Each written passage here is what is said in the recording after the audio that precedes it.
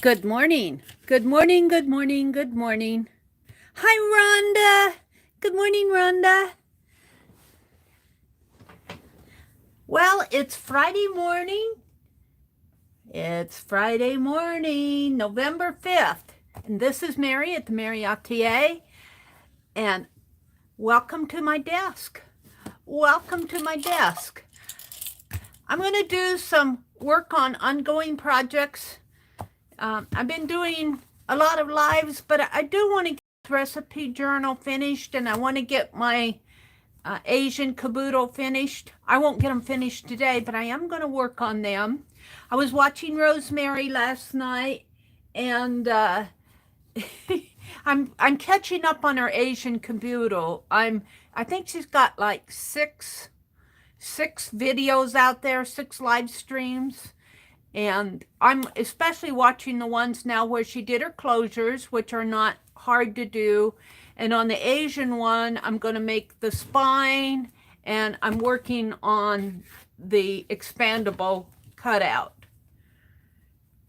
So, also, one thing that I want to do is, because I was watching the closures, I want to put a expandable closure on this just as a test to see, and this will be a good one to try because she sewed buttons on here. Now I was thinking I have a pop can lid thing here that I could use for the, I'm just going to sew the buttons on, and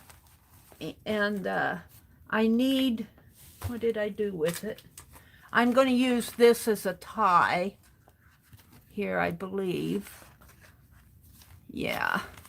And this is just a little leather piece. I think it's meant to be a choker or something. I got it at the thrift store. Imitation leather, it says. It originally cost $2.88. $3 for this originally. I got it for 50 cents. $3, $2.88. Let's go out to my stream and welcome folks in. There's Mitzi. Hi, Mitzi. Hi, Rhonda. Good morning, ladies. Hi, Ami. Crawford. Good morning, Ami. Glad to have you join us. There's Laura. Laura. I don't know if you caught it or not, but they had to teach me how to load the tiny attacher. But, oh my goodness, I worked on fussy cuts yesterday during the stream for Christmas. For my Christmas journals, I was fussy cutting, well, not only for Christmas, because I have some wildlife ones in here too, but look at all this fussy cutting I got done yesterday during our crafting chat out there. Come on, I'm going to show you. I'm going to show it all to you. Let's see. Let's start with this.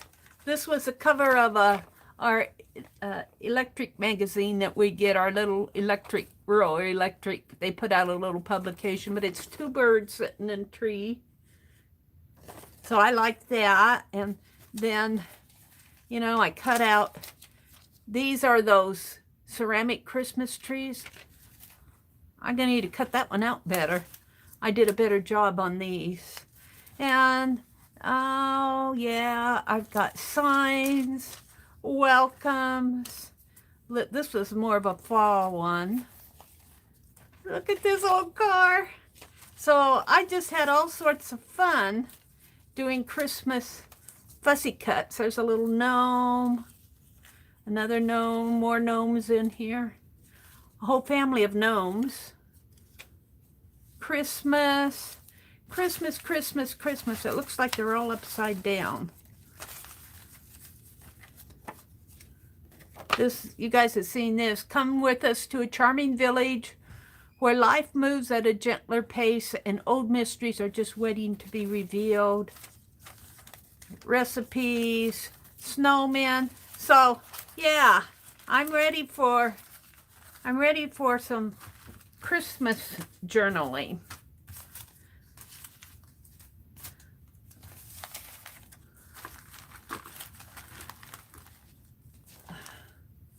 So you'll be seeing me use these probably next month. And I want to do some more farmhouse ones. I just had to show you. I've got a farmhouse Christmas issue. Farmhouse is a magazine that I got at the library. My library is not putting out the free magazines. I think they got on to the fact that I liked them. And they haven't been cleaning out their magazine stacks like they usually do. I don't know. Somebody might be putting dibs on them. I don't know what's going on. I don't care. I have enough.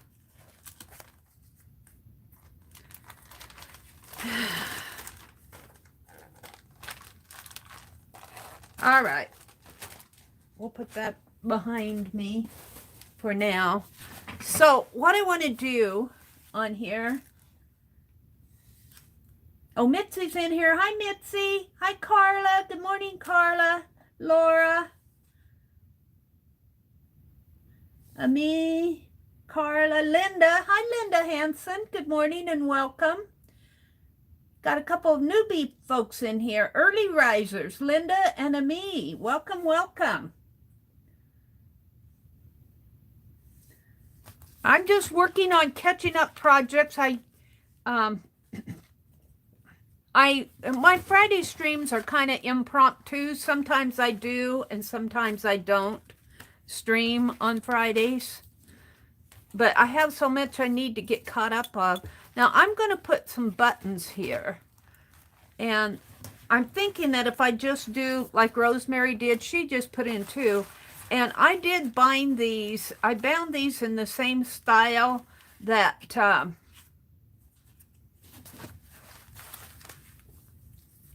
Tanya and Becky do with a 1-sheet binding. However, because this is, you know, there are so many sheets here, and it's very expandable on this. I don't know if it's just the way that I did it or what, but I do like this binding because when I do open it up, I'm blowing my fussy cuts around here.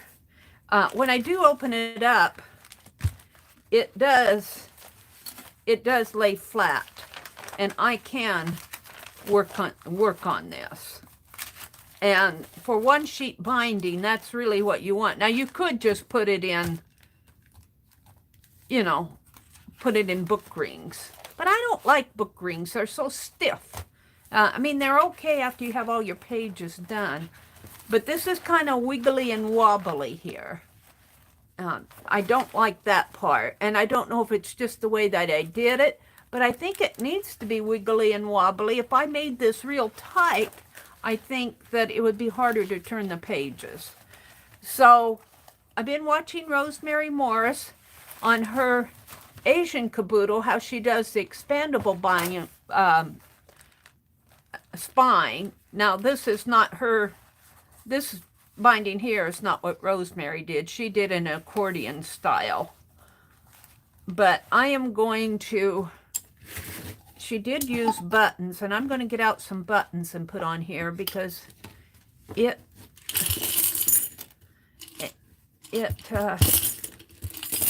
just get them all out here. And on my recipe journal, I'm going to put some buttons on. Now I only need 2 in the back and 2 in the front. Now this is going to be kind of hard because I've already worked in it. So what I'm going to do is put a strip here, or maybe just a little patch on the back of my button, and attach that down. But we'll come back to that. I'm just going to choose some buttons here. Let's just dump all the button jar out. Let's dump out the button jar. All right. So this is cool, and that does have holes in it. I don't know if I have a matching one. I do. I might use these on the front of the of this one. It's a little big, but still, I could see that being, but it has to have a string. Well, she glues the string. Rosemary glued the string down, so I could still do that. These are a little big. I'll have to think about it. Then I have, well, those are big too. My larger buttons are large. I could just do one, and it could hold it down. But I'm not sure. I think those are a little large. I'll have to hunt through my buttons here. On these, it doesn't matter. I kind of like the idea of doing these on here. Two right there. Whoops, there went my Craft-A-Lunch behind me. I think I'm going to use these on here for the front, so I'm going to keep those out. And on the back, well, I could use them on the back too, but let's use a different style on the back. Ooh, I like this. Ooh, this might work for this. I kind of like this. Have to pull off the shank because it's wobbly. Or I'll have to think about that. I like that.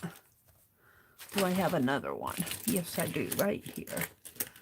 I think I'll use these. They're the right color. And then on the back can be smaller and flatter. I don't know if I got smaller buttons in here. These are larger buttons. Here's a small black one. This one's cool.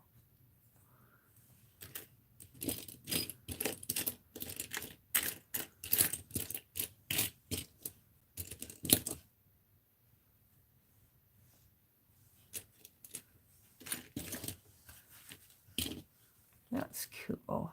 I like that one too.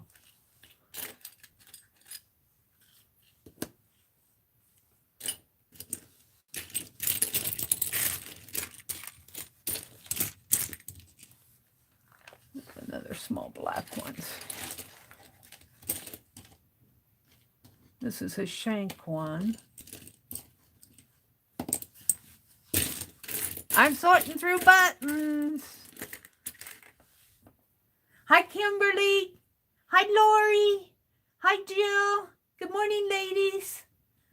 Lori says, oh, Kimmers, I'm so ready to retire. I was a reluctant retiree.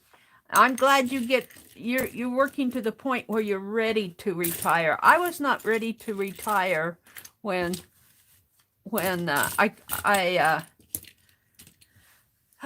economy went sour, you know. So, and you guys know that story. I don't want to go into it this morning. That whole story of moving back to Nebraska. I could have worked a couple more years, I think, if I could have found employment. But after you reach retirement age, it's not easy to find work again. And I have to laugh because, oh, we can't find workers. We can't find workers. And I'm going, you should hit the 50 to 65-year-old population. I'll bet you could find some. They want the perfect worker out there, and you can't blame them for that. However, I'll bet you there are people out there who would work if you give them a chance. I off on my little vent this morning. These are nice, but they're not. I'm looking for smaller buttons to put on the back. Smaller black ones, and I'm just finding the ones with shanks. And I'm not sure I want ones with shanks. Sometimes if you just flatten them all out, you can get an overview. I might have to settle for some gray ones. Gray wouldn't be bad. I could put a splash of paint on them. might have to just put a splash of paint on some gray ones. I might do that. It's a pretty little brown one, or grayish. I kind of like those. Those are flatter though. Okay, I think I have what I need. Here's another one of these. Those are cool. I wonder if I've got another one.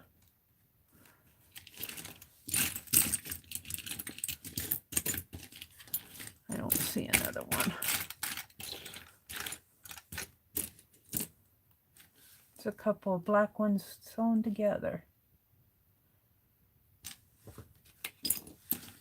Well,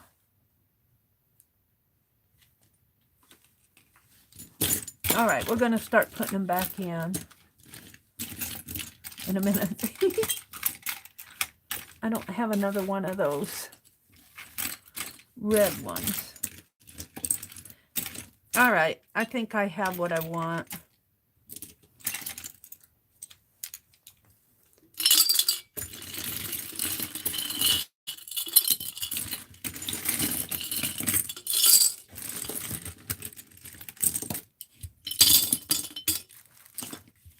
Buttons, buttons, who's got the buttons? Mary has them all in this jar. She just about spilled the jar.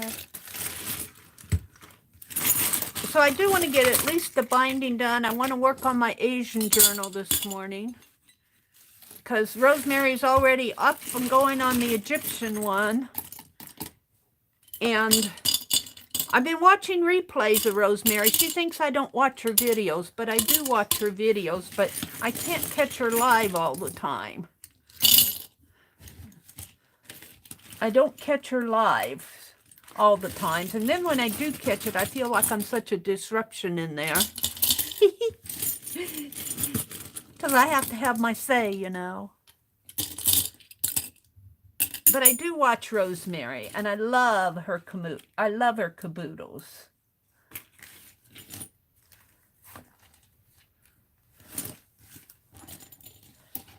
I don't always watch her right away. A lot of times I have to go back and watch the replays. I watch you, Rosemary. If I didn't like you, I wouldn't be buying your caboodles. It's a sickness, and there's no cure when you get the caboodle. When you get the caboodle virus, better watch out. Better be prepared. Better amp up your pocketbook. I'm waiting for my little music box to come too. My music box and the Egyptian caboodle and one other thing I'm waiting on. I don't know what it is. I forgot. All right. So what I want to do, these are going to go on the recipe book one, I think. They're the right size. I think I'm going to put these on here like this. But yeah, I guess I can sew these on. But she glued her thread down, so she did that.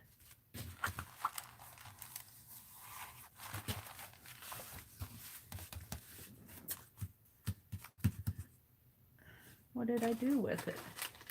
I had it out here. Here it is. So let's take this off.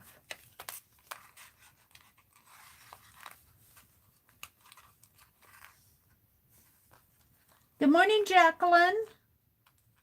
Jacqueline is Lovely's first name. Jacqueline, are you still in the spirit? Or are you still wrestling with the kids? Jacqueline was in the holiday spirit the other day. She was inspiring me to stay in the holiday spirit. Uh-oh, am I going to get this untied? I can't see it.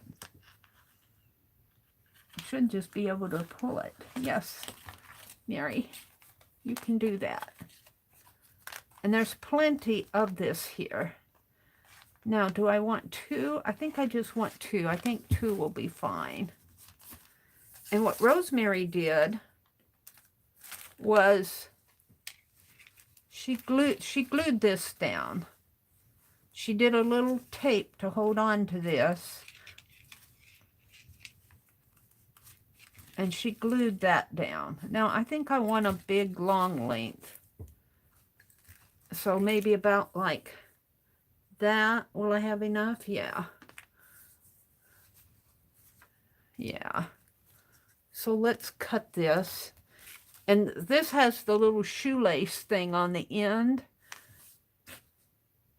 Now that'll work for one. I think I'll put one on each side because I'm going to do 2 of these. And I would need 4, but where are my scissors? Let's cut this off here. And let's make another one about the same length here. For 50 cents, a $3 piece for 50 cents. Makes me feel like I got a bargain. I haven't been thrifting, and I wanted to watch Becky's thrifting video, and I haven't got that done because I was watching Rosemary last night. And then I've got a little left over here for something or other. I'll put that over there for now. Mitzi says, I was trying to buy something Lisa is using. Well, it turns out the owner's shop is in the city right next to where I live. Our streets run into each other. Lori, we're talking up. Well, that's pretty cool. I didn't get all those buttons back in the jar. I'll put them up here.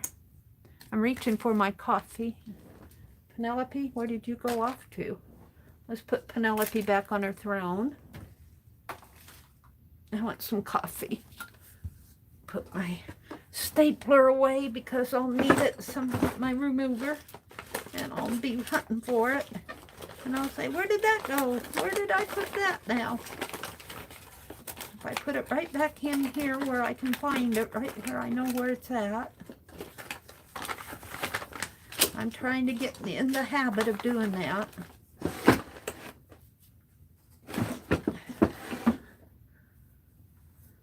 Have a sip of coffee.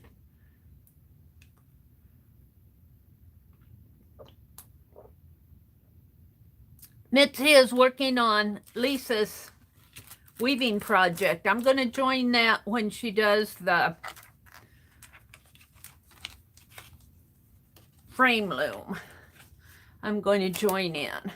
I've got the little nails and everything somewhere. I just bought them.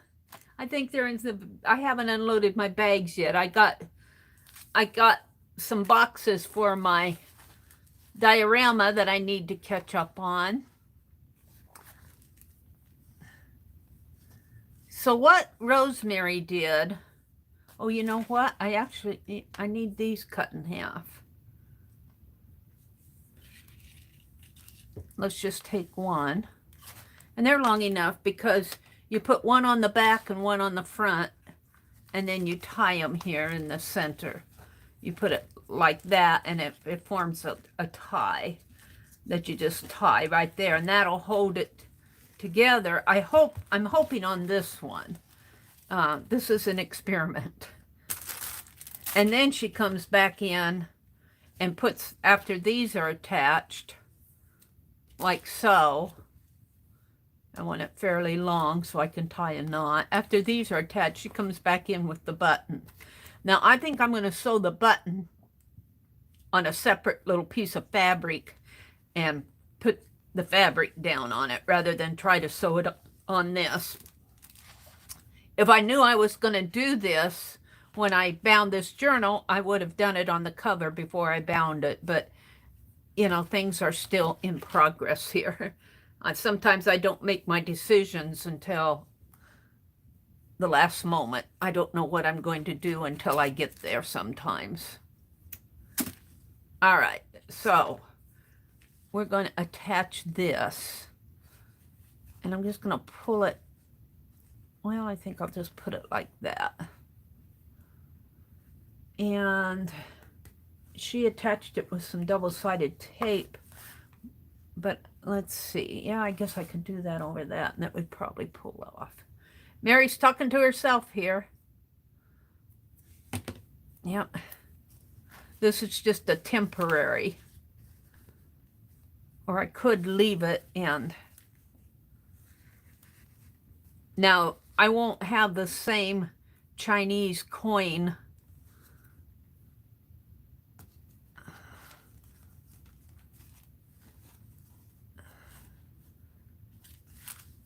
And let's get a pin.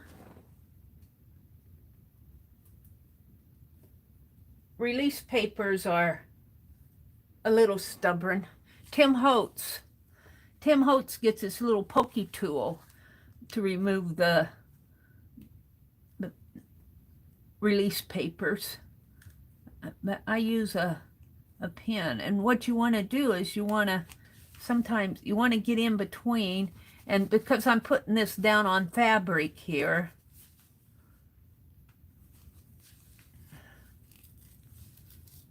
let's get it more on this here if I can. Because I'm putting it down on fabric, it wants to pull up on the fabric too. And I don't know if I can get this off. Yeah, but if I have problems like this, what I do is I get my pin between the tape and the paper, and I just tear a little notch in the paper. If you tear a little notch in the paper, sometimes you can get a hold of it. And that's all you need is just a little, and I keep saying if they just give us a 1/16 of an inch all the way down, it'll give us enough room to get in there. I'm having an issue here getting my little tab. There we go. So you just need a little piece to grab onto, and that's what I have here. Now if I can get a hold of it. There we go.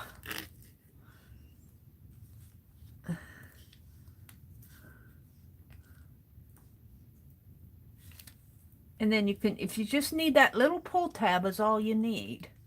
Now this, of course, is not going to hold it there. It's going to hold it there while I put some glue on it.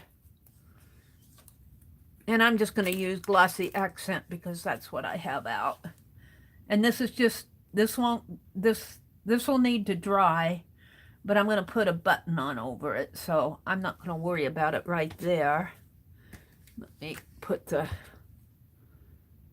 And what I'm going to do with this button, I think, is put it on a sheet of, we could sew that right onto something like this. Sew it onto a little piece here. Sew it on and then put that piece down on there. We could even fold this in half and have we could tear it. We could make it shaggy here. Let's tear a couple lengths here. Make it shaggy. And then tear. About like that. Yeah, and let's do another one. This is just left over from what I was working on. This was a piece of thrift store fabric. Okay, now I'm going to take this. I love how it's frayed there. Let's snip this off though, like that. And I'm going to double this to a, come on, which side is the prettiest? I think I'll double it here. And then I'm going to put my button on this, and then I'll glue that down there.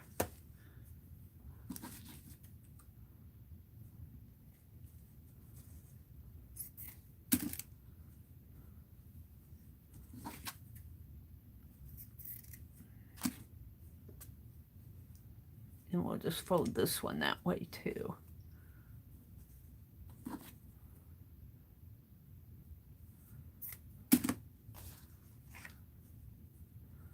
So it will look something, put my hand in that.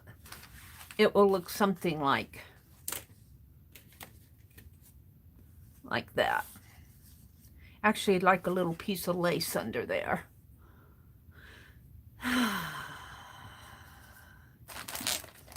And then on the other one, I'm going to use, instead of my leather strips, I'm going to use this for the ties.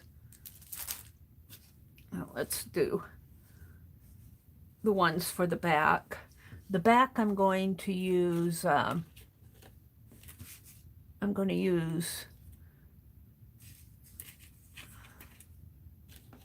guess these gray ones. Yeah, I think I'll splash some paint on those. They're a little dark. I'll do that after I get them on.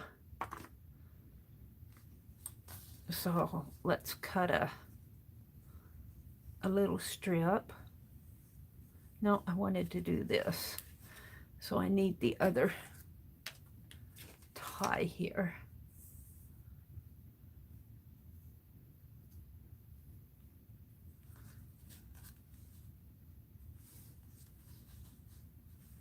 And so it can kind of dry while I'm working with those.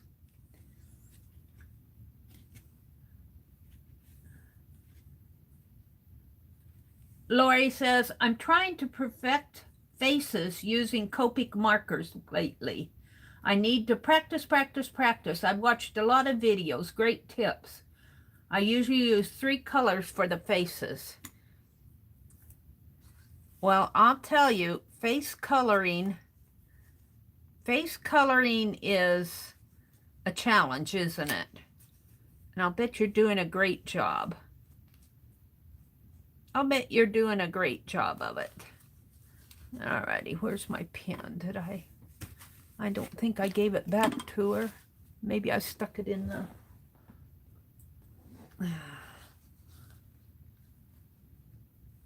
If I can't get a little pull tab here.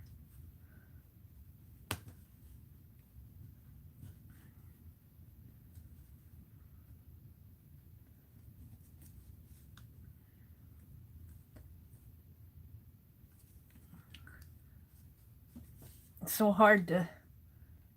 so hard to see with my big hands.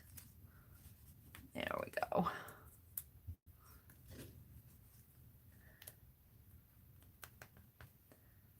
Just enough to kind of hold it in place, and then I'm going to put some, there's another button, 2 more buttons I didn't get put away. Put some glossy accent on here just to kind of hold it. It's going to get covered up. We'll let that dry out while I'm stitching my buttons here.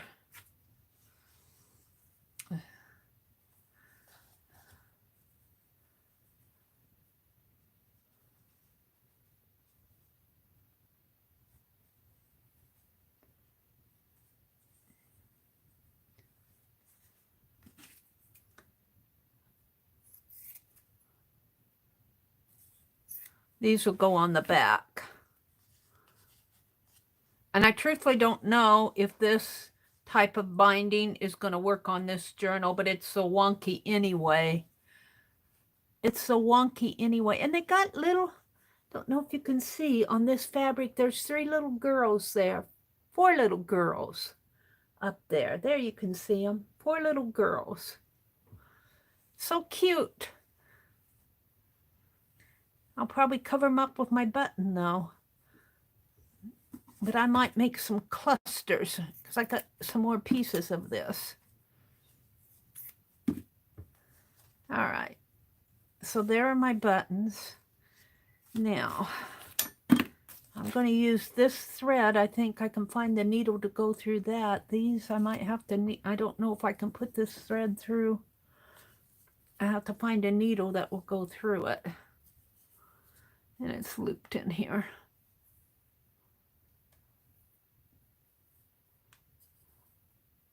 I'm going to use this thread to warp my frame loom too. Boy, it's tied up in there. Mary, Mary, Mary, what did you do? Well, I didn't want it to fall off. Where is it? It's right here. Let's get it off the spool. Got it on a knot in the spool already. Honestly. There. That might just be a piece that was... All right. Now I have to find a needle that will hold this thread that will go through the buttons. And what did I do here? 1, 2, 3, 4. Let's do the big buttons first.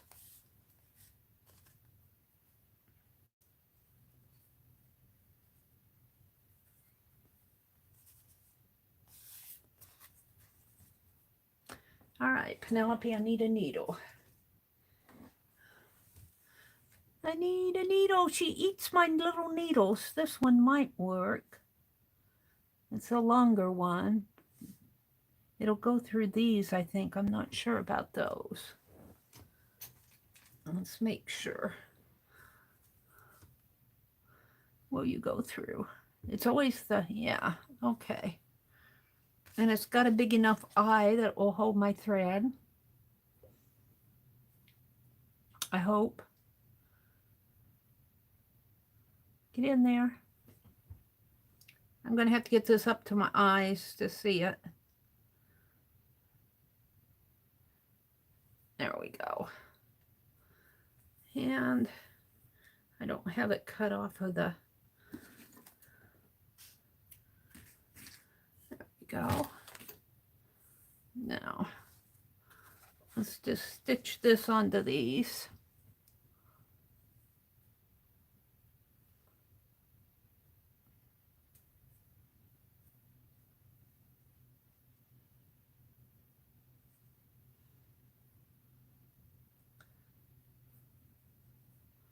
Except I wanted it down further. Well, maybe if I turn it.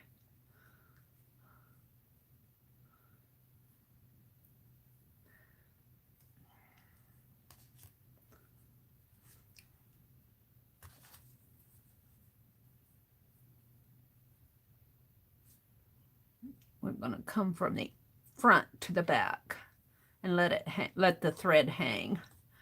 I like hanging threads. Let the thread hang a little.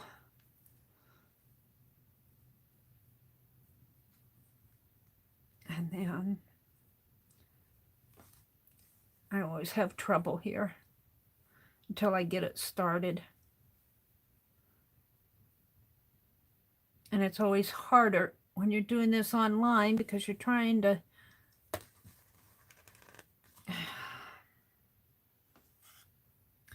guess I should tie it in a knot first. Let's do this again.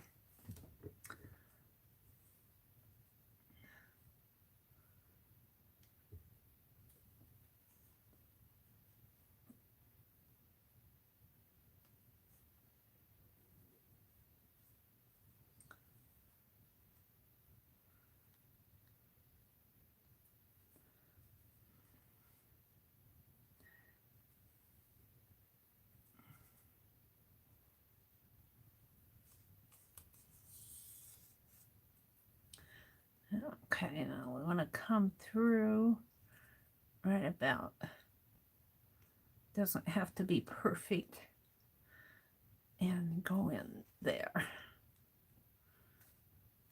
After you get your first one done, then it'll hold it enough to do the others, but the first ones are a struggle for me.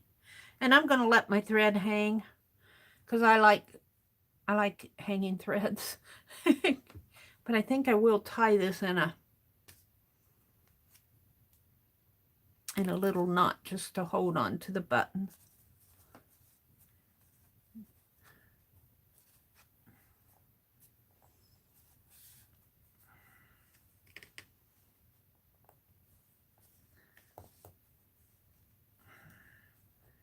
If I can see the thread.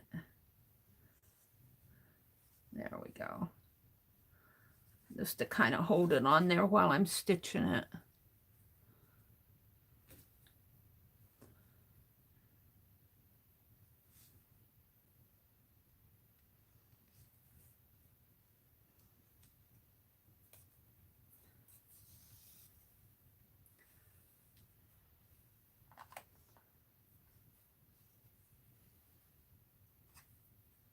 Yeah, that one will get in the way, but so be it.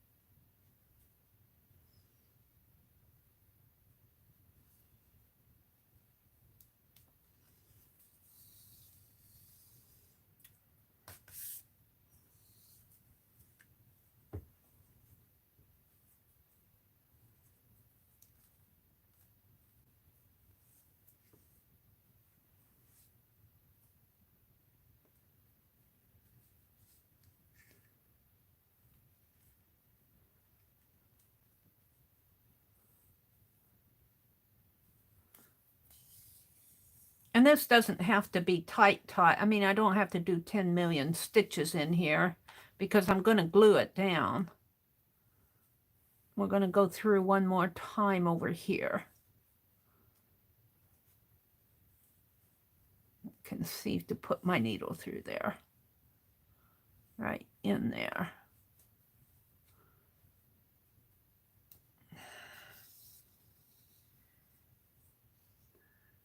And then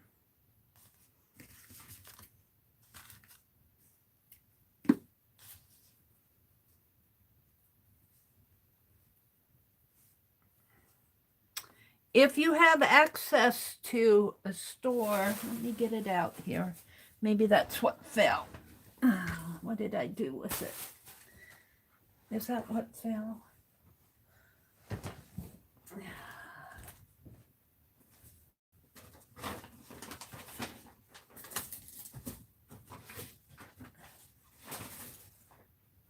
Yep. I had to go around the corner to get this. If you have access to a store that sells this magazine, so I find mine in the little quilt store. This month's issue, this is all about historical needlework. I'd already shown this the other morning, but this issue is all about closures on needlework, like corsets and zippers and buttons, different styles of buttons. This is really an interesting issue. This is the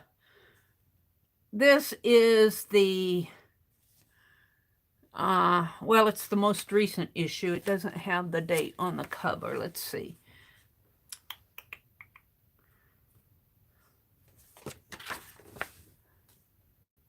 Winter issue, volume 19, number 4, winter 2021.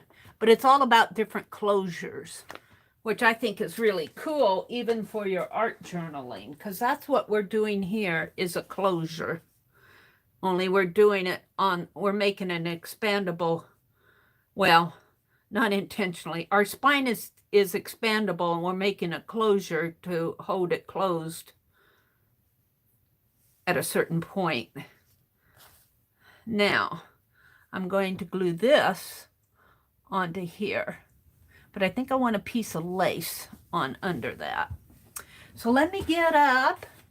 Well, I happen to have this out. I could use that. I don't have to get up. We're going to at least do this piece on the front. And I didn't sew it on. I'm just going to glue it on. A little piece of lace there.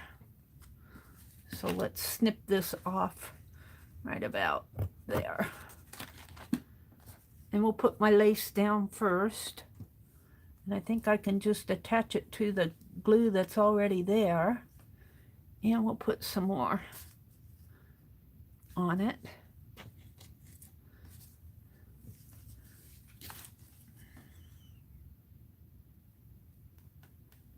And we're going to glue this that I just finished.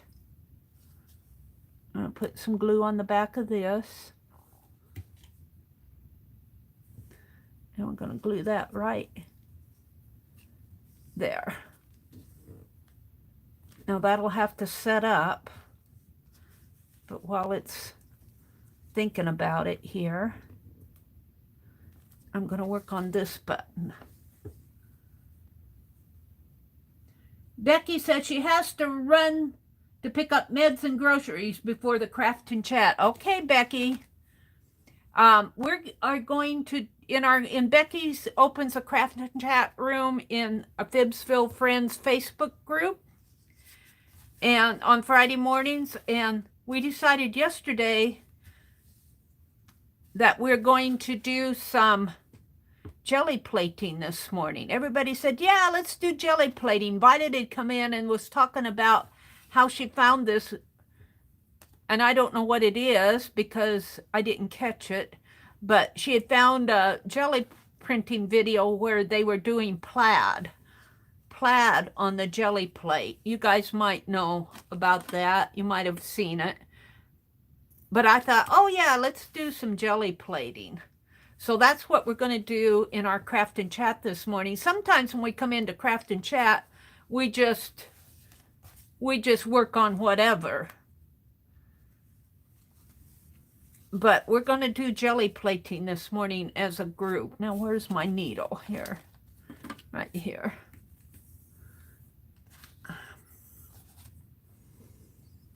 So, craft and chat. This morning, it's in Phibbsville Friends Facebook group. And there's a link to that in my description box below. And you go to the Rooms tab, and you'll probably see an open room that's been opened by Becky. I think she's going to open it at 10 Eastern. Chelsea did the plate. Chelsea did the plate. SHEL space capital C.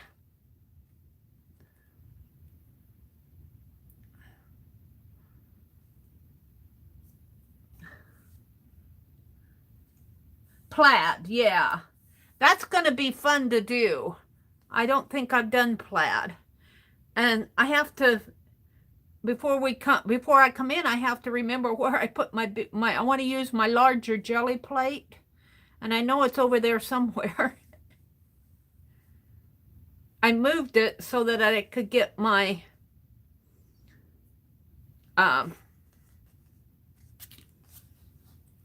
my screen up. So I'll have to see where I put that larger jelly plate. I'm sure I put it someplace safe. Yesterday, our craft and chat was in our Ann Lars group. We have a pretty good time. We kind of had a little issue at the end, though.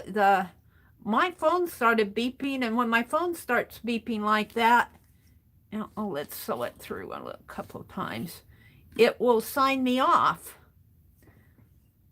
And Violet said that happens to Fran on her phone. I don't know if my phone says you've had enough time in here. I don't think it's a Facebook thing. I think it's my phone. I'm going, anybody else hear that beeping? Nobody else heard it.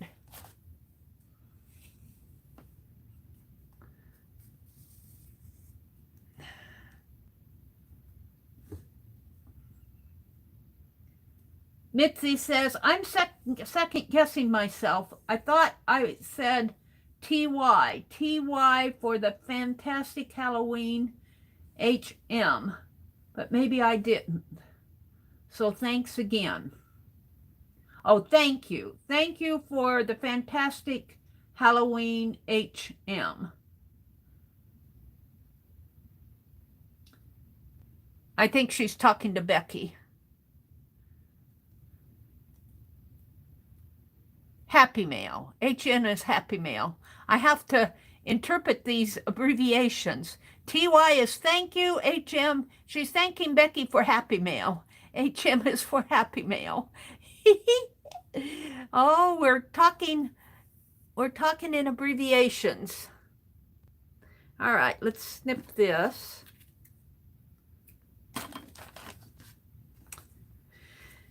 And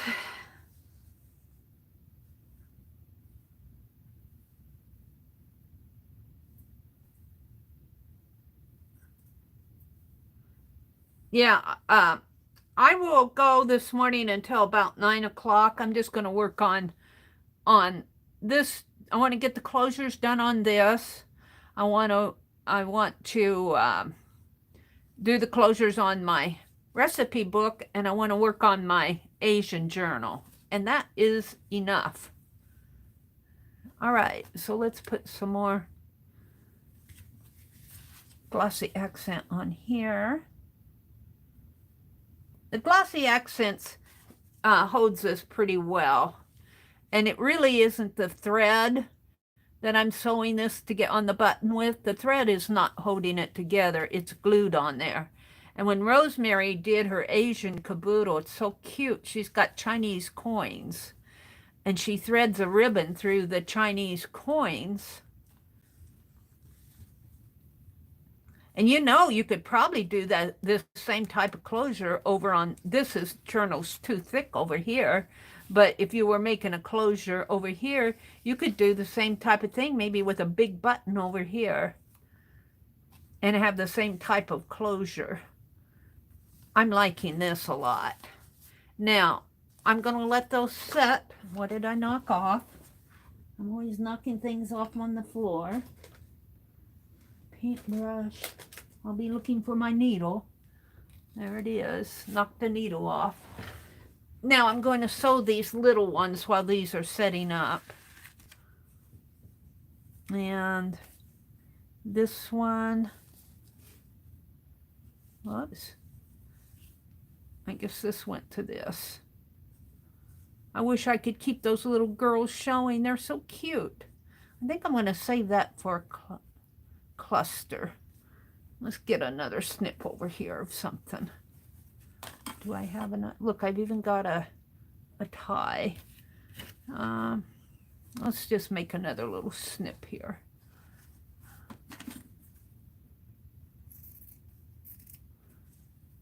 Oh. Tear it. I like the torn frayed edges. And then we'll take and cut off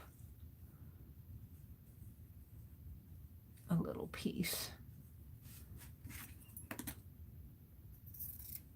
Right there. Okay, so I got two. And see if I can't get this button sewed onto this. And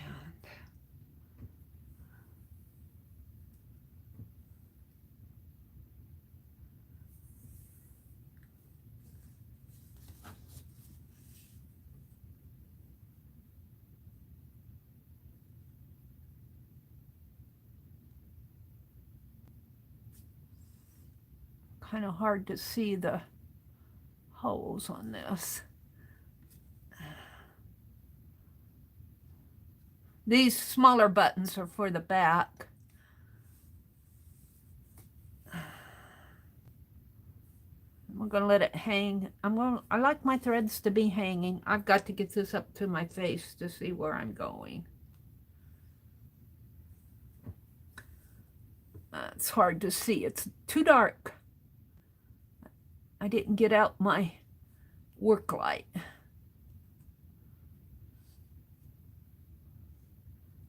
Whoops, that wasn't the one I wanted to go through. I want to go through this one. Well, eeny, meeny, miny, mo. There we go.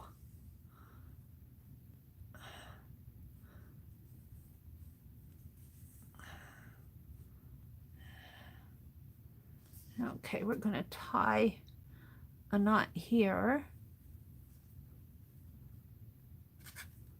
Just to hold on to it for me. And then we'll take a couple more stitches in here.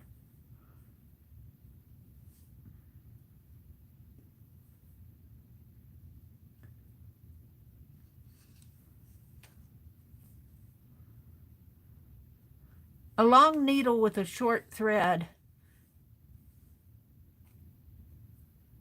The shorter your thread gets, with a longer needle, you might as well cut it off because it gets hard to tie. But I think I'm going to have enough on this one.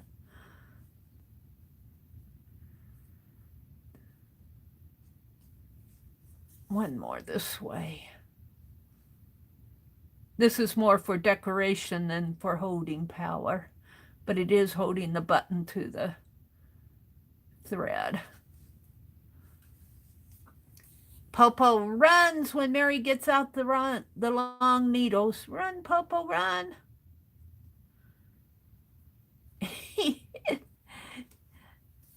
I like to hear those two, Rosemary and Popo, go at it, chatting. Popo comes up with the funniest stories sometimes.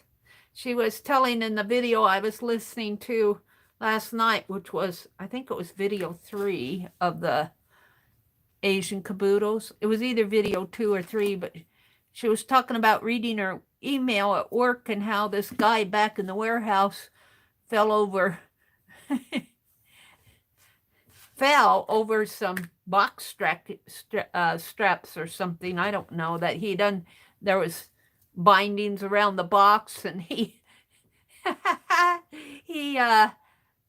unpacked the box, and then he tripped over the wrappings around the box. That's the way I understood it. And Popo said, and this was a man.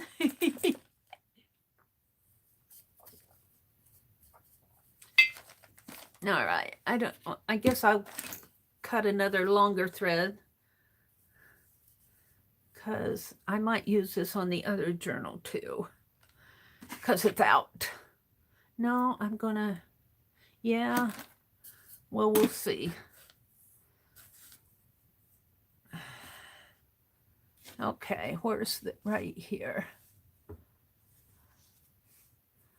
Now I have to thread this needle again, so excuse me while I get it up to my eyes.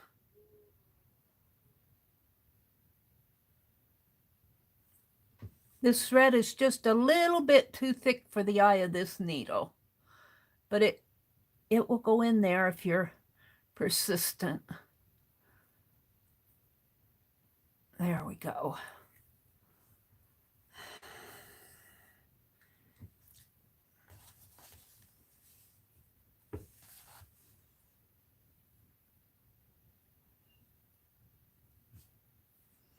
And it's hard to see with a black button on black fabric where the holes are on this button. Hi, Lori Pink Girly. Good morning, Lori. Lori loves Montana and says, good morning, light bulb. They both spell their name the same way. And Lori Montana comes up with the cutest names for people, and she calls Lori Pink Girly light bulb because Lori paints light bulbs. I got 2 of her light bulbs this year. I got Peppermint Patty and a Santa Claus, and they're hanging out there on my Charlie Brown tree.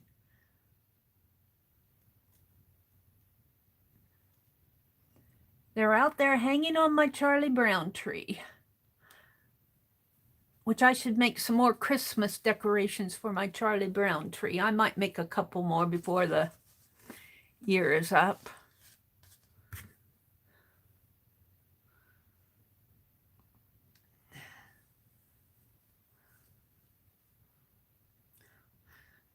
And November 12th, which is not, well, it's next Friday. I say it's not this Friday, but this is this Friday. Today is this Friday. Next Friday is our Time for Art live stream for November, and we're doing dioramas, and I need to get the playlist up there. But oh no, I'm going to go play in the chat room this morning. So I may not get that playlist up until this weekend. I should have done it on Tuesday or Wednesday, but, well, Tuesday I think we went No, it was Wednesday. No, it was Tuesday. We were gone Tuesday, and I was tired on Wednesday. By the time we got home, it tires, it's quite a trip to go do all that. And then we do our shopping on the same day. And that can tire it. It tires both of us out. We're both tired by the time we get home. It's a little trip up there. And I was talking to my brother while he was driving. And I'm going to have to watch that because he was listening to me and he just about went through a red light. I screamed, I said, "Stop!" And he admitted, he said he probably would have not seen that red light if I wouldn't have yelled. But I was talking to him, I was just chattering away and he was listening to me. So, note to self that when he's driving in traffic, and he doesn't drive, we don't, it isn't like he does that every day, but I'm going to have to shut my mouth. And I apologized to him. I said, it's not your fault because he stopped in time. But he wasn't going to stop and I could tell it. And I screamed, I said, "Stop!" And of course he stopped in time, but he was going so fast. I'm going, he's not going to stop. And I yelled, and then, I told him, I said, I didn't mean to be a backstreet driver, but I was talking, I was chattering away like I am now. And he was listening to me. So note to self, do not chatter while my brother's driving in traffic. We just about, and it would have been our fault. Probably would have been my fault. Now, he's a pretty careful driver. But I am a backseat driver because I'm usually the main driver in my car. Okay, so we got the back buttons here. I think these are solid enough that I can turn this over. And I think what Rosemary did is she marked it. Can I do that? Open this up flat and mark it here with my, yeah.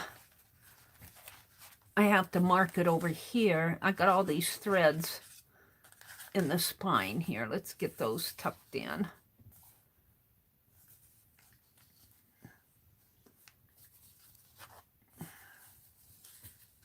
And I have to find my other tie.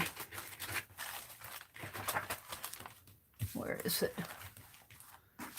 Over here. Cut this one in half. You see, I like dangly threads.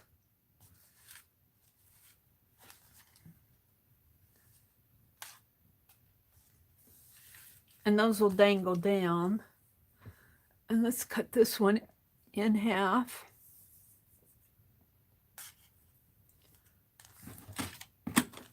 Now, I don't know if this is going to work on this journal or not. We're gonna find out. I'm really just kind of experimenting. Now, I think my thread has to go this way. If I make it this way, then I'll have to pull it back that way. So I'm going to make my thread aim this way. And let's tape it down.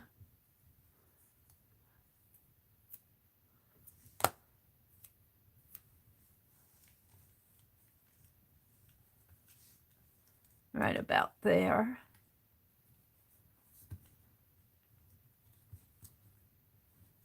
And that's just a temporary hold while I glue it.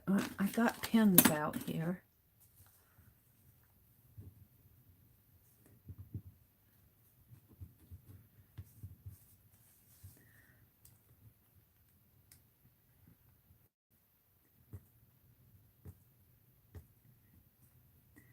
I don't know if I can get a little pull tab off of that or not.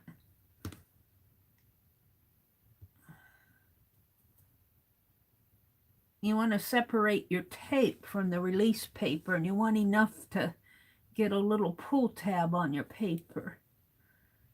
And then you just slip your pin under the paper And usually that's enough. It's a little bit harder on this lace thing here. There it goes. All right. So I've already sewn my buttons. Where did they go? They're under here.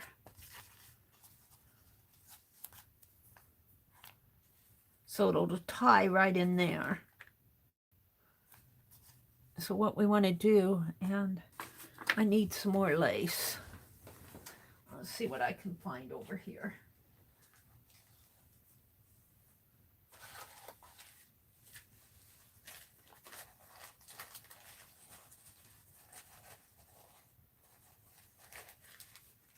Lace, I need some lace. I'm going to have to get up because I moved my...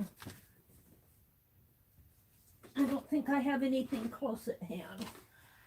Let me go over here to my... See what I can find in here. Here's some right at the top. It's not as dark as that other, but that's okay. Hold on, I'm grabbing it. It's a big long piece.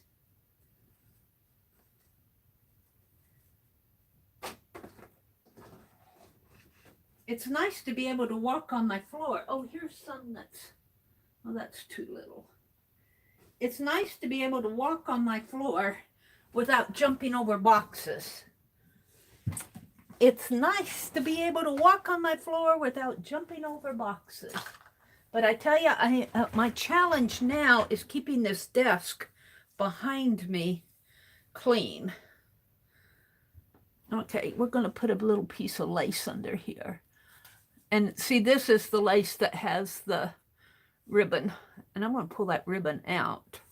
It's a big, long piece. And I like the ribbon by itself. I really don't like the ribbon inside. Oh, it is long.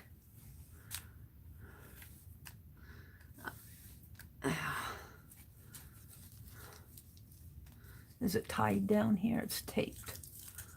It's taped on there.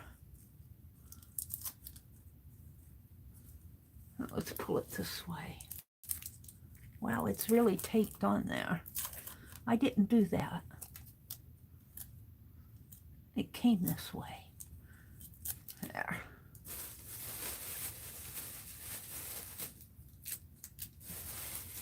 Becky says, when I travel on my own, I turn on the radio and sing. When I travel with Scott, we'll talk a while, and then our mute buttons come on, and we are silent for long stretches of time. Well, I'm going to have to watch my chattering in traffic. That really, I really did distract him. Oh, it's got a little tie in here. Oh, that's cute. Maybe I'll put that on the front. The things you find. It scared me, but I realized that I need to shut up. I need to shut up when he's driving. Yeah. It was my fault. I would have really felt bad if we would have caused an accident. Probably would have broadsided that car that was coming from the other direction. It was at an intersection. And he was going. I knew he wasn't going to stop. And he said he probably would have gone through that red light. And I'm going, yeah, you would have hit that car too. So, but I'm so used to being by myself when I drive. I'm so used to being by myself. Where's my pen here? I get so much stuff out. Let's take care of this. Or at least just get it off of my desk for a bit. I'm looking for my pen. I usually stick them in the... Here, we'll use this one. I need to open up my... He stopped in time, but I knew he was going fast enough. I knew he wasn't going to stop at that light. And he admitted he would have gone through it. I mean, he wasn't going exceedingly fast, but he was going fast enough. I knew he wasn't going to stop. He was listening to me chatter. Okay, we're going to have to let this set up before we try to tie it together.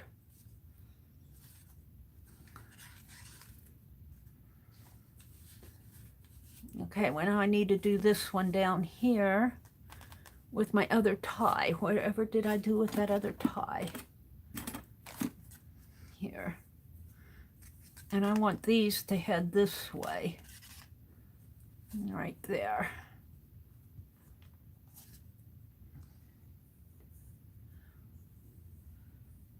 Sometimes we will listen to the radio, but that's not often. And sometimes we put a CD in. Yes, we still listen to CDs. We very rarely listen to his radio. He's got that satellite radio, whatever it is. I don't understand how to set it on, and he doesn't bother with it. So generally, it's just me chattering away. He doesn't talk a lot. He listens to what I'm saying, and you know, I'll say, oh, you know, I enjoy the countryside. I'll be watching out the window and talking about. He did see those turkeys though when we were coming home. He said, I was reading my magazine. I was quiet then. I had something to distract me. And here's my pen. He's noticed the turkeys and he pointed them out. But generally, he's pretty quiet. He's a good driver. It just that it was really my fault. I was chattering away. And I need to, you know, it scared me enough that I know that I need to be quiet while he's driving in traffic. He's a jerky driver, though, and he knows that. Sometimes I think he jerks the car on purpose. he when he stops, you know, he'll kind of come to a short jerky stop, and I hold on. And sometimes I think he does it to be funny. But he is kind of a jerky driver. I mean, he jerks the car. Because he's holding on to the steering wheel, I don't think he realizes. And this is just a temporary, this tape is just a temporary hold, and this piece isn't going on very well. It's just temporary holding it while I put on the glue. Put this pin up by my coffee cup. There. And put some glue on there. And call it glue. It's really glossy accent. Glossy accent creates, oh, I need a piece of lace. Glossy accents does create a pretty good bond. I use it a lot. It can be jerked off though if you pull hard enough. But it's almost as good as E6000.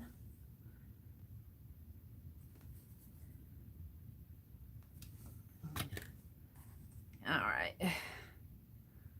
And these buttons are just for decorative purposes to cover up the tie. Now, this is all done, so I'm just going to set it aside and let it dry, let it set up, and we'll check it before I go offline this morning. Let me roll up this big piece of lace. I'm just going to roll it up over my hand here.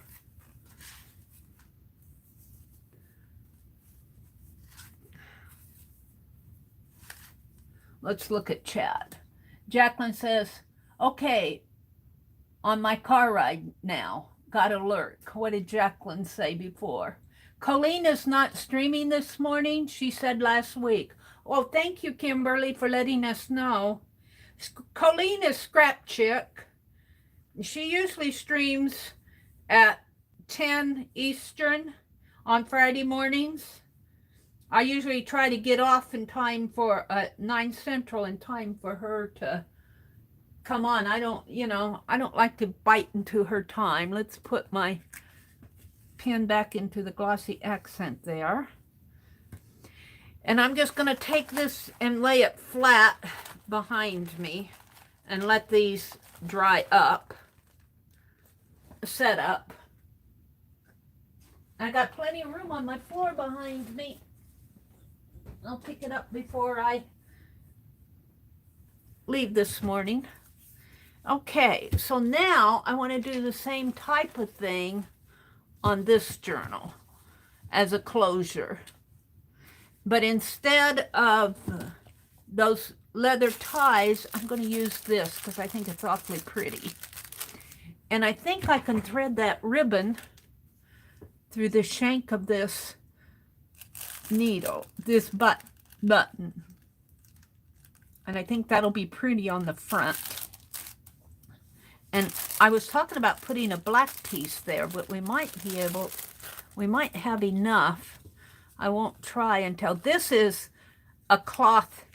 This was sent to me. I don't know. I guess if I get this lace, yeah, that will look pretty if I could put the lace on the top. And I just need a little, but we'll see what I have left. This was sent to me, and I'm hoping I have enough here. I don't think I'll have enough to do it all. I'll have enough to do the ties. Yeah. Yeah. Let's just divide this in half. I won't have enough to do the piece there. I'll have to get something else. Because I'm going to divide this in half. And I think that'll be pretty. And I don't know if this will go through the shank of the button. I thought it was a satin ribbon. This is more of a cotton piece. Looks like it's been dyed. I don't know if it'll go through the shank of the needle here.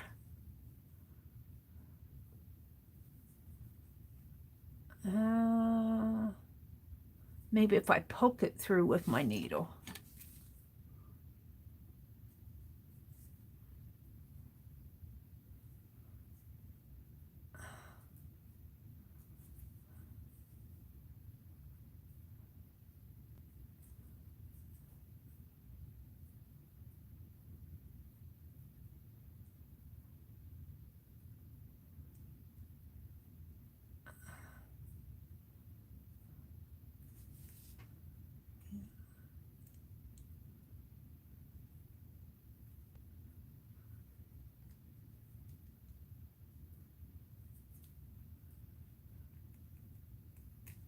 There.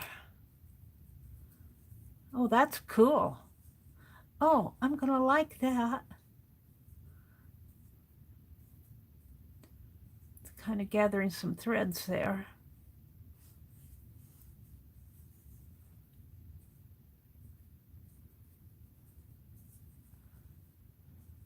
Now I'm gonna have to, I think I'll put this on a piece of fabric though, because it's wobbly. So, did I cut this one in half? I'm going to have to be careful because I don't have a whole lot of this. This needs to be cut in half.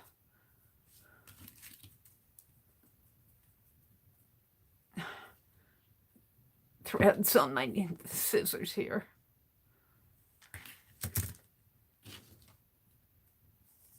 Penelope said you wouldn't do that if you put that needle back in, give it back to me. All right. So I was thinking that I would use, let me get it out. I was thinking that I would use a piece of this as glued on. This is what I used for the spine, I think, and that's why it was so wonky. But maybe get a little piece of the rose in here and put it on here. But I might be able just to rip this off. I don't like the paper on it. Oh, it's pretty. I put this on with Yes Paste. So if you want to see how Yes Paste sticks up to a paper base, this is a dresser liner. They used to sell this in big sheets and you'd line your drawers. But see how this sticks up, this Yes paste? It's good stuff. It sticks up. You have to let it set, but it sticks up pretty good. I'm not going to get that off. I don't know if I have a piece of that out. Let's see. I might have to run into my closet. Let's look and see if I got something close by. I got fabric. I've got this. And I've got this. That might work. That I don't think I have. I'd like to have some matching. And I think I put it away. So I'm going to have another crafty lunch here if I'm not careful. I think I'll use this because it's out. What's on the other side of it? That'll be kind of pretty. I just need some bulk. Where's my ribbon? And that's what Fanny would do. She'd use what she has. Now, I'm not going to use a strip of it. I'm just going to use a little square of it. And I'm going to, I think I'll sew it on there. I just need some bulk. Maybe I'll cut it in half like I did that other. Let's make a piece here. See if I can tear that. Oh, it's going to fray nice. It's going to fray even if I cut it. So we're just going to cut it.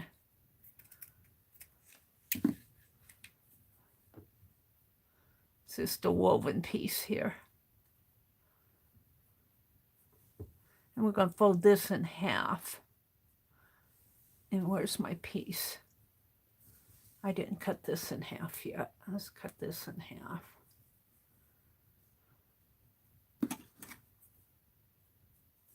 And put this up here. And this, I'm going to put in half like this. And we're going to sew this on here.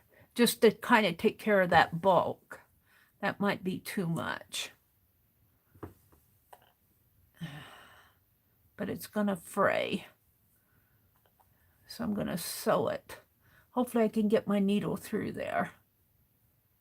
I don't know if I can since that thread is on it. Thread takes up quite a bit in there. Or that piece.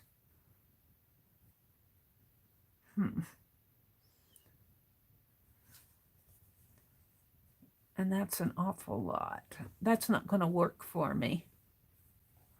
And that's not going to work. I'm never going to get my needle through there.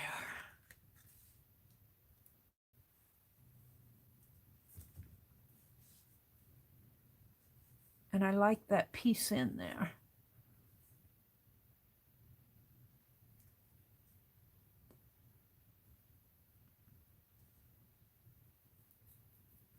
Don't never say never.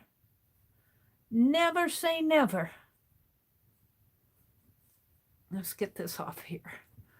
Never say never. Now that's too much thread. I need to pull that down a little. It's too much sticking out.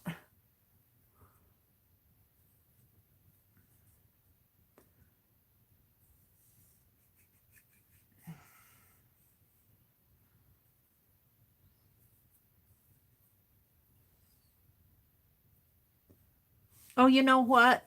I need to adjust my camera. You guys are getting... Let me turn my camera a little and zoom in a little. Oops, sorry.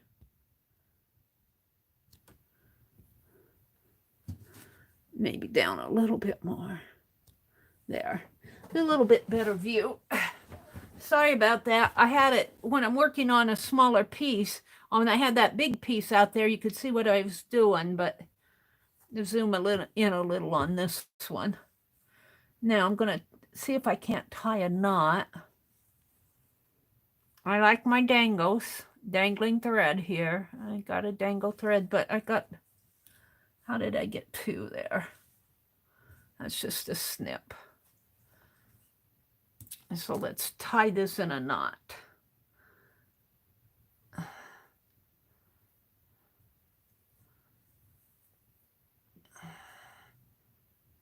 There we go. That'll just help hold it.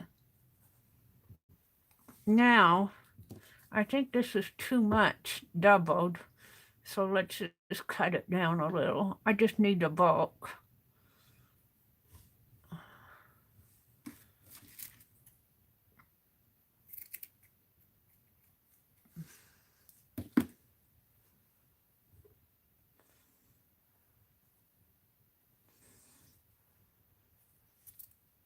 That's even too much.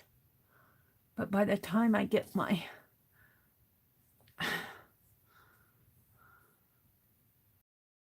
button on there,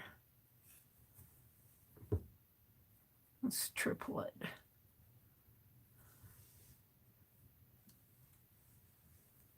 Yeah, that works for me. So we're going to sew this piece onto here, and then we're going to glue this down here. Because I didn't take the shank off of it. And I got this little piece, almost like Rosemary's Chinese piece, Asian piece. All right, so now here's my threaded needle. And I tied it in a knot, so now I just want to sew it onto here.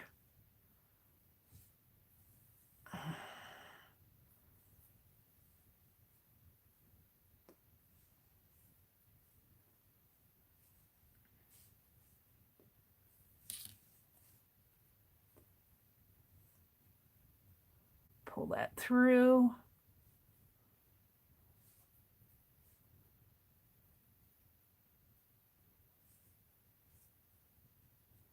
Oh, that's the dangle. We'll let that dangle. Okay, I'm going to knot it over here too.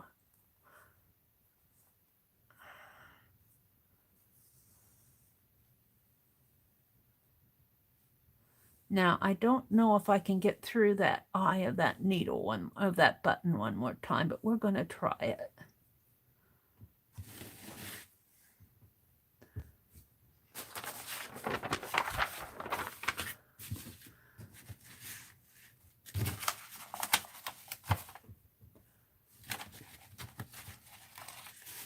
There. Pull this through. Now, where's the eye? Where's the button?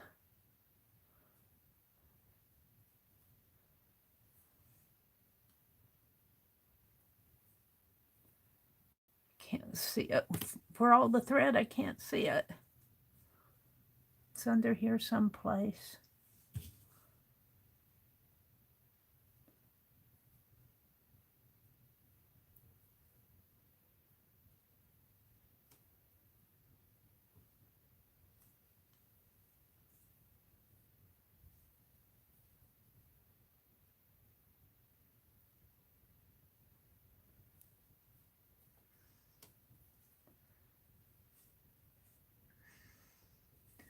I don't think it's going to go through again. I'm trying, but it's not going to go through one more time. There's too much in there. All right, so let's fix this.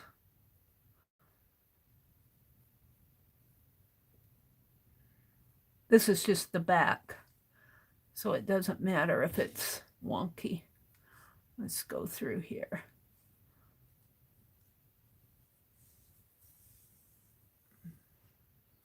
And I'm just going to take a couple of stitches in here.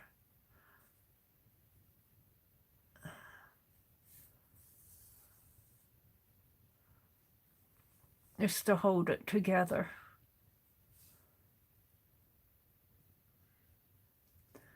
This will all be glued down, so it won't matter. I can't get in there again.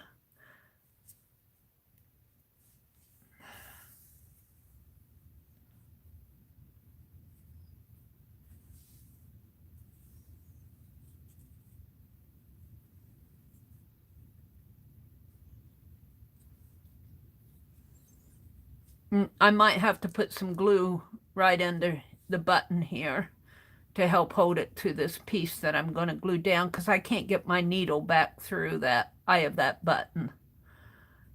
It isn't going to go through again, I don't think.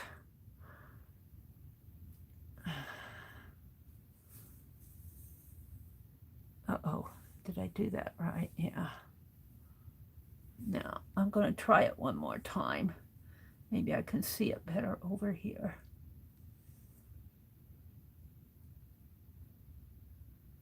No, it's not going to go through. I could wrap it around a little, maybe. Let's try that.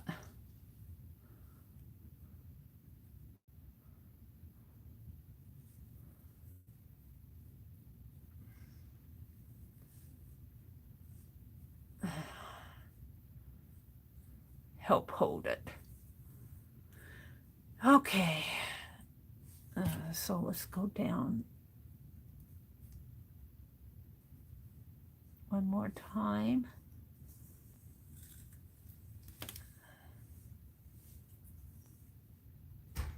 There.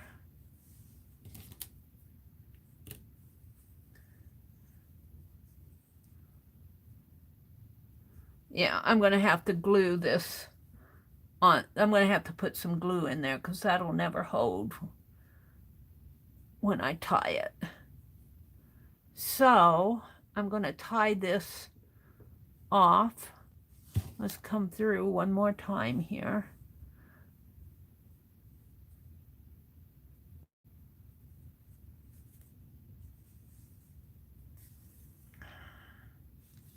And let's tie it off here. Down this way. Like that.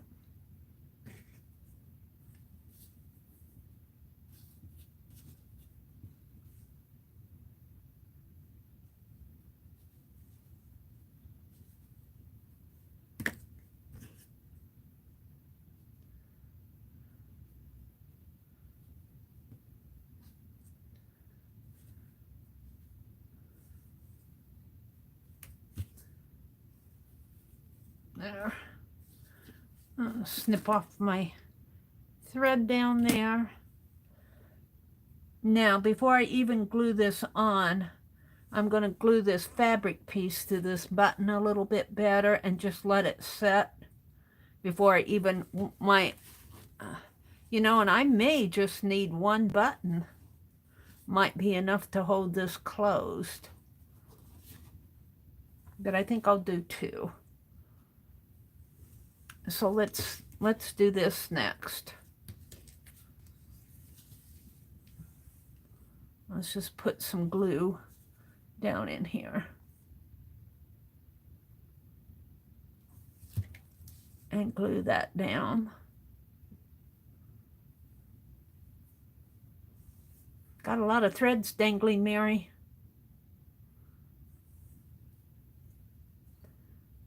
I'm going to hold it for a minute on the back, and I'm going to put some on the other side. Right in there.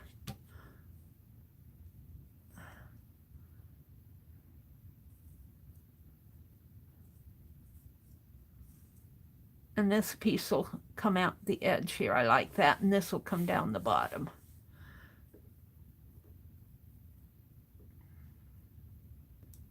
And then this will get glued on up here.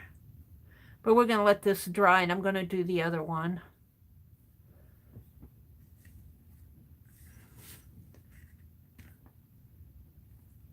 Hopefully that'll hold. Now, I've got the same thing over here. This is for the back of the first one. So we're going to cut this piece in half.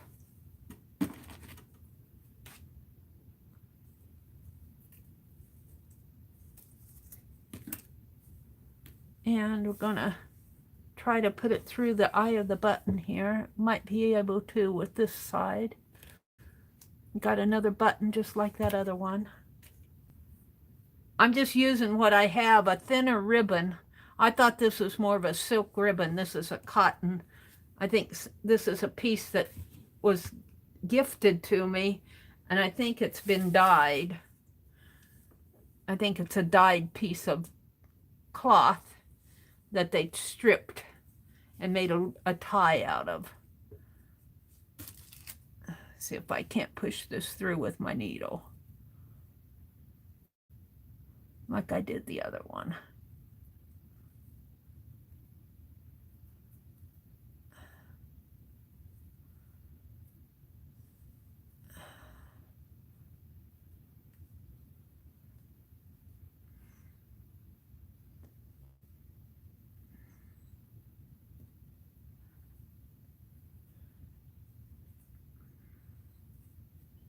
It's hard to see because it's so much the same color. If I can get a hold of it here now, pull it through. There. I do like that.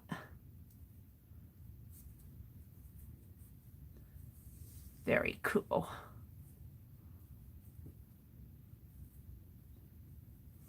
And we're going to cut another piece of that, of this. It's kind of bulky.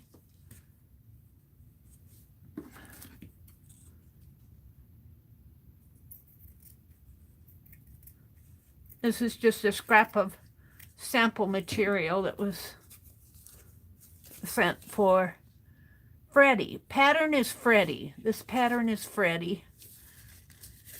The pattern's Freddie. It's Karole Fabrics. The color is malt. Dry clean only. Country of origin is China. Other colors featured in Surf's Up. www.carolenet.com. Just thought you'd like to know that. Now I tripled this. I'm going to triple it again and cut it here. Cut it right there. And I got a thread holding on to it. Now, I want to put this onto here because that's adding the bulk on the back of this shank button, and it doesn't make it flop around so much. So I want to do two things. I hope I have enough thread on this needle. I think I do. And I got it through the eye of the needle once. I mean the eye of the button once. And I might have to pull this down just a little.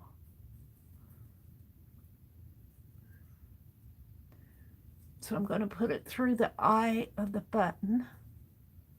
And then once is about all we'll go through, because this piece is taking up the bulk. And we're going to pull it through, let it dangle down, and tie it in a knot. Tie it onto this.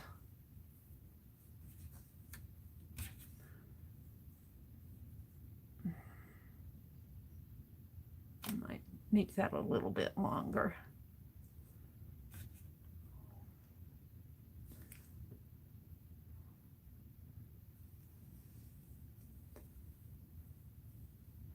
Tie it onto here.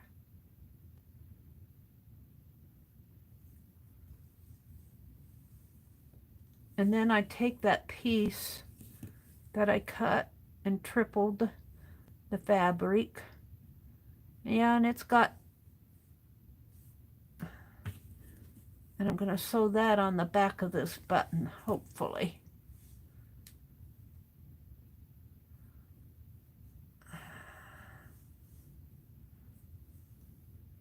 And then I also glue it. I also glue it to the fabric too, because I can't get this needle back through the eye of that button. I got threads hanging.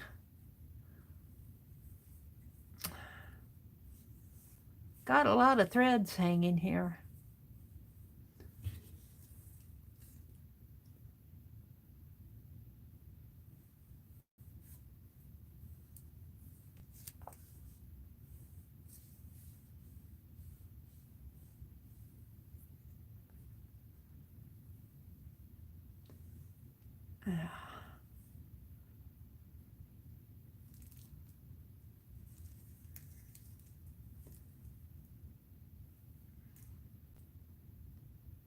And I don't, well, maybe I can get that through that button one more time. Now, there.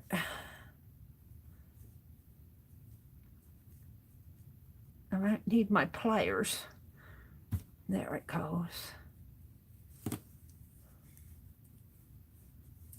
And it's caught onto the dangle one.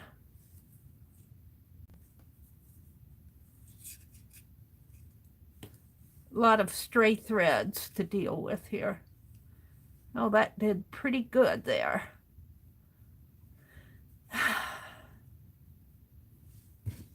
Now let's go back in. And this is just to add bulk to the back of this button.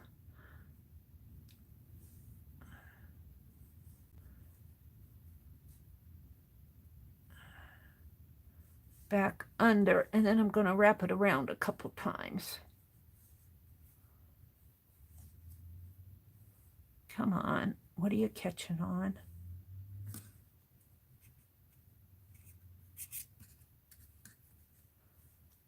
Catching on a thread here.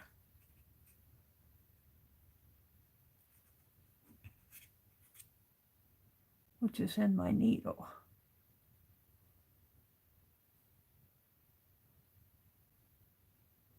Huh, my needle split that thread. Come on, get off of there.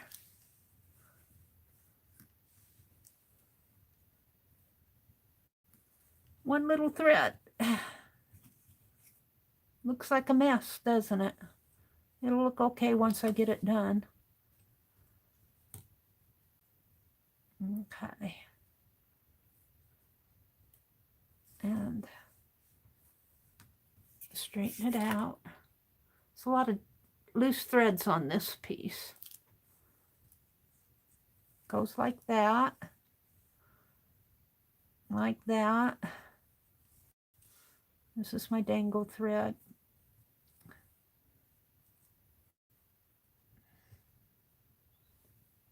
Pull some of this stuff out.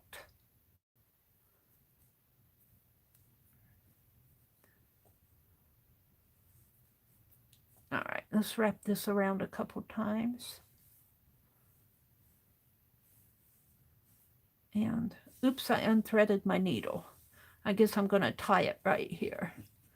It's my needle unthreaded. Short threads on big needles don't work so good. So let's tie that off. But I was able to get this needle through the eye of this button twice with that big cotton thread in there, and that was an accomplishment. Let's tie it one more time.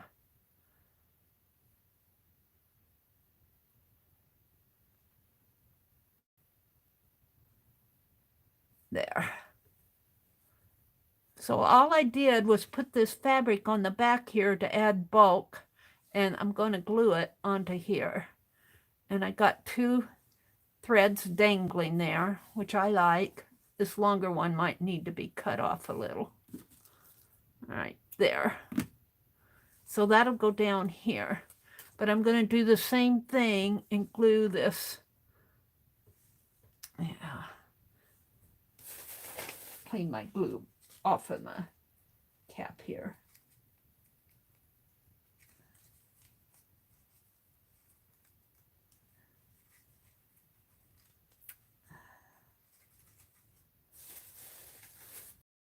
Glue this button down onto this fabric a little better.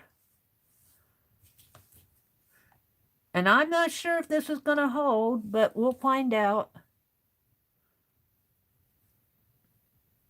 Buttons, the fabric's almost all unraveled. But I think it's enough. I think it's enough. I just need probably should have used a tighter weave fabric.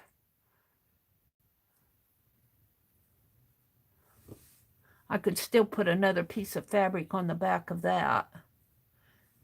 But I like it shaggy. I do like it shaggy. I might glue another piece of fabric on here.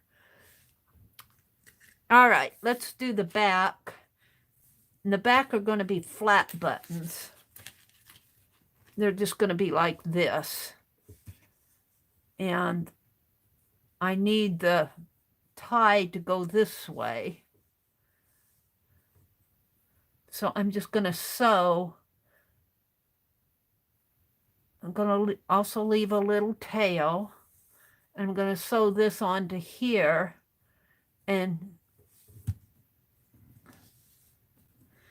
all right. I know what I want here. Where's this piece again? Let's cut right here because I want to, and down this way.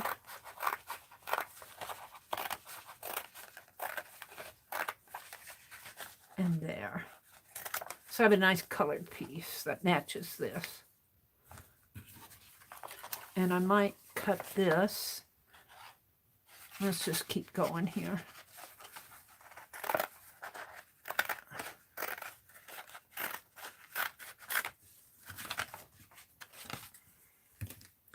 And let's go back to these.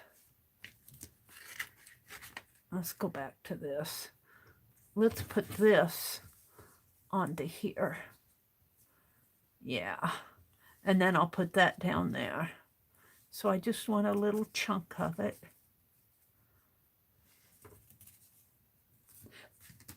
Maybe right in here. I'm going to glue that onto there. Put it right like that.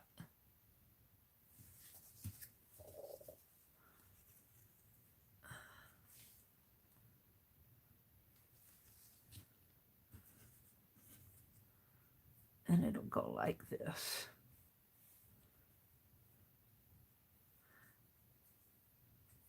And again, this, what's holding this button on is not sewn on, it's glued on to the, well, this is sewn in here.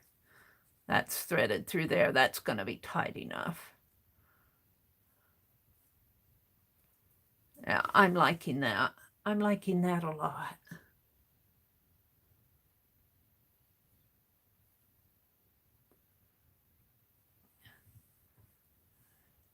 Oh, I got my dangle under there. Get that dangle out. There. We're just going to let that dry. See what this takes me? This is what takes me long. I decide on all this stuff after the fact, and I don't have it planned out. I'm going to do the same with this other one.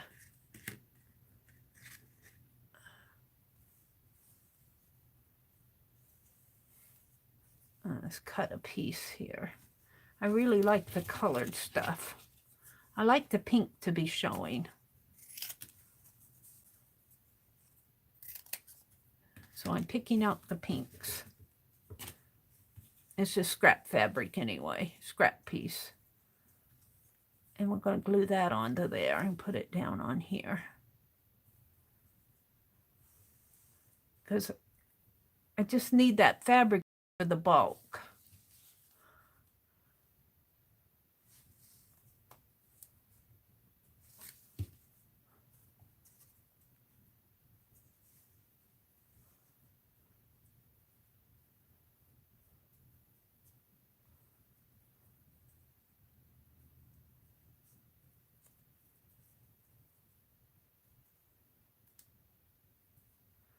Okay, we're going to let that dry.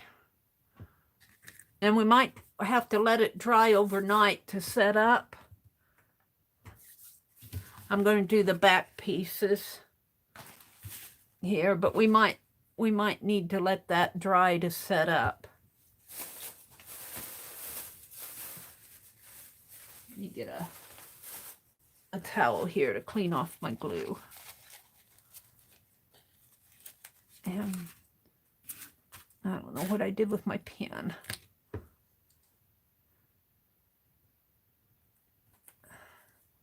Okay, so now We want to do the flat. I think the back ones will be easier to do.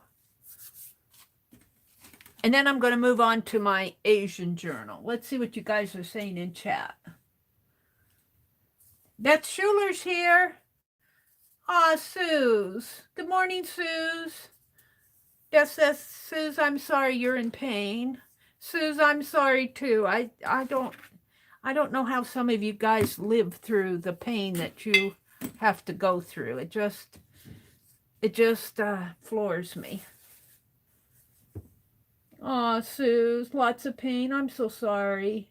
Hi, Beth Schuler. Hi, Carol. Whispering Cauldron. Hi, Ken. Good morning to Ken.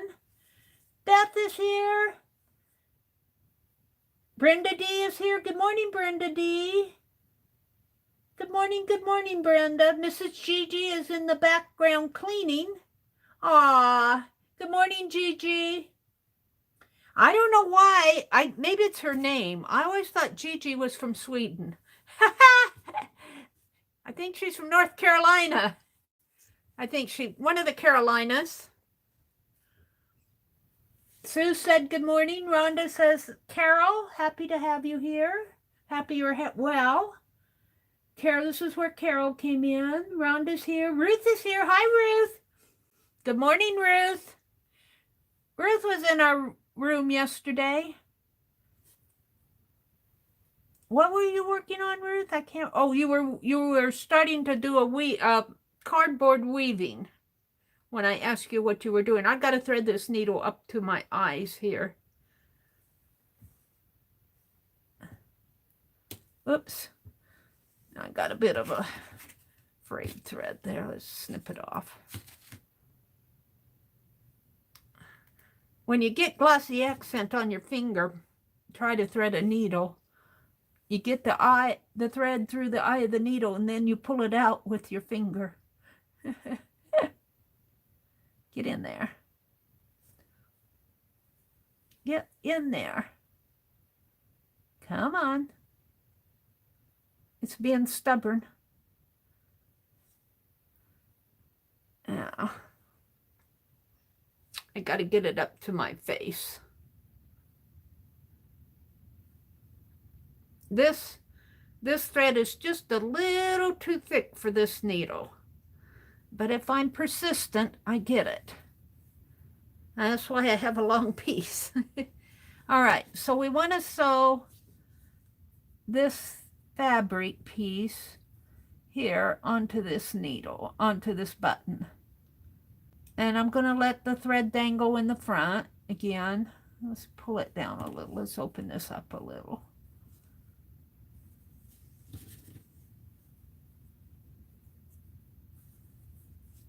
Right about in there.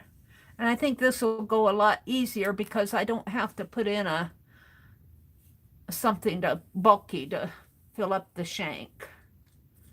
We'll let that dangle.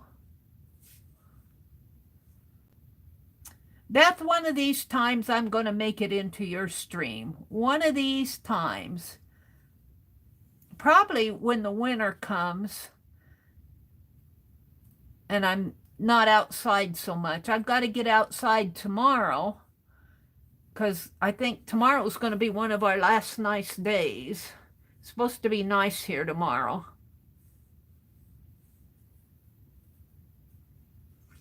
And I want to plant some bulbs. And I need to clean the dirt out of my front porch planters and put them away. I do knock the dirt out of my planters. Let's just tie this. Two things, because I don't want to put them away with dirt in them, and we don't like to leave them on the front porch because snow gets up there and we have to scoop around the planters. So I just clean them off of the front porch. I've got to do that. And then I'll throw the dirt that comes out of those planters, I'll throw in one of the flower pots out there underneath of our dining room window. Needs some more dirt in that spot out there. So I got to do that, and I need to plant bulbs, and what else? Oh, we need to wrap up our garden hoses. I need to clean out the bird bath, put it away. So I got my work cut out for me on Saturday. But I've been waiting. It's been so cool here, and I think it's supposed to get up into the high 60s, the low 70s tomorrow. So that's what I'll be doing.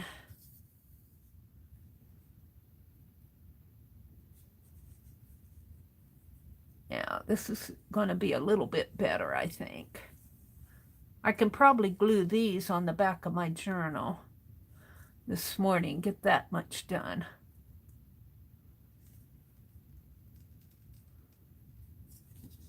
Yeah, am I going to go through? I'm going through that knot. There. I think that's good. Got extra threads coming out here. And so it'll go this way. And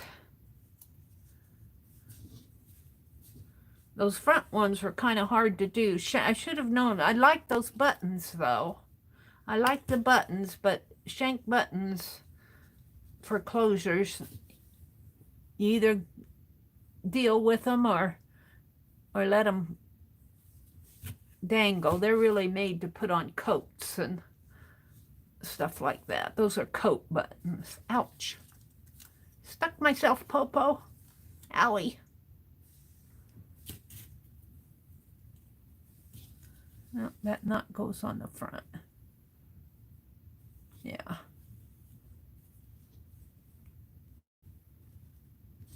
Let's do it one more time. Popo's not in here. I just was talking to her virtually. Or she came in, I missed her. Let's see, Jacqueline's here, Carol's here, Becky's here. And I'm up to where Becky was talking about turning on the radio. Hi, Gail. Good morning, Gail. You're loving the clusters and stamps and all. Oh, yeah. I got clusters for this little book. I put some in yesterday. Let's see. I did the knife and fork clusters here. This is the Fussy Button family. Right here, the Fussy Button family.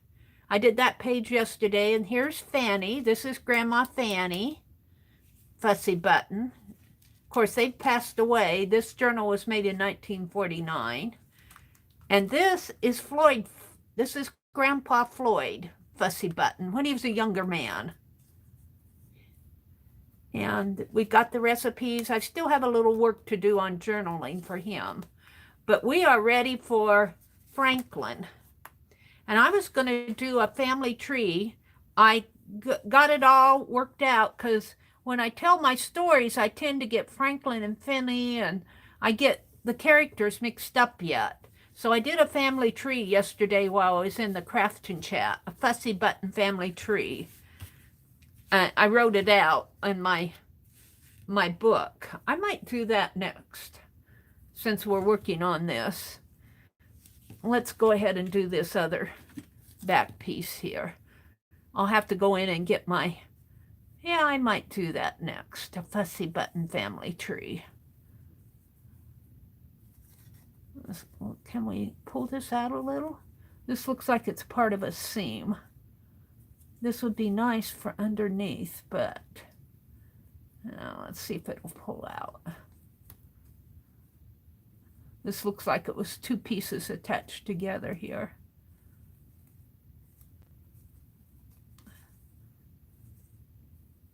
And I think I'm going to have to cut it off.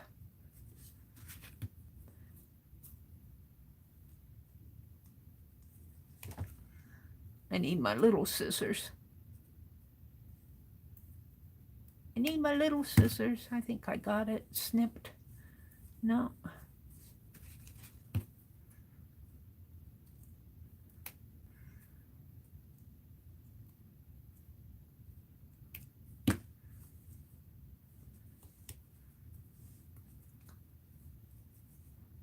because that would be nice underneath the button, but I need a part to stick out, and this isn't going to work for that. It was stitched on there. There.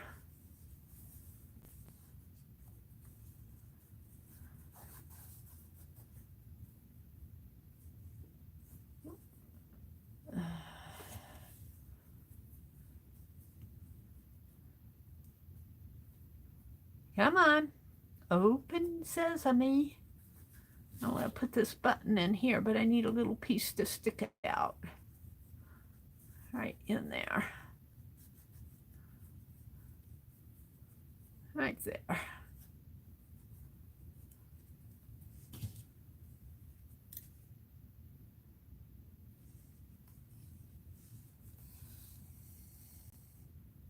And have some to dangle.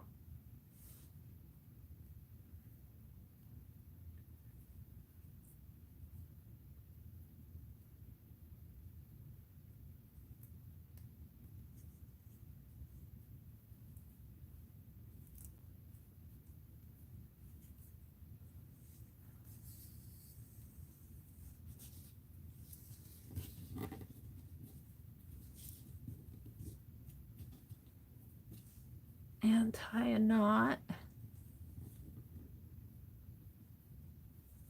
just to hold it. One more.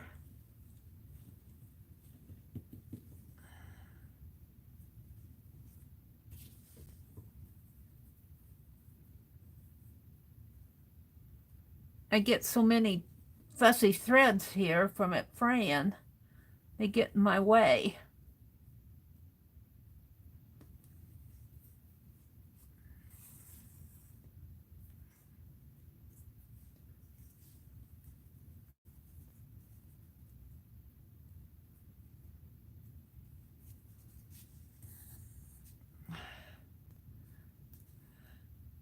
And I cut some cutouts. See, look at that thread hanging in there. I cut some cutouts of leaves for my family tree that I'm going to do for fussy buttons. I had to get them all straightened out because I was getting Franklin and Finley mixed up. Franklin is the dad. Franklin is the son of Floyd. Franklin's the dad, Finley's the son, and Floyd is the grandpa. If I repeat it enough, I'll remember it, but the story is so new to me yet that I get my characters mixed up. And I get Fanny and Flossie mixed up too. Faith is the mother, Fanny is the grandmother, and Flossie's the daughter. And we got all these F names, and they were helping me with F names there's some really pretty ones. Felicia is an F name. Frank, Fritz. They were telling me all sorts of F names in my in chat yesterday, in our chat. Okay. Now, I think I'm just going to let these buttons sit for a while because they need to set up and they need to cure. So maybe I'll either let them cure during the day today and attach them sometime tonight, or who knows, I might come on tomorrow morning too. I have so much I need to do. So let's just kind of put all of this to the side. Put that, throw that up there. I'm going to run and get my, here, you can look at the buttons while I'm gone. I just need to run into the other room for a minute and get my stack of leaves that I fussy cut.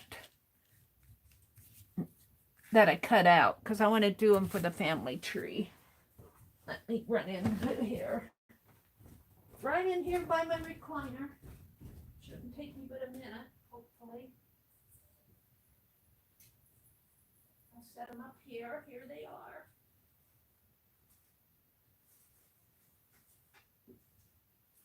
Now, I knocked something up on the floor. And I need my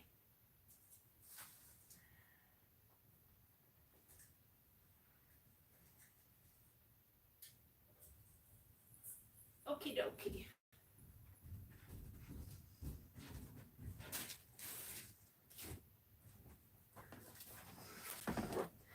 So here are my leaves. Here's my journal. And I need a piece of paper. I think I used all my papers. Grab a paper out of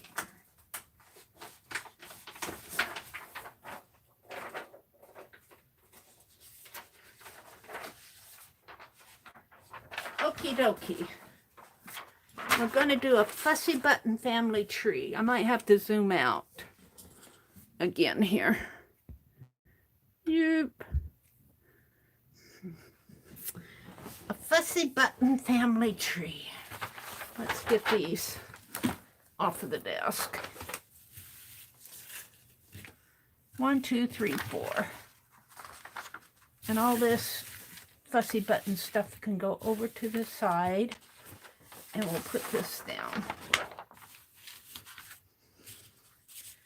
Get my needle back to Penelope. Thank you, Mary. I like my needles. Put my glue away, my glossy accent away. This can be tossed. Those are fussy cuts. Scissors, paintbrush. All right, let's put these behind me on that journal. There. All right, I have it all written out here. I was writing it out last night. Oh, Rosemary Morris, don't say I never listened to you. I take notes on your videos. I was taking note about how she sewed, how she did her cover, because I need to work on her doing the spine. So I was taking notes, and of course I doodle when I'm listening to stuff. But here's the tree here, and I'm going to make it viney, like leaves on a tree. But what I want to do with these leaves that I cut out here is I'm just going to put them on here, and we're going to spray, hopefully. I have different kinds of leaves here. I like the maple leaves the best. And we're just going to spray. We might have to spray a couple times because I just want a very light background. And then I'll cut some leaves like this using a pattern. And then we'll write their names on here. I might have to make a bigger leaf. We'll see. I can't make it too big. But these I just want scattered on here right now. Here, I got some round ones. Whoops, what did I do here? I had it folded. And we're just going to kind of make a background here. I folded my paper to cut these. And maybe like so. Just kind of scattered leaf background. Very light one, I hope. All right, this will be good for now. And let's see what I have here. What do I have I can use?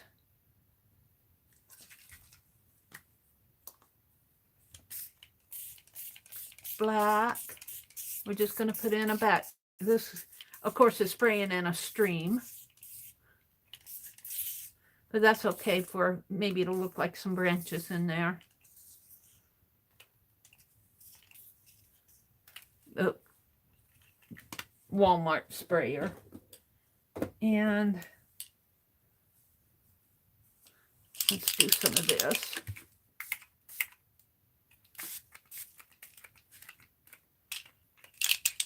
Come on.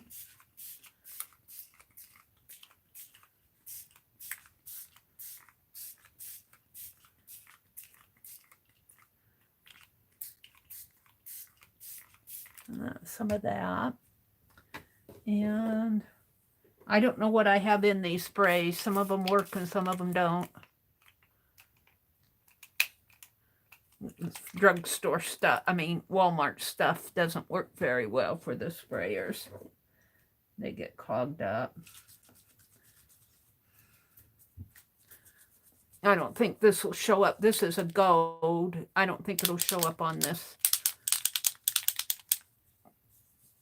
too well because the paper's already a yellow. We might do that last. Let's see what this is. Another brown color. Yeah, my leaves are going to bounce around a little. Let them bounce.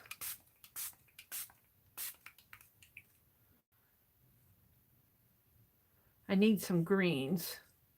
I don't know if green isn't my go-to color. I don't know if I've got a green.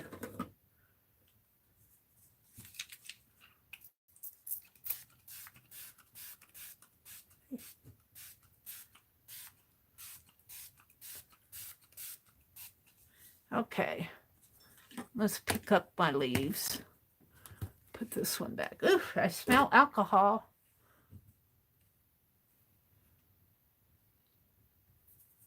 I need the tweezers, I guess. I have one in here.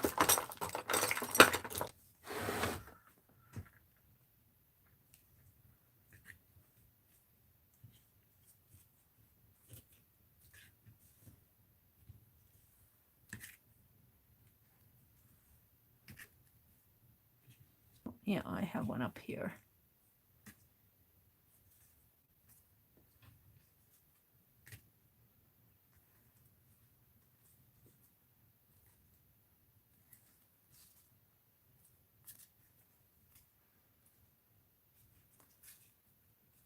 This is just background. This is just background. Now I'm going to put these bottles on these leaves so they won't blow when I dry. And whoops, one more. Let's give this a quick dry. The alcohol dries pretty fast. But let's give it a quick dry, and then I'm going to spray a light green on those leaves. It's another one here.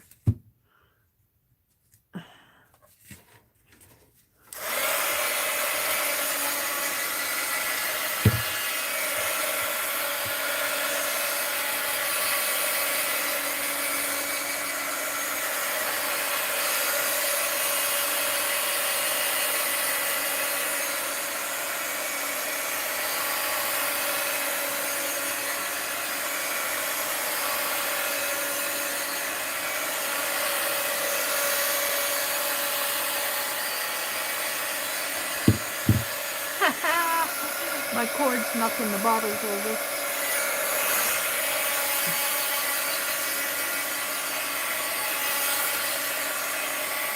I think that's good. Now I want to take this green because I don't want white leaves. I'm just going to spray the lightly spray. Push them in the background a little.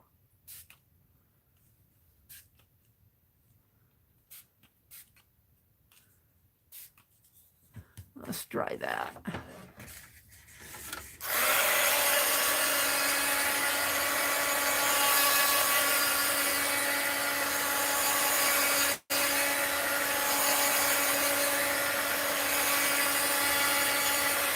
Let's do a little of the red.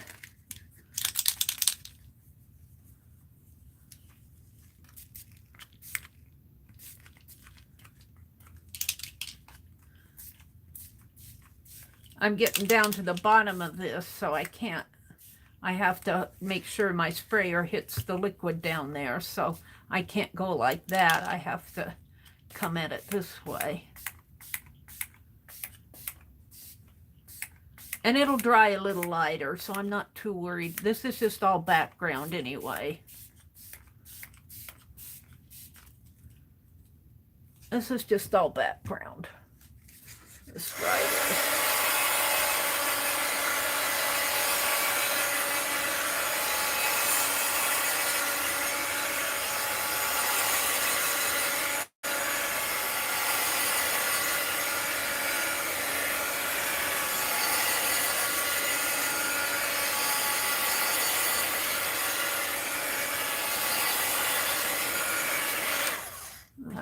looks like on the back. Pretty on the back too, isn't it?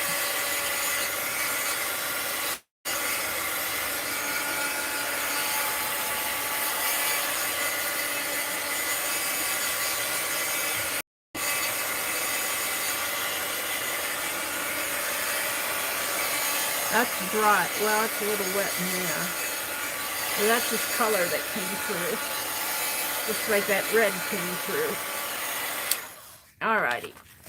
So now what I want to do, I have my background pretty much, is I want to take one of these leaves and take a pretty flat one here. Let's dry it out. It's still damp. My paper's still a little damp too. Let's dry it.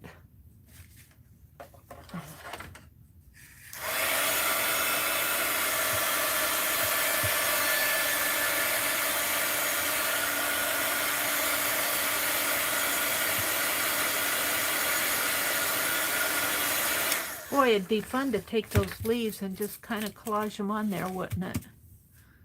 Maybe make them a little darker.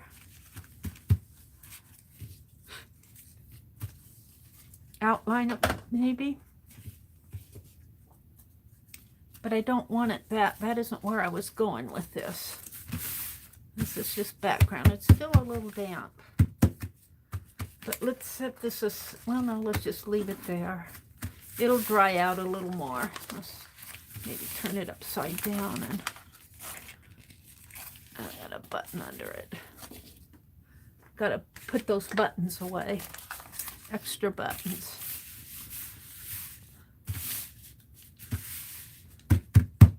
Okay.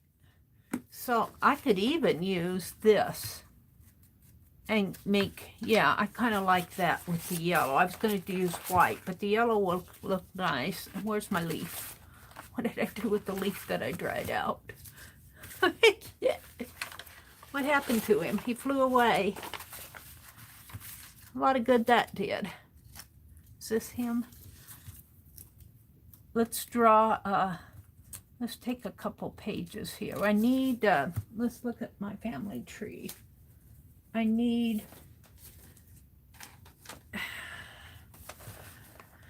1, 2, 3, 4, 5, 6. I think I need 7. 1, 2, 3, 4, 5, 6, 7 leaves.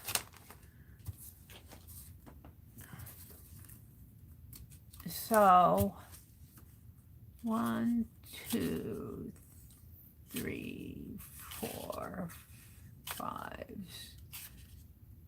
I think I got 7 there. I'll pull one more. And I'm just going to trace this leaf on here. Might have to put it the other way because it's kind of crinkly. I cut these out last night or yesterday while I was in the crafting chat. And I'm just going to trace around here. It's kind of the idea of a leaf. This is just a pattern. Doesn't have to be perfect.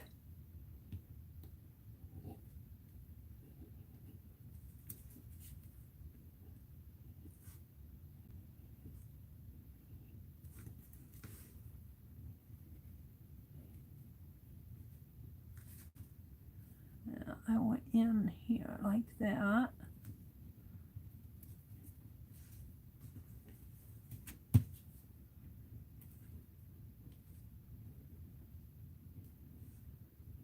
I can feel the dampness on this page as I'm working. Trace around like that. And this is just to help me remember the fussy button family tree here. Okay, now I need to cut these out. I'm going to try to cut through all of them. And this is the sticky side over here, so I'm going to cut this side first. Let's start here.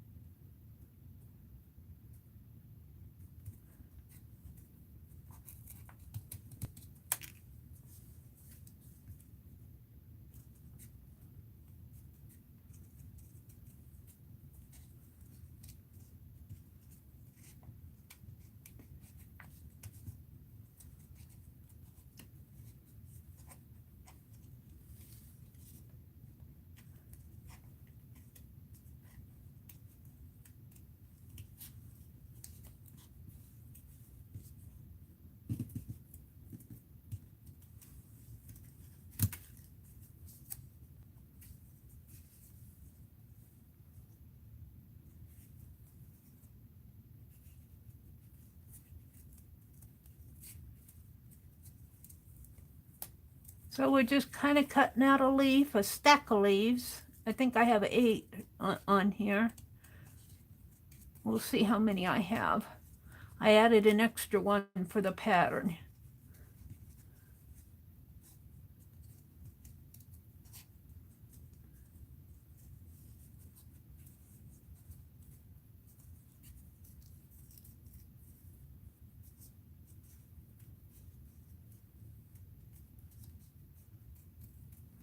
And these are just Post-it notes.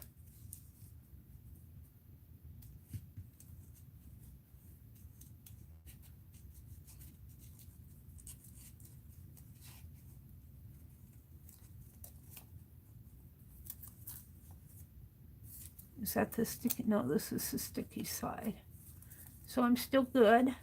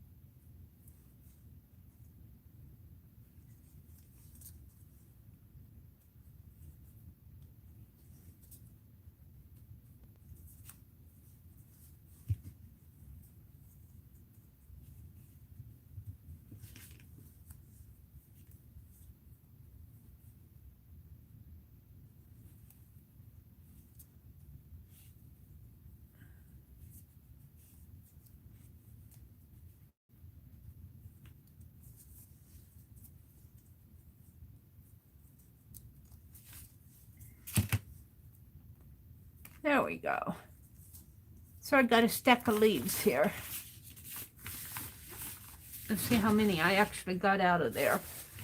I think I needed 7. Now, when I do this, when I put it in my journal, I'm going to make it the center sheet here so that I can get all of them on there. So it starts out with, these are Post-it notes, so I have to gently pull these apart here. It starts out with Fannie and Floyd. I have to put it this way. And Fannie and Floyd have, let me get my, starts out with Fannie and Floyd.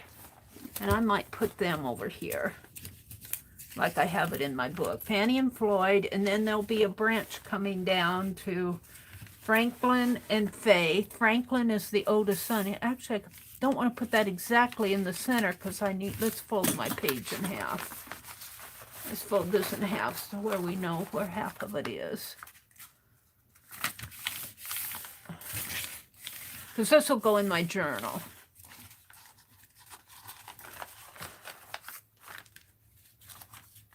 So we'll, I guess I'll put it in here, right in, whoops, this one, right in here with Franklin and with Fannie and Floyd. And then we have Franklin and Faith. And this will just be one page, because I won't get all the grandchildren on here. We have Franklin and Faith. We're just going to kind of put that one up in here. And Felicia and Fritz. Franklin is the oldest son. Felicia is the oldest daughter. And she's married to Fritz. Fanny and Floyd are the grandmother and grandfather. And our story originates off of this branch of the family tree. And then we've got the second oldest son is Frederick, and he's married to Francine. Frederick and Francine.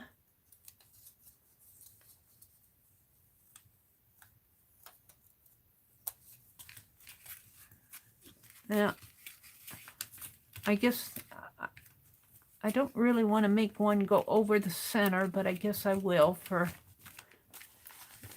look's sake. Frederick and Francine.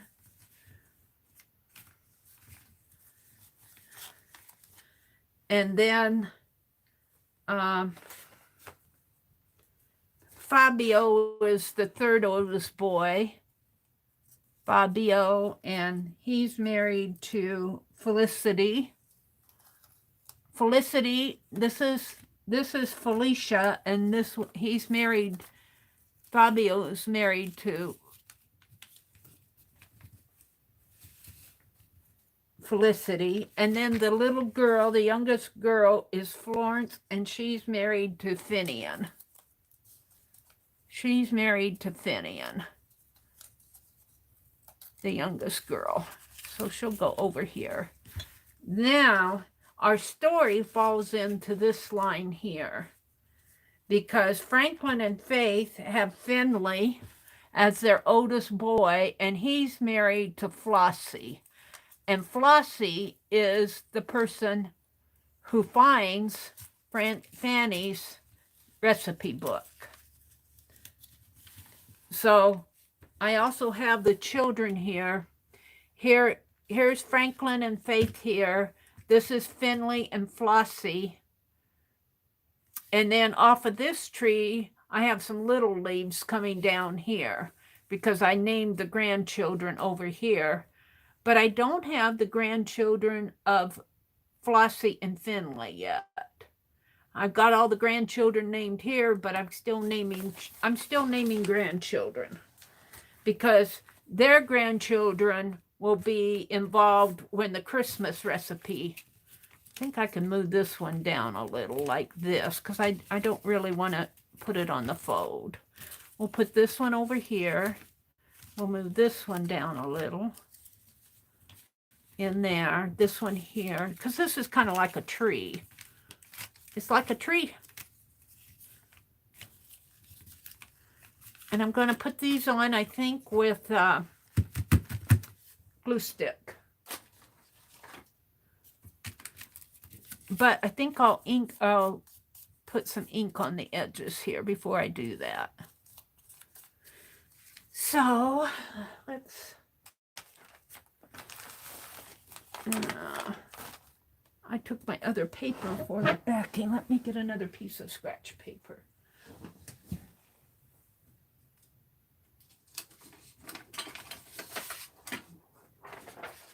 And we'll do these one at a time. And I'm going to use this and a sponge.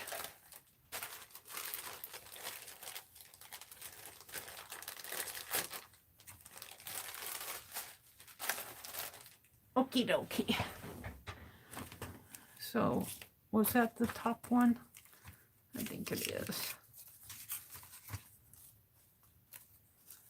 And let's just put it here.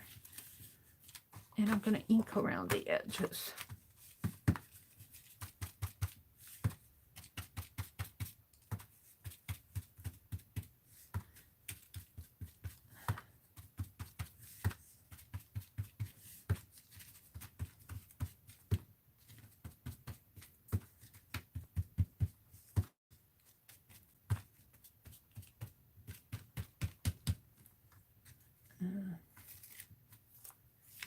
Doesn't show up much, does it?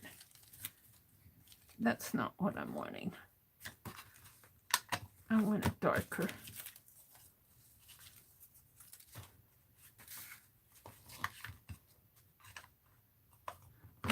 to use black, but I might have to. We'll experiment and see what works.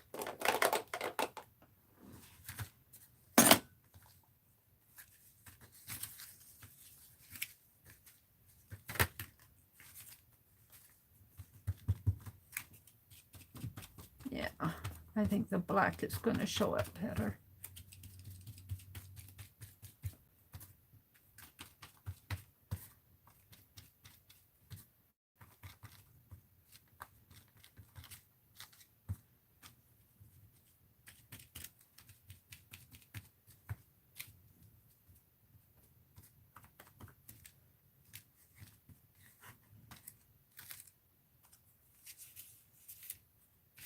And then I'll write their names in here.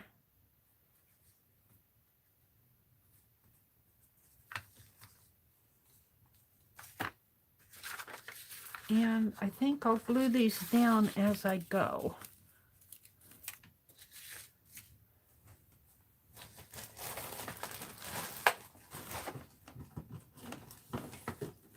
Piece of wax paper.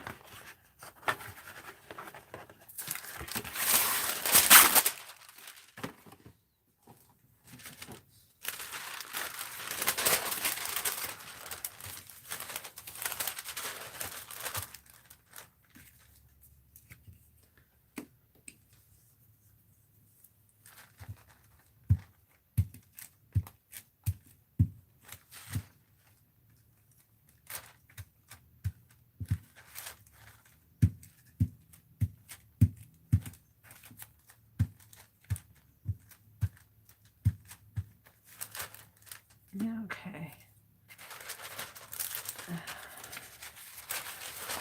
I think I'm going to put this one right up in here. I might have to go over this with an outline in it too, a little. I'm going to put him right up in here. Now.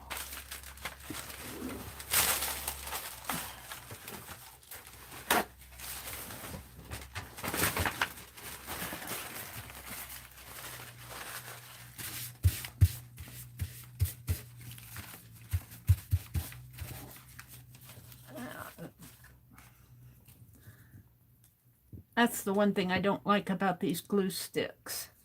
I never get enough on the ends. Yeah, I'll probably outline those leaves. All right, so this is the storyline comes from this leaf right here and this leaf. So these, I think I'll put this one in here and these will kind of come off in here. This one might need to come down a little. Alrighty. So let's do this one next. And we don't need the brown.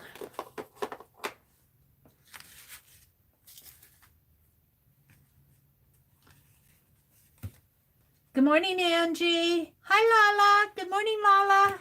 Carol's here, Angie's here, Ann Lar. Good morning, Ann. Beth Schuler's here. Good morning, Beth.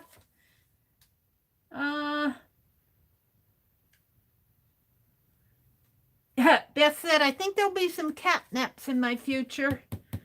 I generally fall asleep after my streams, but I got to bed a little early last night while I was watching Rosemary. Catching up on her, how she did the closures on her Asian caboodle. I kind of want to work on that this morning too. I have a couple hours left here. I'm going until 9 this morning.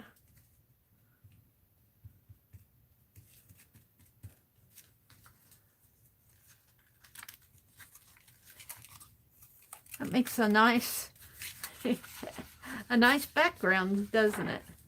All right, it's going to go off in here, and I'll probably outline along these leaves. Let's glue it down.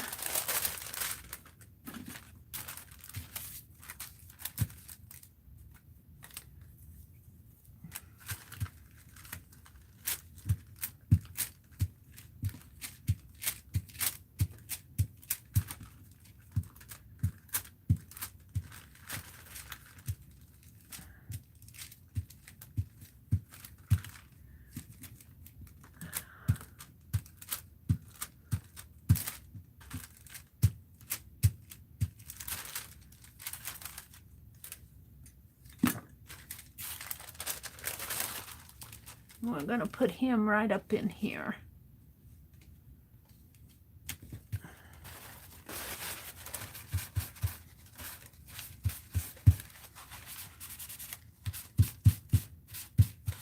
So this is just one part of the family.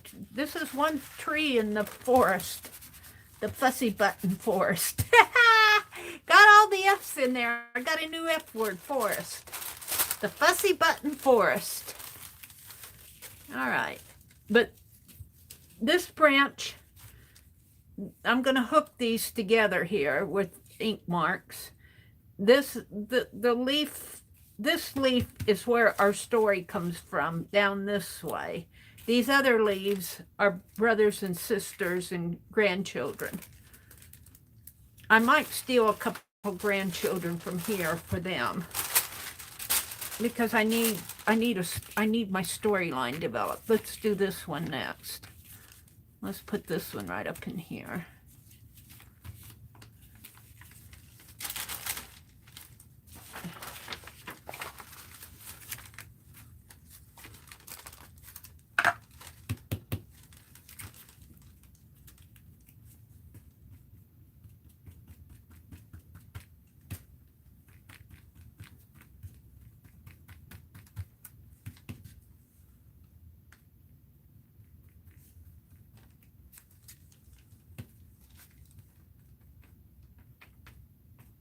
I'm doing these one at a time just because I think I'm going to have a nice background sheet here when I'm done.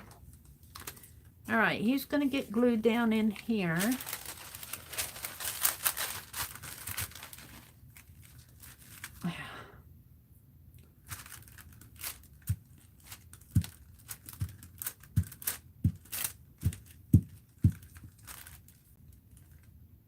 Meri, Bibbsville family, more and more lurkers, migraine, listening to Meri.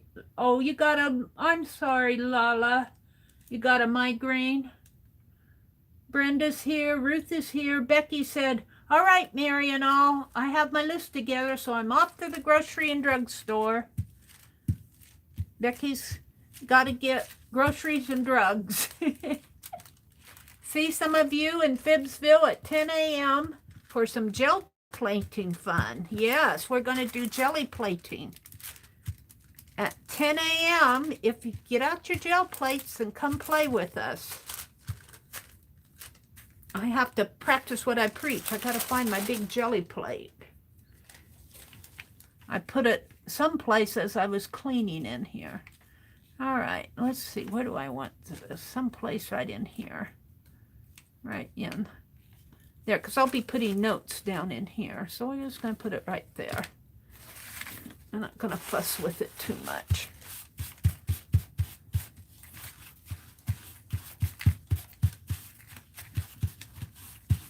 All right, now let's do this. This is Fanny and Floyd, Franklin and Faith. Now we're going to do Flossie and Finley. And that's where our story develops, off of this branch of the tree. For this story.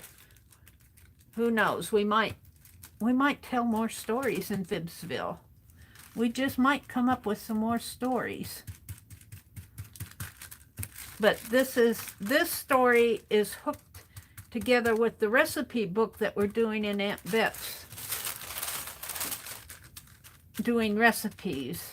And she's collected recipes from folks that listen to her channel, and she put up a file in Bibbsville Friends, and I've copied at least 7 of the recipes already. I think she has enough for both sides of hers. I'll have to go out there and copy some more. Oh, I inked it on this time. Oops. Oh well. Let's go ahead and glue this down. I meant to ink it on the white.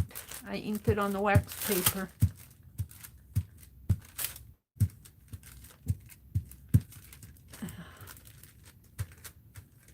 Because I was talking about the crafting chat. I can't talk and art at the same time. I'm not that good.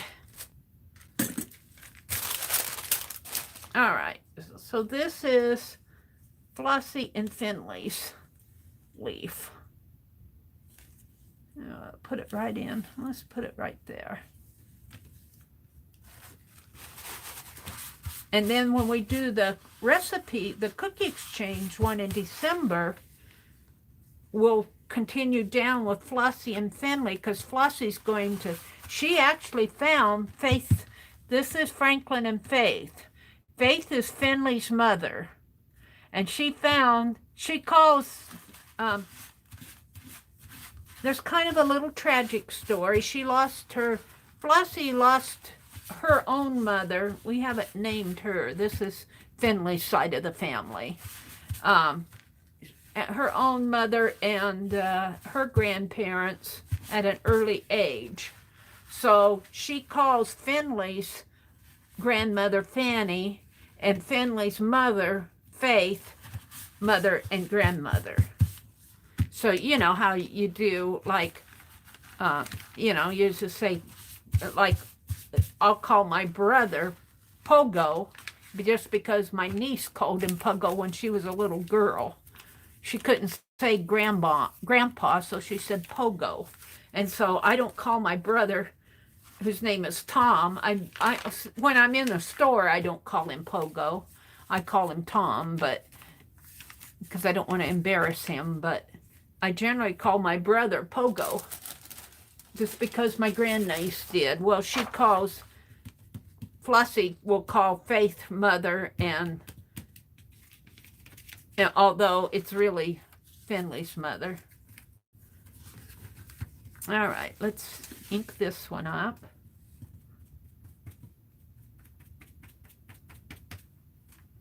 This goes pretty fast once you get at it. These are just some stories of our Phibbsville fictional characters. And we'll have more stories as we go. This is Flossie and Finley's leaf.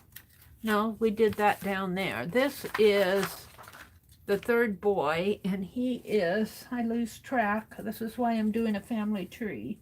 This is the oldest boy, the oldest girl. Now we're ready for the second boy, and that's Frederick and Francine.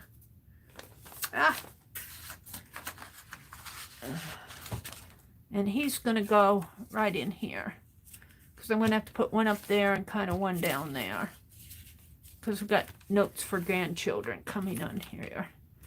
Okay.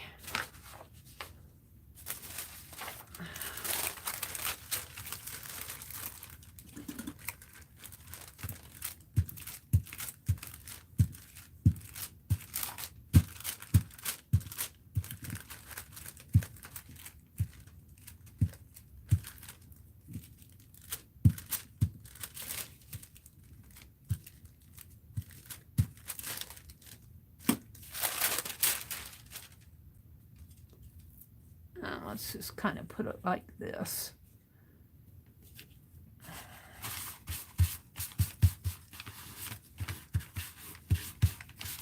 I'm getting hungry. What did we have for supper? Oh, we had the rest of, I made dried beef the other day. We put it over toast. It would have been nice to have that over biscuits. I didn't get any biscuits made. All right. So we're going to put one up here and one down in here. Got two more to do here.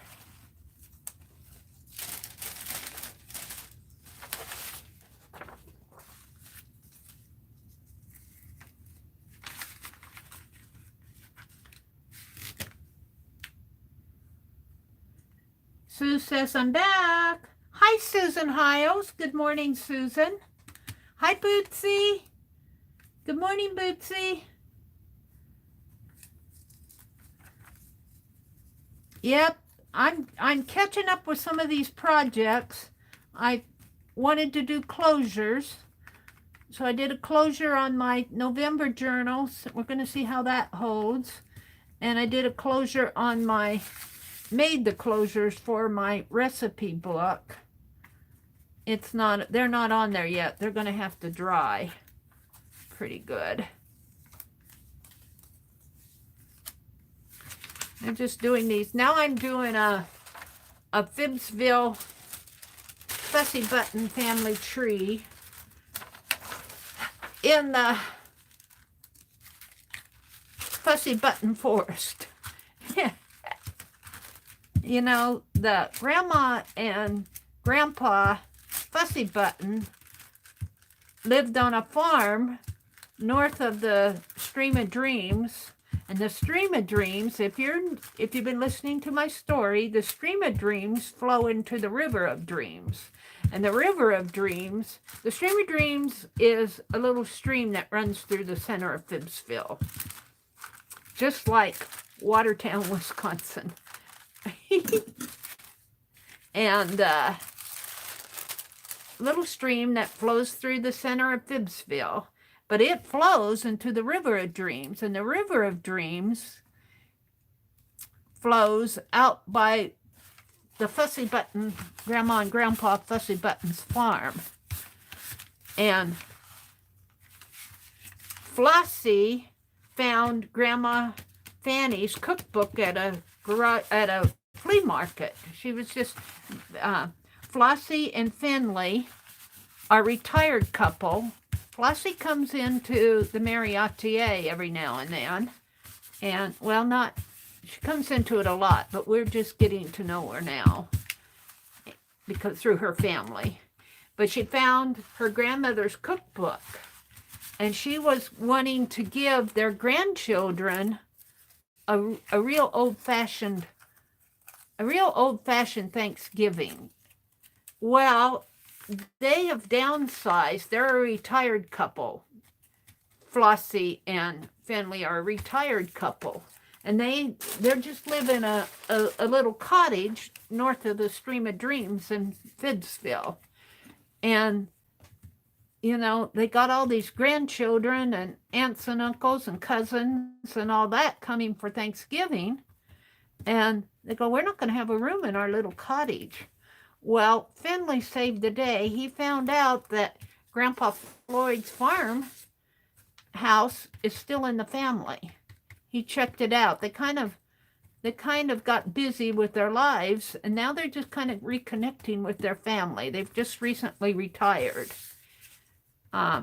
Finley was a tailor, and Bootsy told a story yesterday of how Finley became, because his dad was a farmer.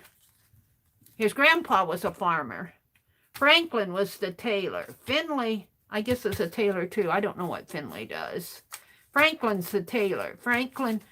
Sorry, I'm getting my stories mixed up here again. Franklin is the tailor, and how did he become a tailor? Because his dad was a farmer. Well, Bootsy filled us in that he went to a pig show, and he needed a different outfit for that fancy pig show. And so he started sewing his own outfit, his own clothes, and he liked it so well, he made it his profession. Now, do you think I could remember that story? Bootsy told us, Bootsy filled us in yesterday how Franklin went from the farm to a tailor.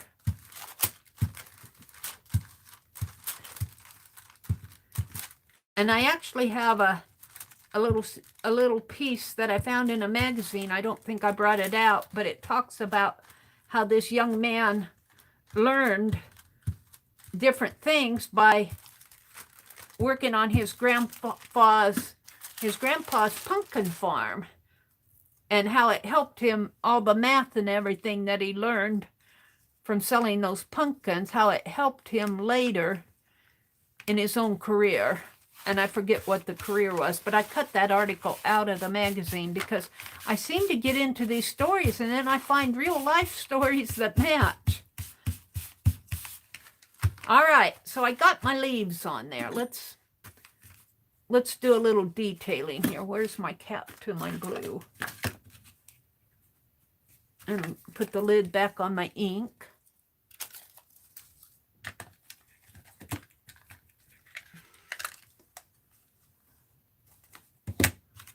And I don't think I need these sprays anymore.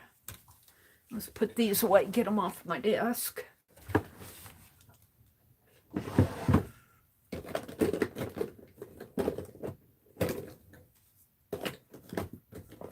have enough room in here for them.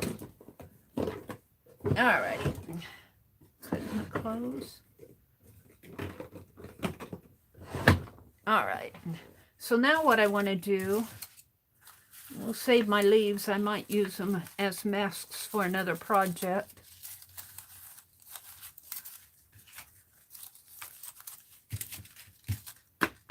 My glue stick back, it's in my way.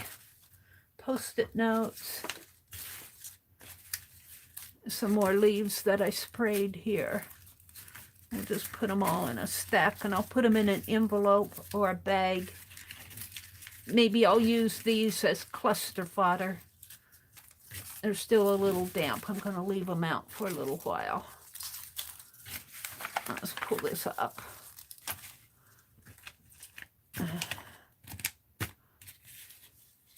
There's all my pins. An extra button. Giving myself room for the family tree here. And scissors. Paper towel. Alrighty. Sponge. I want my fountain pen. And let's just take these for right now and fold them up in this piece of wax paper. Just to get them out of my way.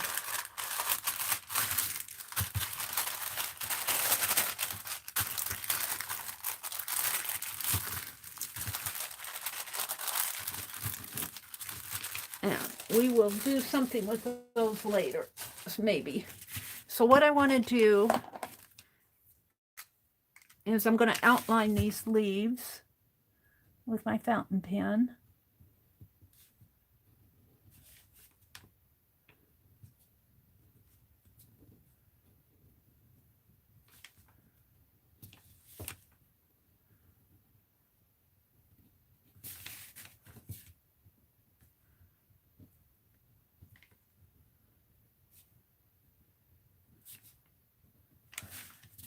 See where I'm going.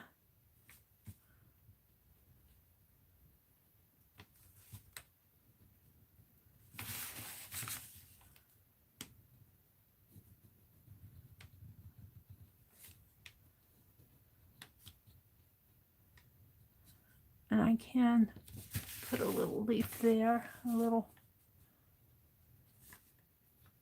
So this leaf of the family tree belongs to Fanny and Floyd.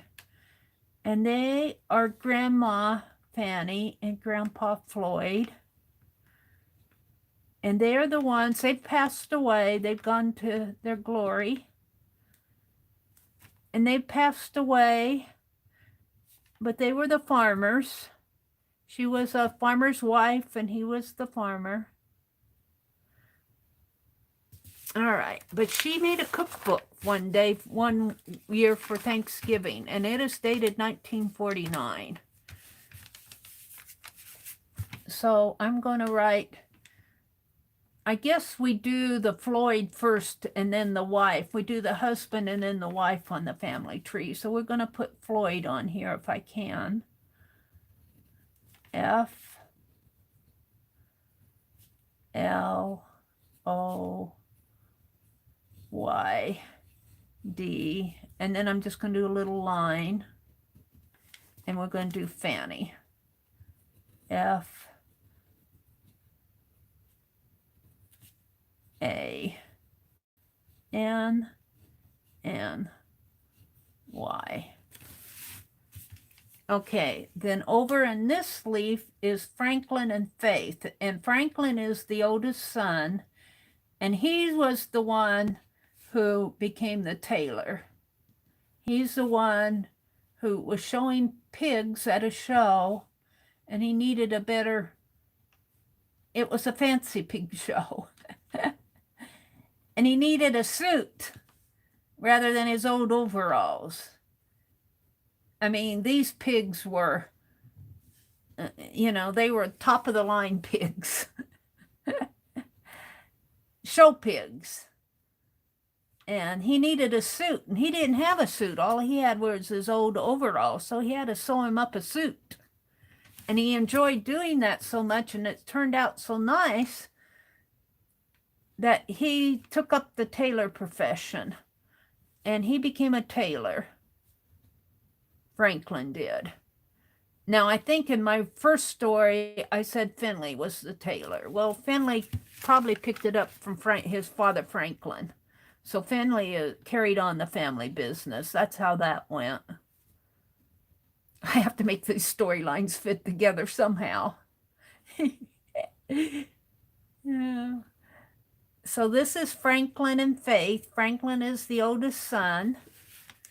Now I need a tree branch coming out there, but I'm going to do that last. So I'm going to write Franklin in here.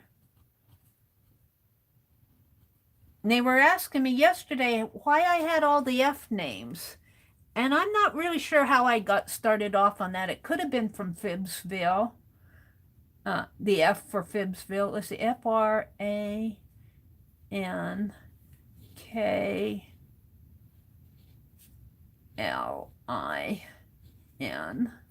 Franklin. And then I'm just going to put a little line there.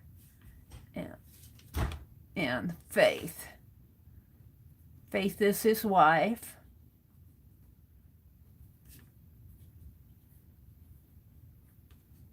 Faith.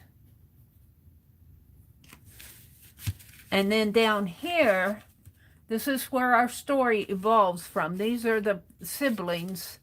These are all siblings in here. These don't have stories. They're just, they'll develop. Maybe with the two younger children, I kind of have something going in my head for them. Florence married Finian, and they don't have kids. They just have a puppy poodle that they call Fifi. Oh, and Franklin has a dog, and his dog's name is Fido. So even the dogs have F names.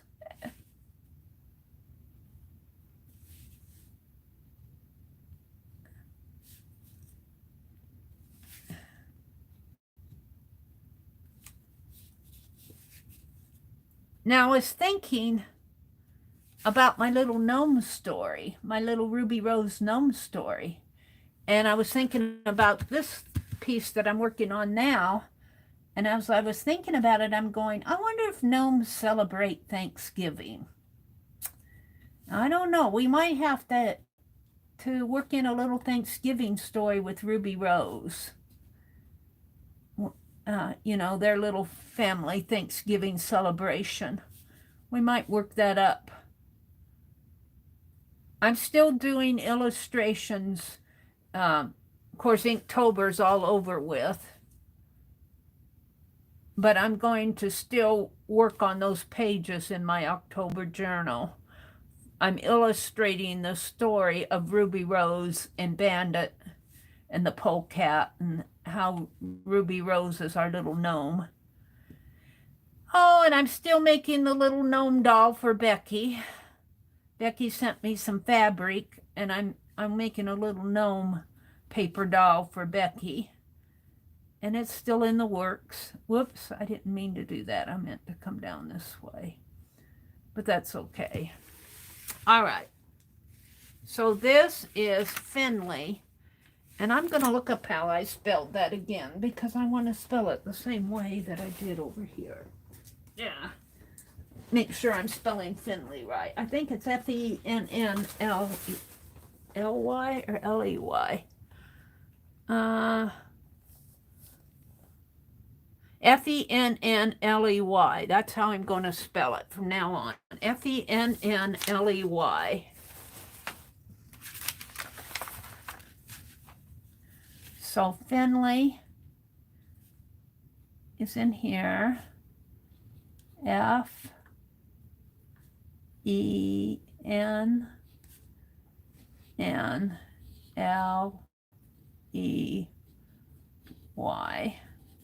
And draw a little line.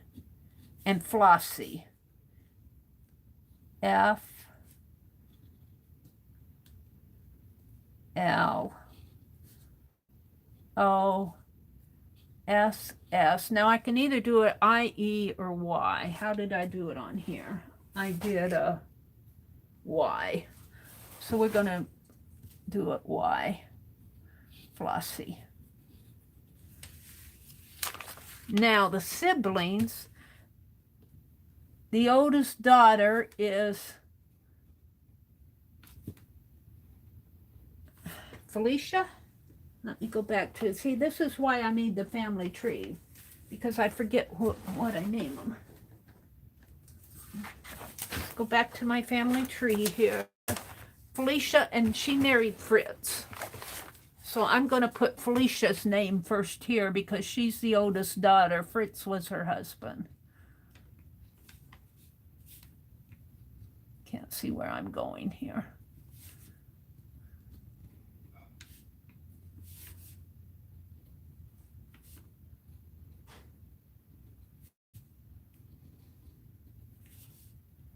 So this is her leaf, and you know, they may get stories later on. Right now I don't have a story other than that she's one of the five.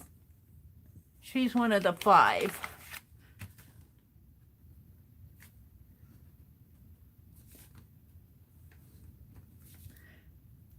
And I was going to do going to have to hunt through all my papers. I was going to do a Phibbsville journal.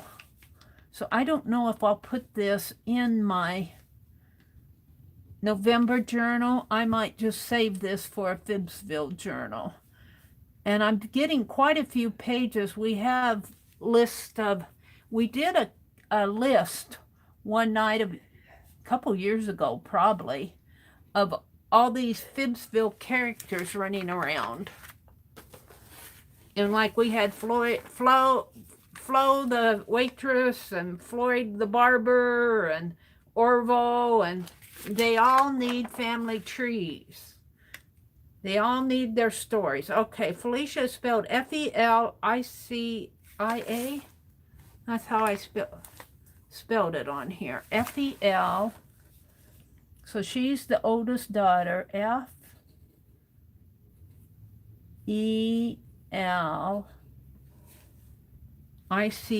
That's how we're going to spell Felicia. Felicia. And she married Fritz.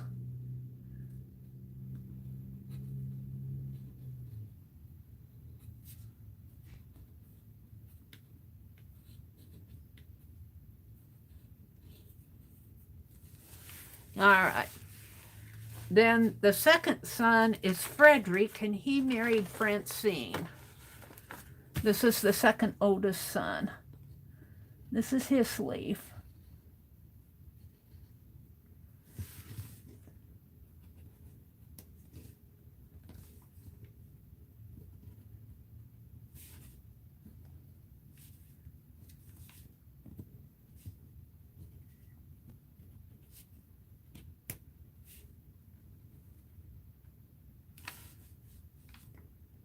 Well, I goofed a little there, but we'll just leave it like it is. I don't want to mark it up.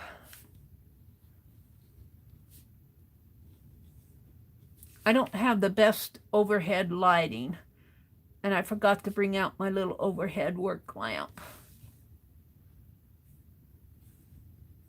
So sometimes I can't see what I'm doing, for my own shadow gets in my way. My own shadow gets in my way. And I'm sorry I'm not looking at chat while I'm doing this. I'll come out and chat in a little bit.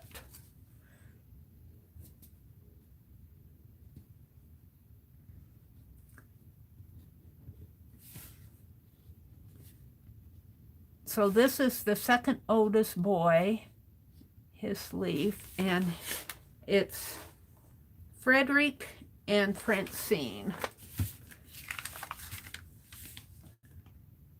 So F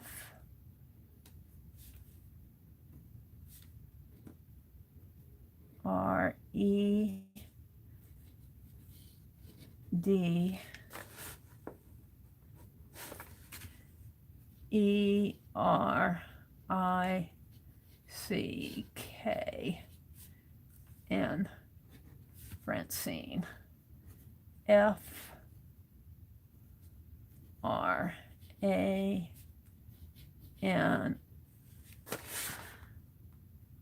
Francine.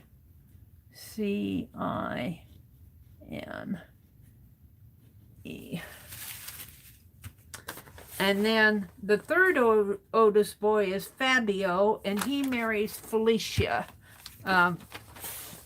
Felicity, not Felicia. He marries Felicity. Felicia is the second oldest girl. I mean, the oldest girl. There's 2 girls and 3 boys in this family.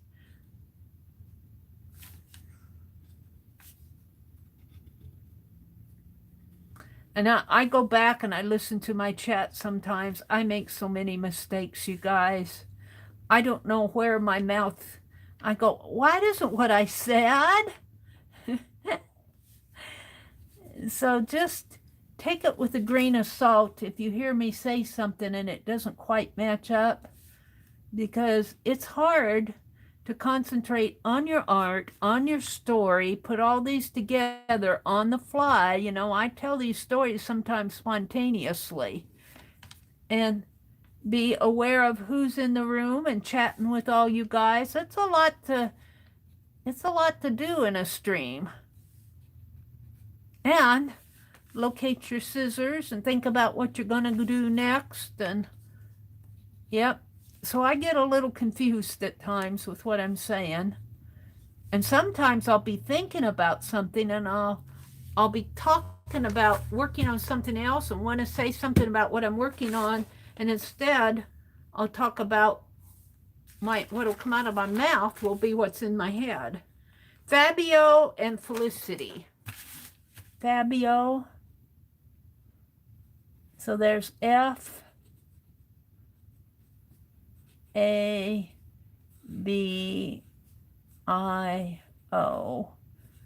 And he's only named Fabio because it's an F word. But he marries Felicity. Oh, F. Now, do you wonder that they only date girls that first name starts with an F? How did that happen? Did they say, I'm not going to date you because your name doesn't start with an F? Or do they just have that automatic attraction, which I think probably is what happens, Felicity. They find each other. They find each other. Okay, then little Florence is the youngest girl, and she marries Finian, and this is her leaf. And they don't have any children. They never had any children because, you know, they were probably, well, they probably ended up traveling a lot. Maybe she had a career. Maybe he, I don't know. World War II is over with at this time. Maybe he served in the army. Maybe he went to the Korean War. Who knows? We'll have to decide later. But they have a puppy poodle at this time of drawing this. And their poodle kid is Fifi. And let me tell you, they baby Fifi. Fifi could be their child. You know, he's almost human. Little Fifi. Well, I guess it would be she. Would you name a boy dog Fifi or a girl dog Fifi? All right. So it's Florence and Finian. Now, Fabio, he's our little troublemaker. He's a little Dennis the Menace. We've got stories coming from him. And we might have some stories coming from Florence and and Finian. These two I'm still thinking about. We're working on this leaf of the tree. But this is Florence.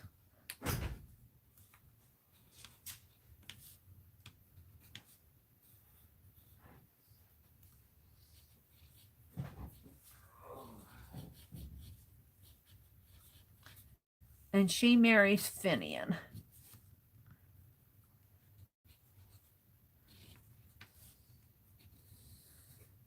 And it's F-I-N-I-A-N, I think. F-I-N-I-A-N.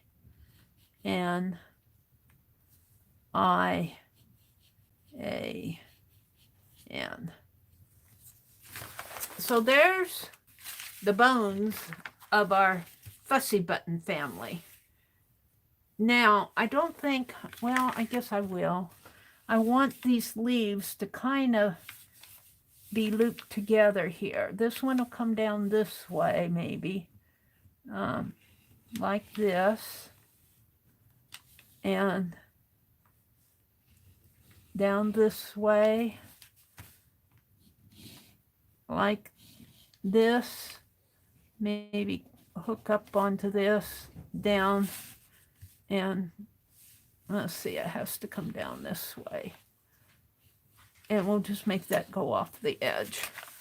And then there'll be a little branch that'll come down here.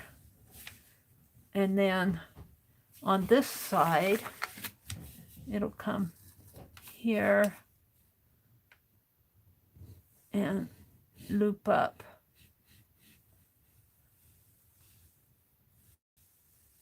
This way. And then this will come down like this and loop down this way. And then there'll be other branches for the grandchildren. Now, let me get rid of this book because it's... Now, we know that there's more to this family than this branch here, because Floyd and Fanny,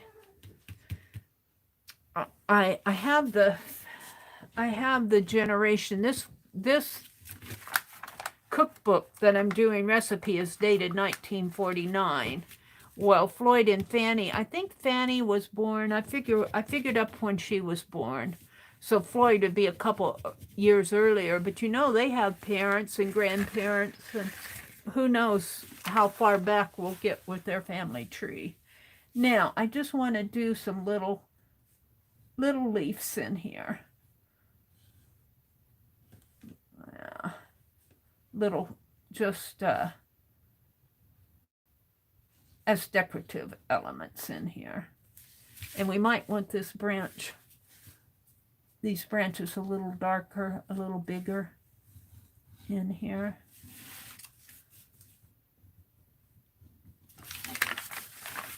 So let's develop this a little bit more.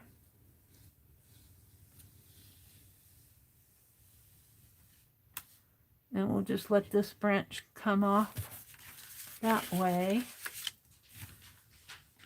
Come down this way.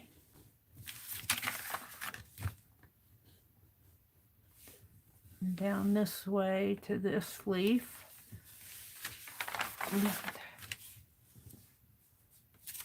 This would really come under here like that.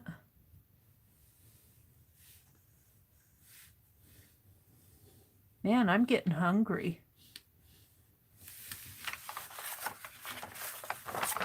And come up like this.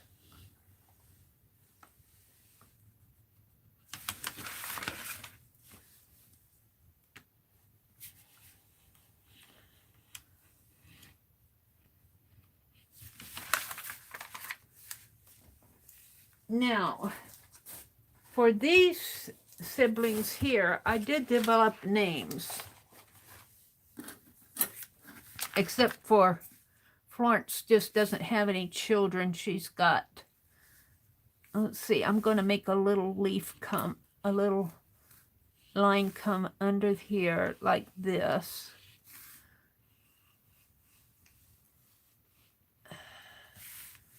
And I'm going to make a note. No children yet. No children yet.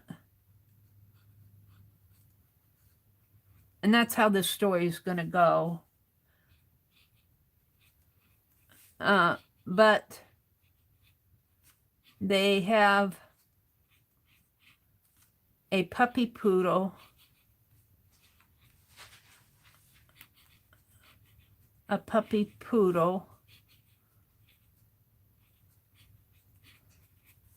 named Fifi. Whoops, I wanted to do the F. F-I-F.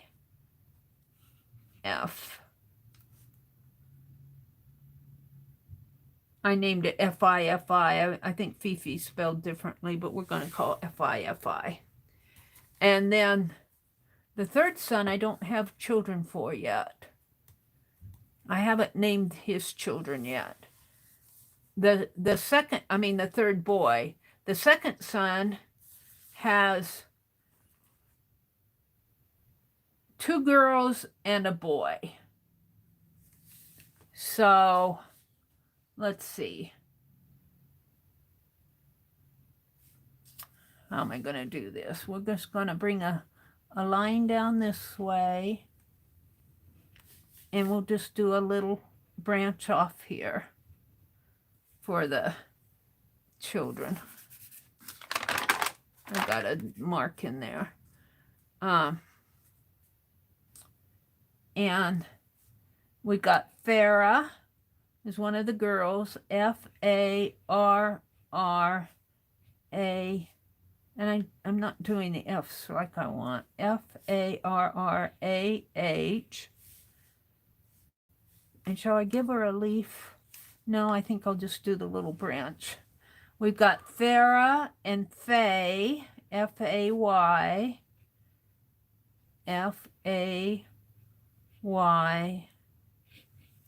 And I don't have years on these. Probably should have years going down. And then another branch. And the boy is Fletcher. These are the ones that we know about. F-L-E-T-C-H-E-R.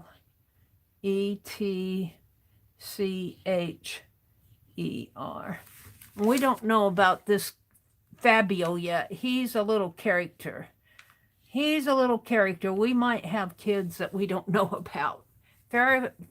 Fabio and Felicity. We're just going to make a little branch coming down.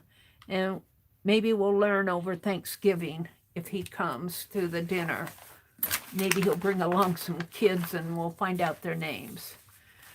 Felicia and Fritz have a boy and a girl.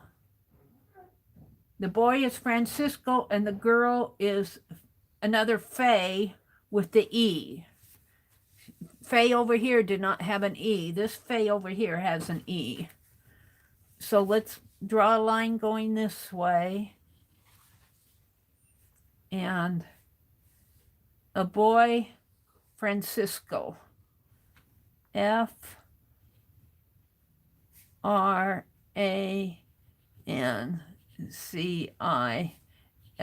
And I don't have years on these. I need to work up the years. I don't want to do it on scratch paper first.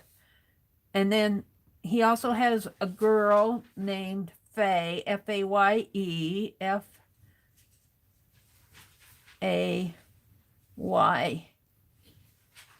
Now, here's the fun. They were telling me in chat yesterday, I forget who named these. He has twins.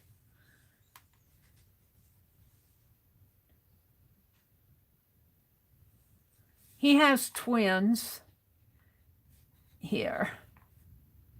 And they are named, get this is fun, Flora, F-L-O-R-A,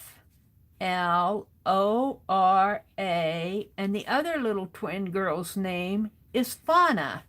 So we've got Flora and Fauna. Flora and Fauna, twin girls. Now I don't have I don't have names chosen for Flossie and Finley's children yet. They have grandchildren, but I don't have them named yet. And these children, my brother's sneezing in there, sorry. These children over here, we think he has children, but we don't know them yet. So, let's do some decorative work on here. We have to do Fussy Button Family Tree. So we're going to do that up in here. Fussy, F,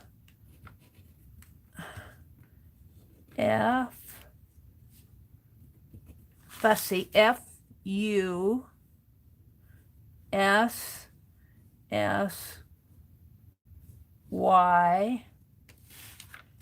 B as in boy, U-T-T-O-N-S,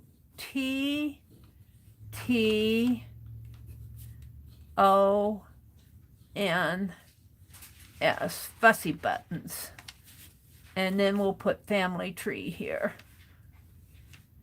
F-A-M-I-L-Y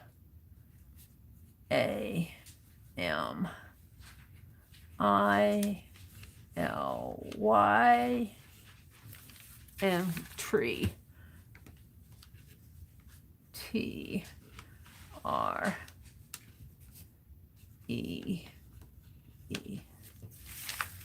Yeah, I'm happy with this. Now, I want to put some leaves on here. Let's just draw some decorative leaves.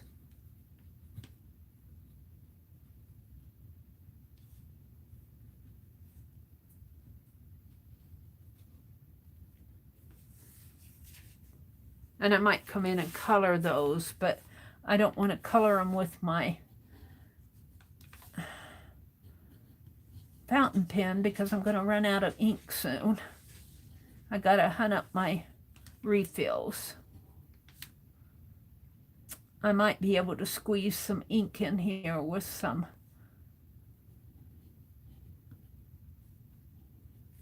squeegees. I'm going to leave this kind of blank because I need to fill in the grandchildren for Finley and Flossie because they'll be important. Or they may come down here for the recipe book. I may bring the children down here when I do the recipe book. The cookie recipes, I mean. For the cookie swap. At Christmas. In December.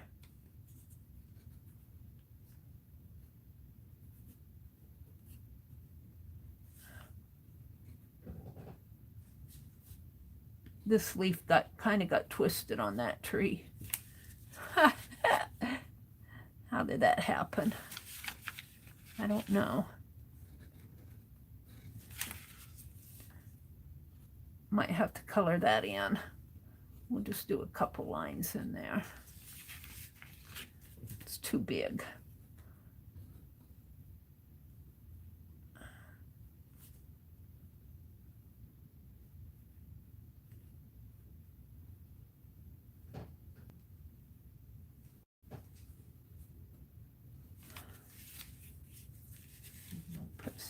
See, that's why I kind of wanted to do the background leaves.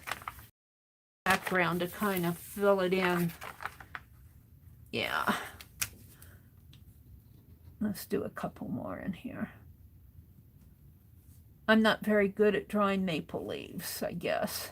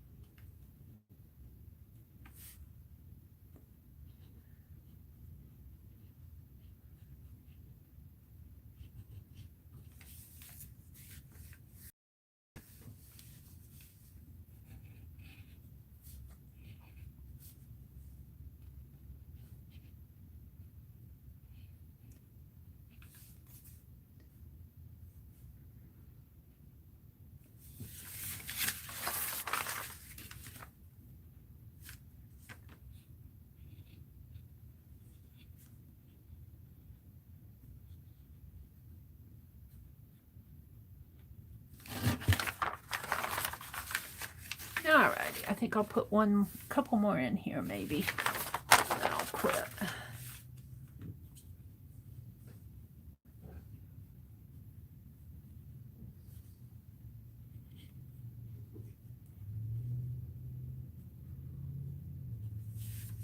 And I think I need one. Where did I need the other one? That might be enough because I need to put some names down in here. Oh, and I was going to write in here, Franklin. Franklin is a tailor.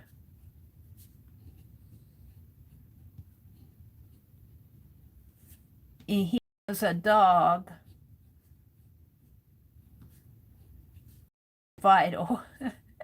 Why I think this goes on here, but it's important.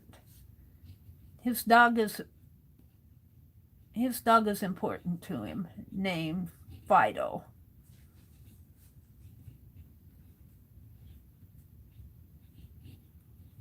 All right. Now we need grandchildren for these. Now I think what I'll do is I want to do some decorative work in here. Let's just do a vine coming down.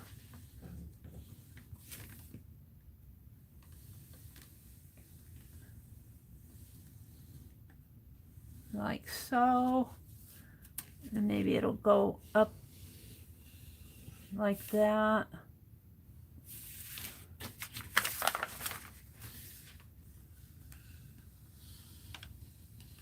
This is just Mary playing today. Had to do this family tree, so I'll probably be getting this out to refer to it.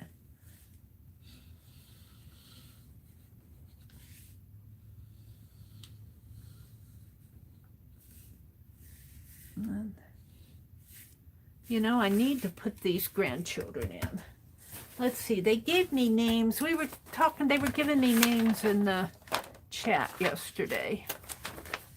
I got Flora and Fauna. They were giving me some others. Let me see where I wrote those down at.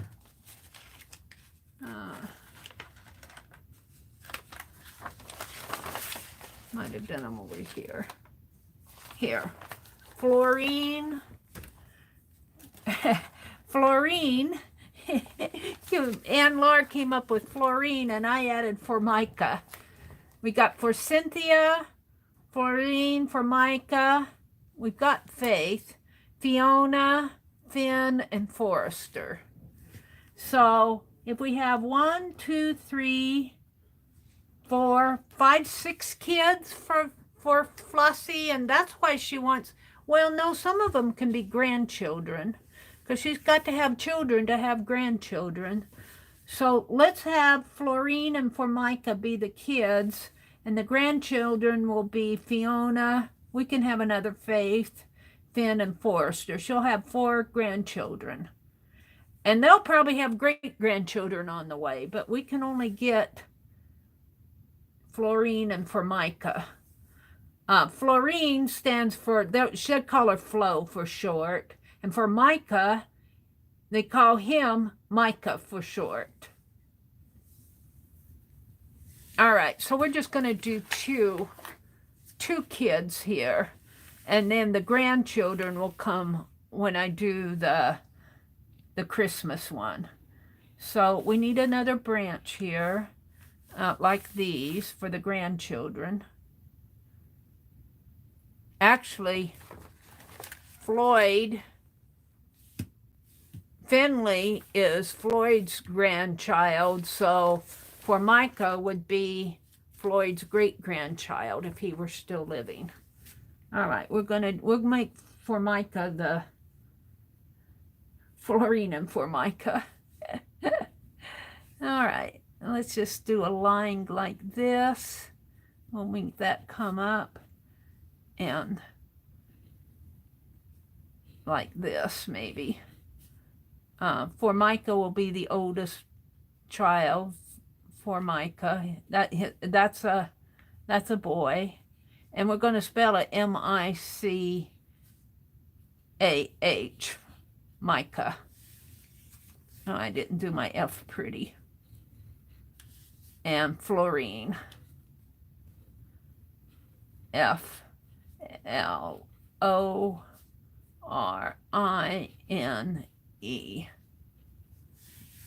So they'll have children that will be grandchildren of Finley and Flossie. And Flossie wants to give the grandchildren, she will have 4 grandchildren, Fiona, Faith, Finn, and Forrester. And she wants to give her grandchildren an old-fashioned Thanksgiving. All right, so let's see. How am I going to do this? Let's see how I want to do this. I guess I'll just do a really thin. I'm running out of ink. No, let's do a line this way.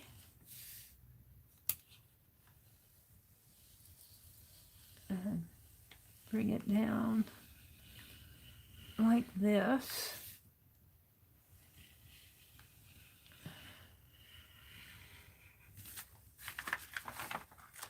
And I just think I'll leave that blank.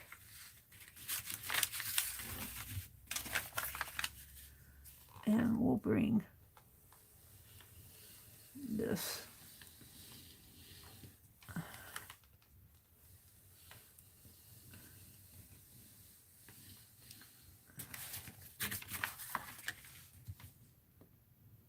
Maybe we'll do a loop here.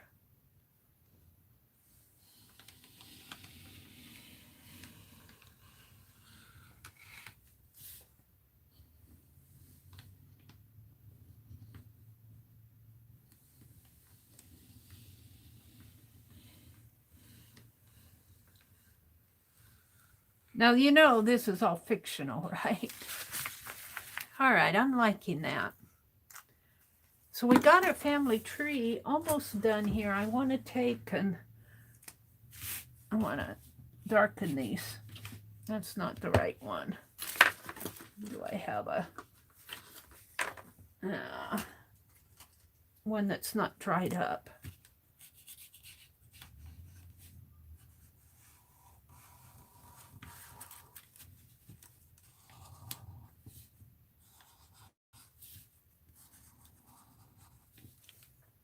And I want to darken the leaves here too.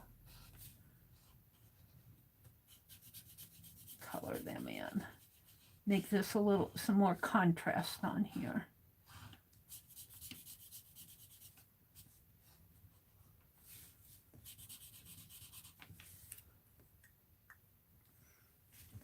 It's a weird leaf.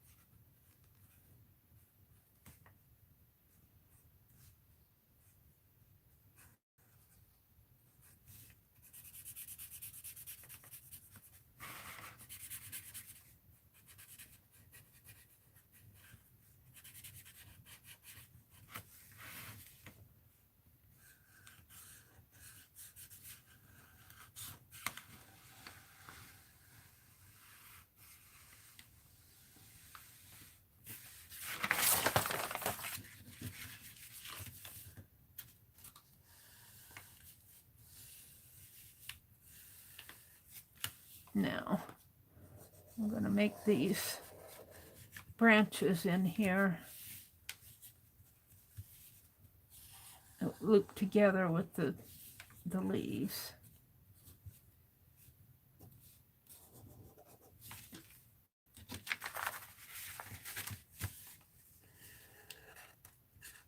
And of course it goes off to Grandma and Grandpa that we'll have to learn their stories too. I haven't given them stories yet.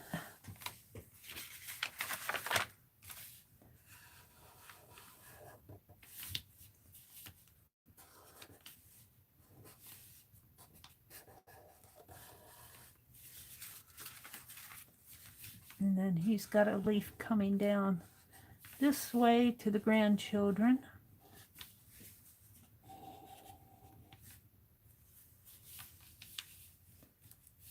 And he does too. Or she does, she and he.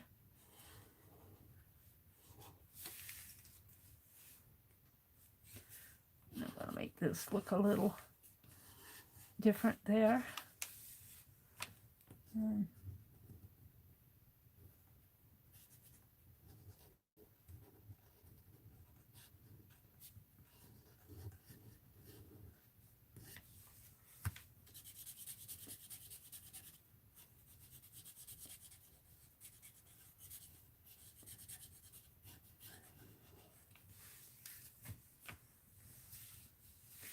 Color this one in.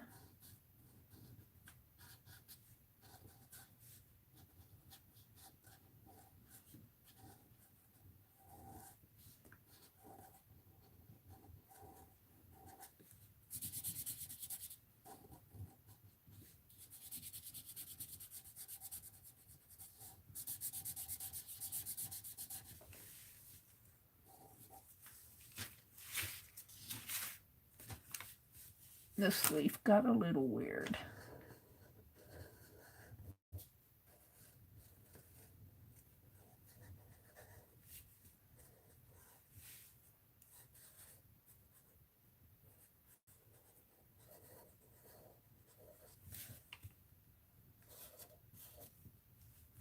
Maybe we'll make a branch come out that way and come that way.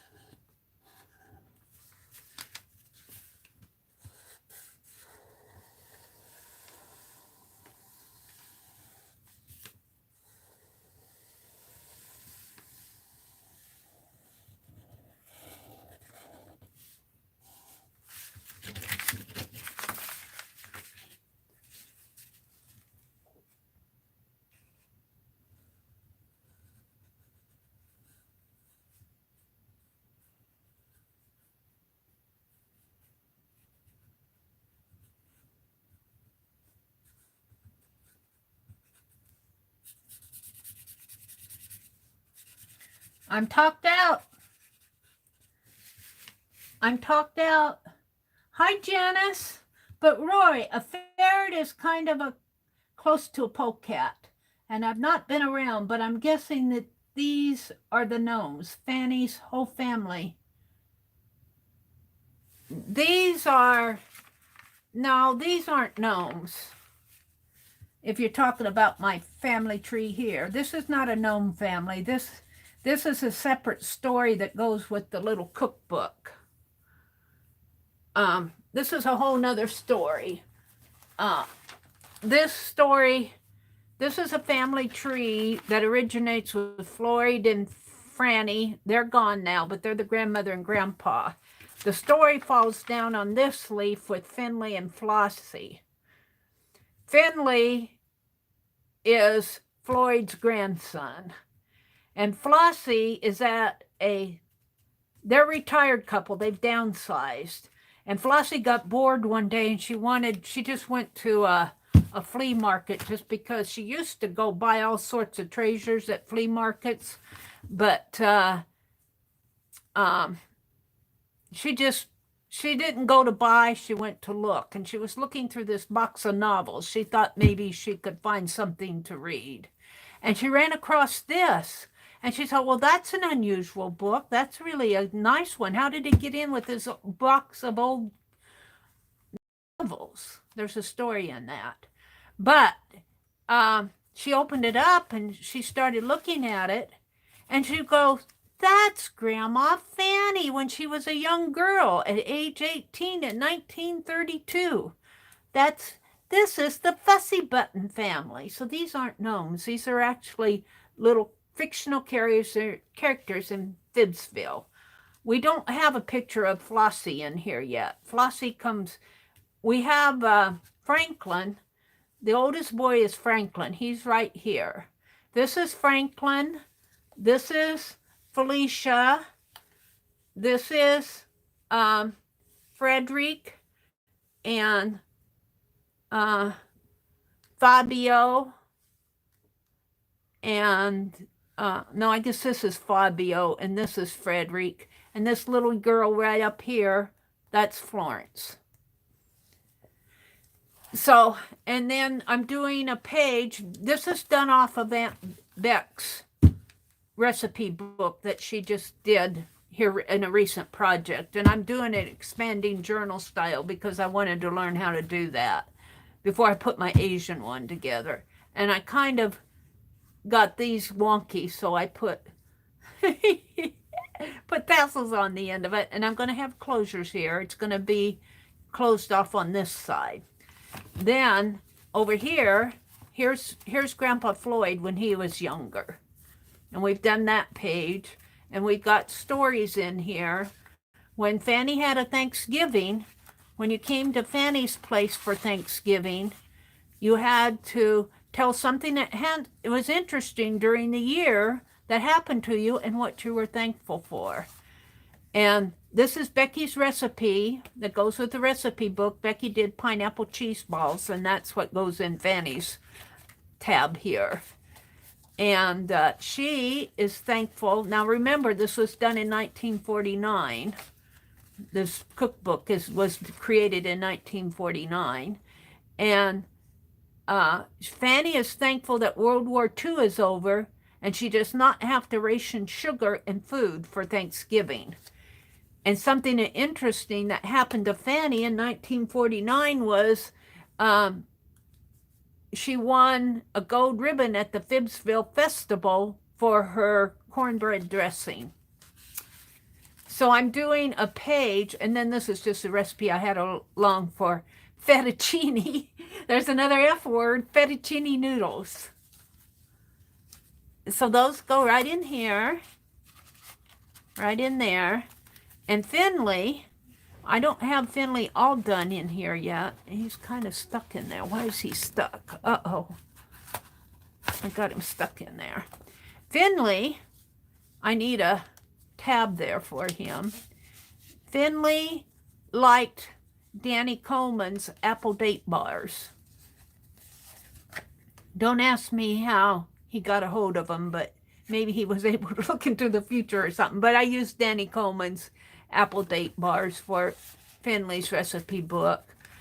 And Floyd is thankful for the good crops and the big harvest. It was so good that he was able to pay off the bank for the loan on his farm. Floyd found it interesting that he found a new spot where the fish are hungry. One day he found an Indian arrowhead on the banks of the River of Dreams. That's what interesting things that happened to Floyd that year. So that's Floyd's recipe. And I've got 7 pages, and that's why I have Floyd and Fanny, and then the 5 kids. And that's how this is going about. Finley and Flossie comes into our Fibbsville Saturday gatherings. We're just getting to know her. So that's the story behind all of this. The gnomes, I was sitting here thinking, I was saying earlier that I wonder if gnomes celebrate Thanksgiving. Do they have a Thanksgiving? We're going to have to invite them over to Thanksgiving dinner. I don't know if Flossie and we could kind of tie those two stories together. Invite the gnomes over to Grandpa's farm for Thanksgiving. Or maybe we could have Fabio, who's our little Dennis the Menace character. Maybe he could be out playing in the... He doesn't get out to play much. Maybe he could be out playing in the woods, and maybe he ran across the gnome. Maybe he bumped into a gnome and invites them to dinner and surprises the family. And of course, little bandit, I guess he isn't born yet, but we could even do a genealogy for Bandit. Bandit is a stray cat, but maybe we could find some family for him and do a Bandit family tree. Oh dear, I'm getting ahead of myself too much here. Let's round these leaves off a little.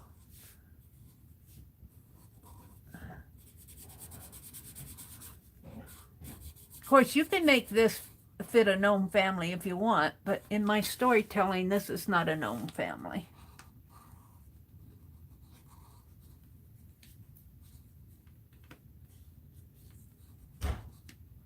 And I don't know if that's what you guys were talking about, but that's how I interpreted it.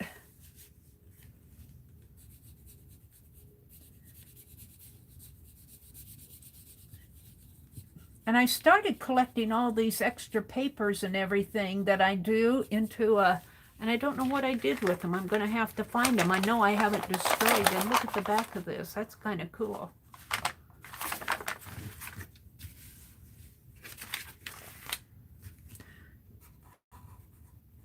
So I'm going until 9 o'clock. I have about 45 minutes.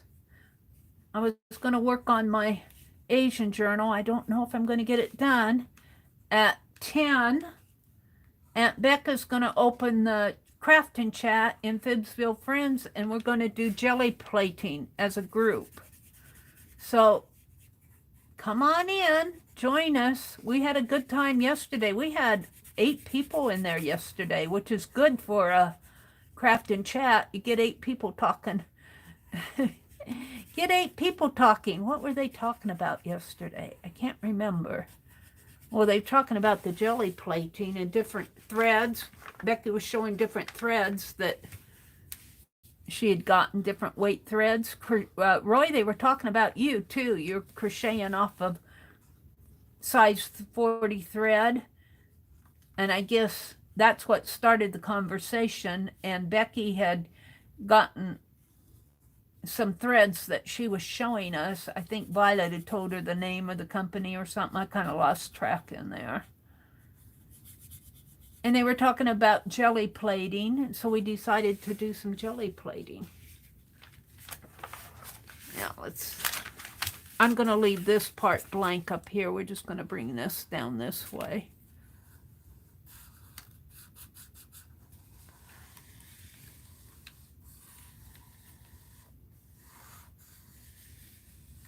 So Flossie wants to give her grandchildren, these are her children, her grandchildren aren't on here, but she wants to give them a good old Thanksgiving dinner. She thinks those grandchildren haven't had a proper Thanksgiving. And Finley kind of agrees. So they have found out that they can have Thanksgiving out at Grandpa and Floyd's and Grandma Fanny's farm. And they're going to float them down the stream of dreams into the river of dreams that goes right by the farm for Thanksgiving. So there's a little river cruise in there. And they'll see all the, it will be over the river and through the woods. To Grandpa's house we go. We might have a little snow going on. Who knows, it might snow. Wouldn't that be fun for the grandchildren? And I was thinking, you know, the grandchildren probably are on social media, so we're going, how are we going to do the cell phone thing? And I thought, well, you know, we're not going to steal those kids' phones, but we're going to let them have certain hours and tell them ahead of time that if they want to play their games or talk to their friends, they're going to have to choose the hours, not dinner time, but give them, you know, well, I haven't decided. It'll be Thanksgiving Day and maybe that weekend. So maybe give them an hour on Thanksgiving Day, which will be plenty. And maybe there's a Black Friday in there too. Maybe they'll go into Phibbsville for Black Friday. We don't know what's going to happen on Black Friday. But Phibbsville might be closed down. I don't know. We don't know if Phibbsville's going to be open for Black Friday. And then what? There's Black Monday following Black Friday, isn't there? So we'll let the kids have a little bit more phone time on Saturday night and Sunday afternoon.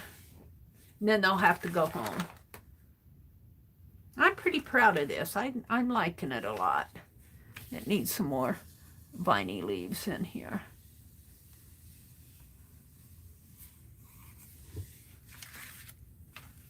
Twisty vines.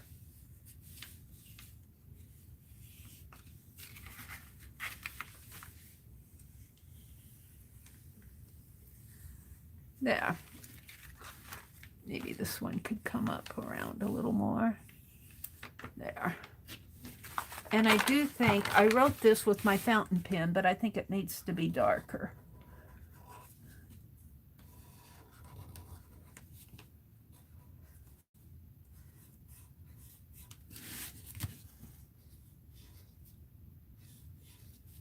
And I'm messing it up. 2S's got pretty... I'm going to leave it though.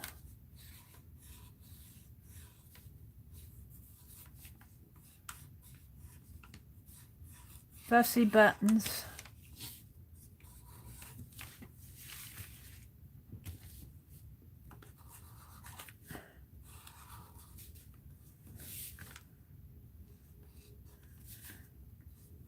Yeah, this story originated off of Aunt Beck's recipe book. This is a completely different story from our little gnome story. Family.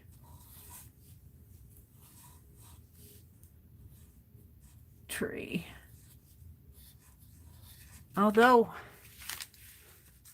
our little Dennis the Menace Fabio, he might find a gnome out in the forest. So I'm going to call that done. I'm pretty proud of it. And I think that I'm going to try to hunt up my other papers because I've got some sketches and lists and all that. We should just do, and I've been talking about it, or I had talked about it before, doing a Phibbsville journal.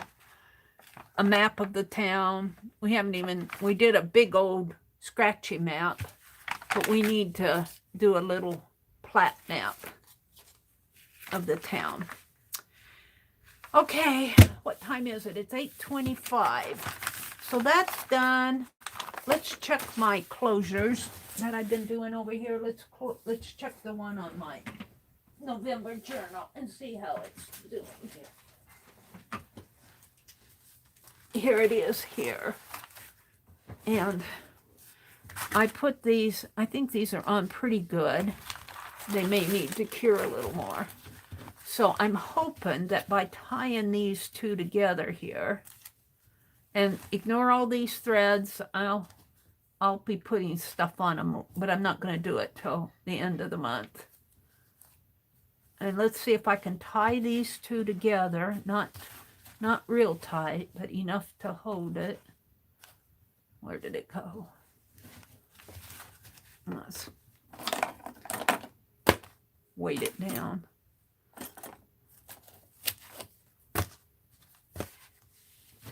And tie it here. And I'm hoping I can still work in the book. I might have to untie it. And then let's tie these two together. And I think that's going to hold my book closed enough to make me happy.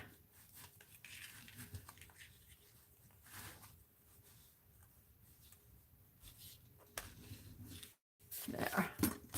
Now, let's see how it opens. Because I'll be wanting to work in this. I'm doing my stamping here. I noticed yesterday that I stamped my C backwards. I could carve my letter E. That wouldn't take long. But yeah, see, this will still flip. I will still be able to work in this journal throughout the month of November. And it holds it. It's still a little wonky, but it doesn't slide way open. It won't let it slide way open. And let me tighten this up a little there. So I'm pretty happy with that. And we're going to do the same thing with the recipe journal and the Asian journal. I'm kind of happy with that. And then I'll have these, at the end of the month, I'm going to put little charms on the end of these strings, but I'm not going to do it until I'm done working in the journal. They're kind of strings that I had to add to bind it. But I like stuff like this. I'm good with that stuff. So, she said, so, let's get this paper out here. Everything's going to fall if I'm not careful. I'd like to work in my Asian book, but I don't think I'm going to have time. I'm really happy with how that turned out. I'm really liking that. Happy camper now. Let's get, these are my, I'm doing November carve, and I've done A, B, C, and D. I'm putting them in backwards. This is a cigar box that I got from Pearl's Finds auction. And I think I can get the whole alphabet in here, because this will still close. So I'm ready for day 5, which is November 5th today. And I'm going to do the E because it will be easy to carve. And I happen to have my eraser out here. One more eraser in this package. We're only going to do one. And that will probably take me up until 9 o'clock. And Becky will be opening her craft and chat room in Bibbsville at 9 Central, 10 Eastern. And we're going to be doing jelly plating. I might have to go get me some breakfast. Try not to fall asleep. Yesterday I fell asleep. Becky worked on her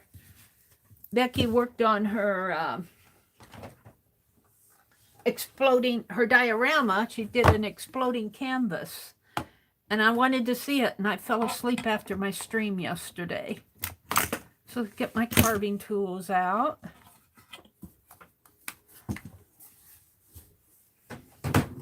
We'll put this back for right now. And let me clean my hands off a little here. I'd like to work on my Asian journal, but I need more time. I want to do the spine, and I did a sample. Where are my towels? By the time I find my towels, the alcohol will be dry. What did I do with them? Crazy things. I get them out. I had them out. Here they are. I covered them up. Put my journal in front of them.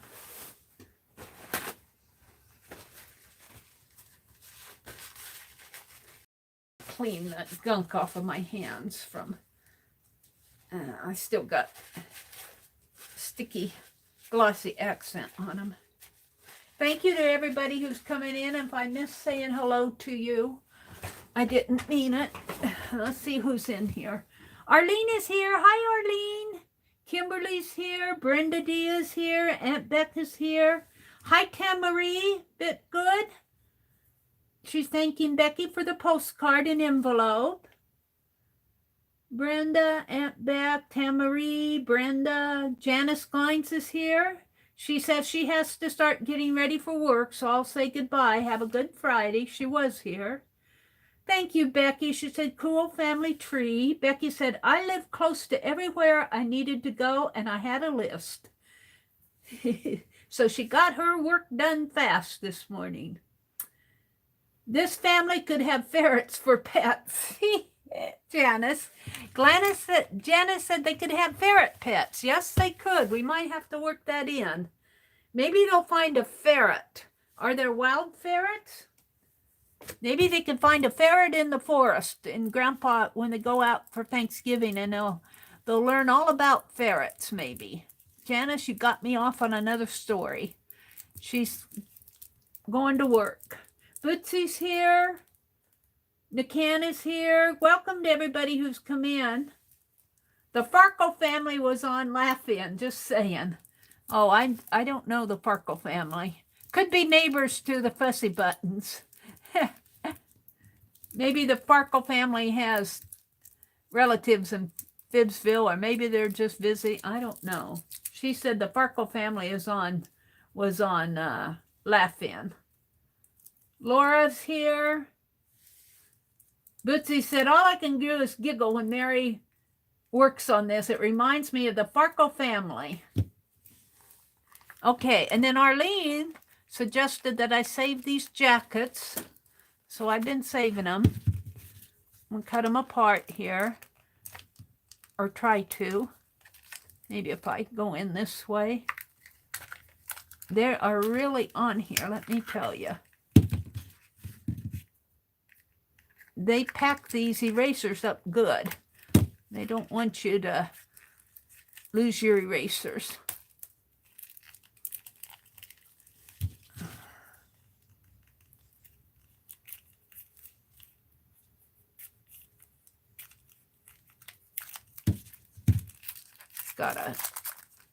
There. Now I have to take this apart. And we'll have several pages in this little mini journal. I'm saving them off. Okay, let's throw this away. Now, I've been doing a word and an alphabet in my journal here. And I've got it. Let's do this. I've got it in here. Let me find it. I should mark it. I think it's on page 92. No, what page did I do that on? Here, 82. So the word for today, and I think it was Teresa suggested that I use a heat gun to get this tape off now. The word for day 5 is a surprise. That's why I put tape on it. It is dolls, D-O-L-L-S, dolls. We're going to do the word dolls today. And that'll be an easy one to do except for the S. I messed up the S on books yesterday. I go, that S doesn't look right. And I recarved it. All right, and I ended up messing it up, so I shaved it off and made the plural books one book. So we are going to, this should not take too long to do. Did I get my pen out? We are going to carve the word dolls and the letter D, the letter E, A, B, C, D, E. It's day 5. And I leave a little space here to keep my word on the eraser.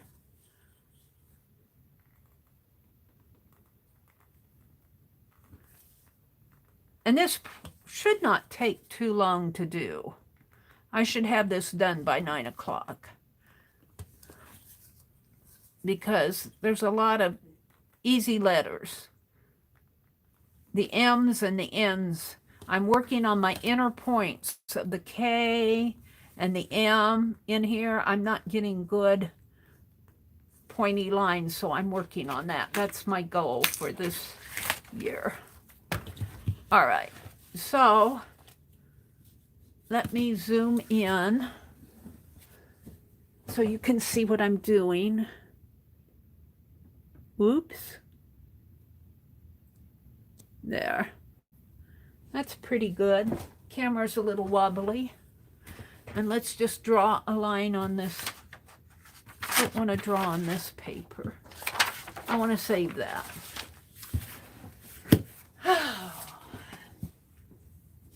I'm going to move some of this paper down closer to me so I don't have to jump up every time I want a piece of paper. All right. Let's just draw.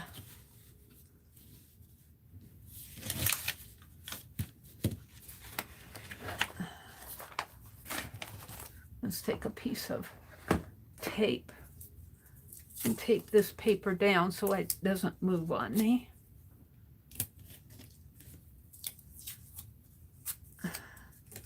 There.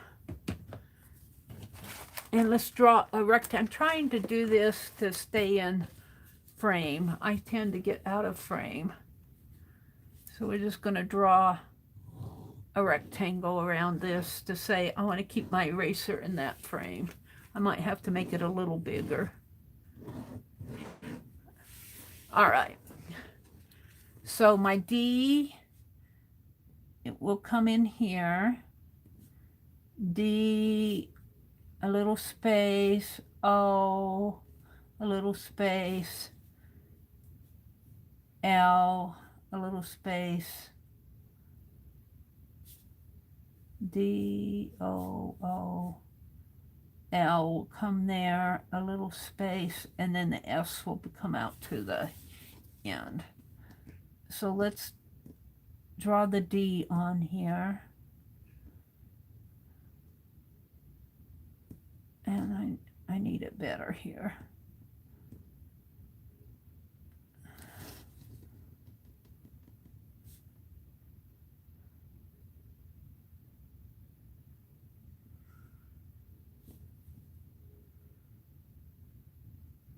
Make that a little fatter. D, the O will come in here. The O's are going to be kind of slender O's.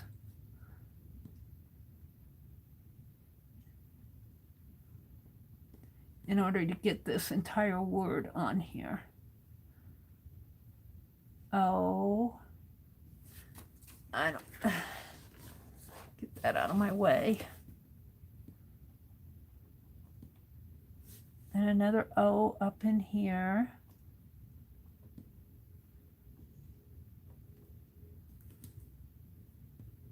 Might have to get me a new ink pen. I've used this one for a long time. O.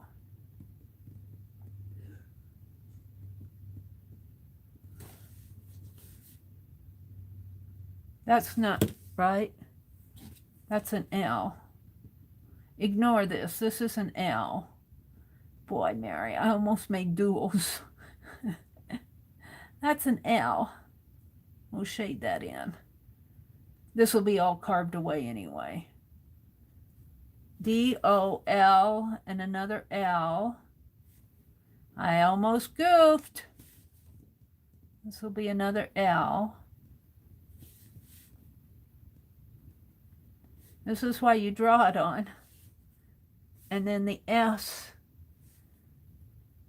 will come in here. Like that.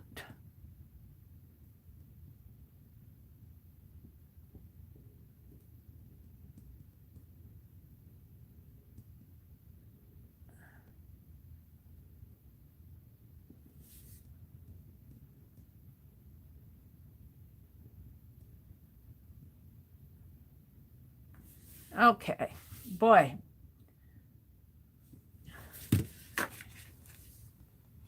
Excuse me. Let me get this off my desk to give me room. I almost made duos instead of dolls. I almost blew it.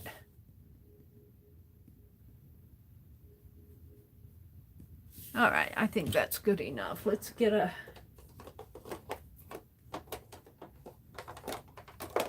a little jig here. And let's start carving. And let's take away this.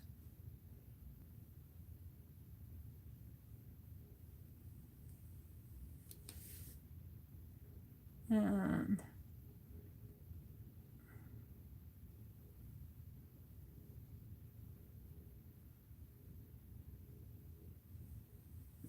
there, off of here. Take this off.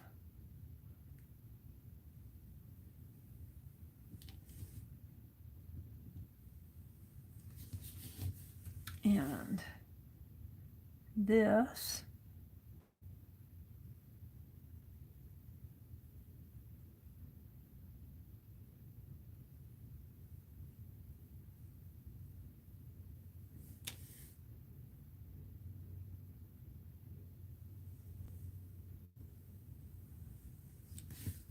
And this.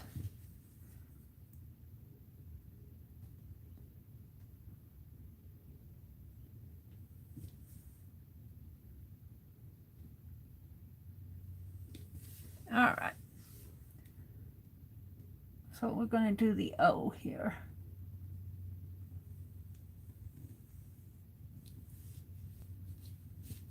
And the D.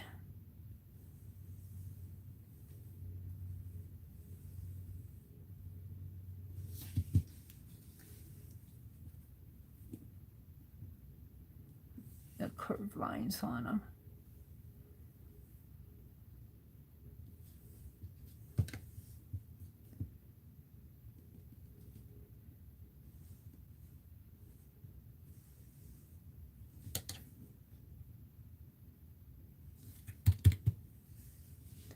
And let's cut out the center of the D.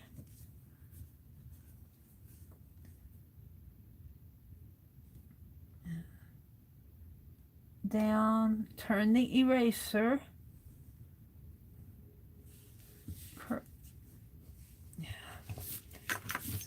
Curve very good with the, okay. So you turn the eraser and not your blade. Just turn it and go back up. And around. And then I could take my scoop blade and get in here and scoop that out.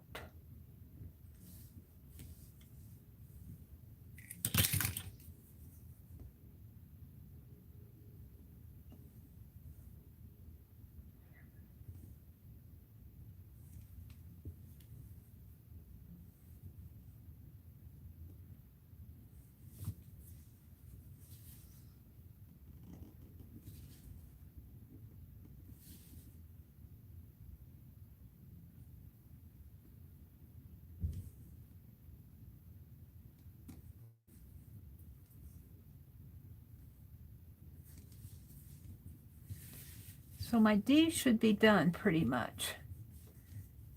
The O comes around this way.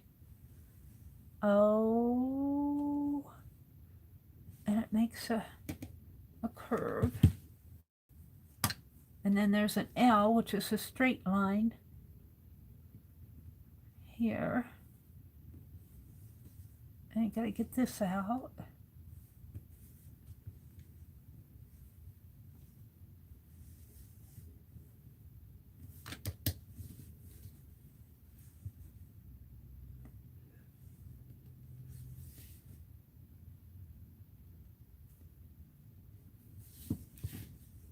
Now we got to get out the center of the O. And just curve it around.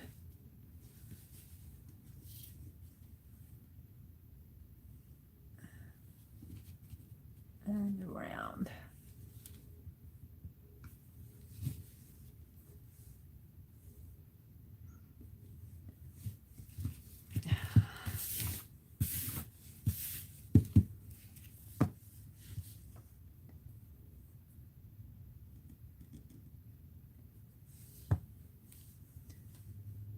And this is an L, not an O. So it's a straight line there, a straight line here, and a straight line there.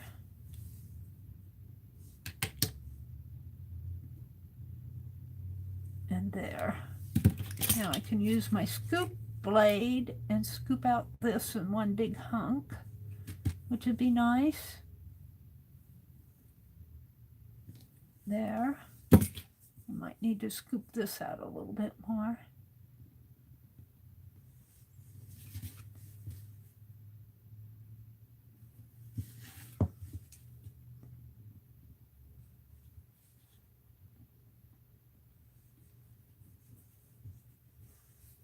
The same way with this one. Make a line going up this way. A line this way. Kind of went a little crooked there. A line that way. Scoop that out.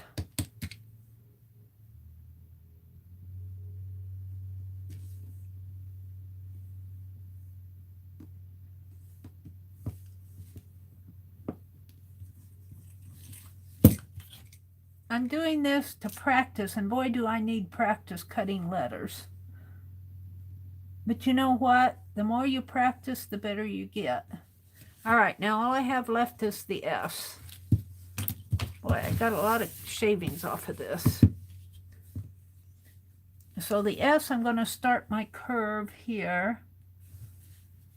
Let's start it right there. And I need to put that over in the corner. And I'm just going to turn my eraser. Turn it, turn it, turn it. Not darn it, turn it. And come that way, and it'll probably go off, and then we're going to curve the S up here, and comes around this way, and I'm going to do the little curve in here.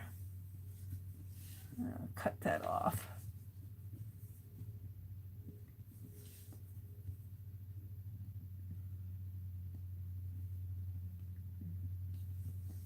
That out of there. There we go. So now we're going to do this curve, the inner curve. We're going to come this way, curve, curve, curve, curve, turn, turn, turn, and go back out. And then we just have this curve up here to do. Kind of curve it off. And it won't be perfect.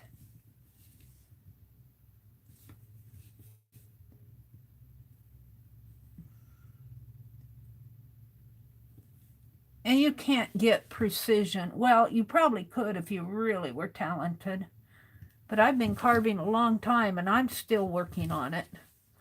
I'm still working on getting precision.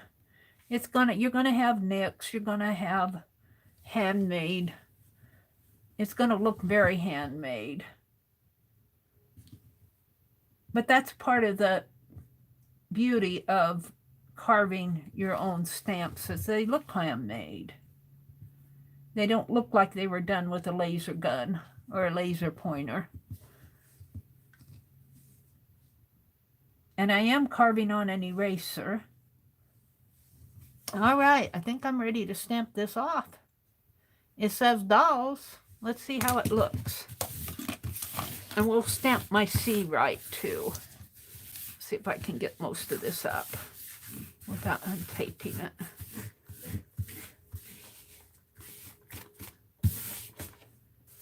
And been stamping it in my, whatever did I do with my November journal? I tied it together. Where did I put it? Oh, it's over here?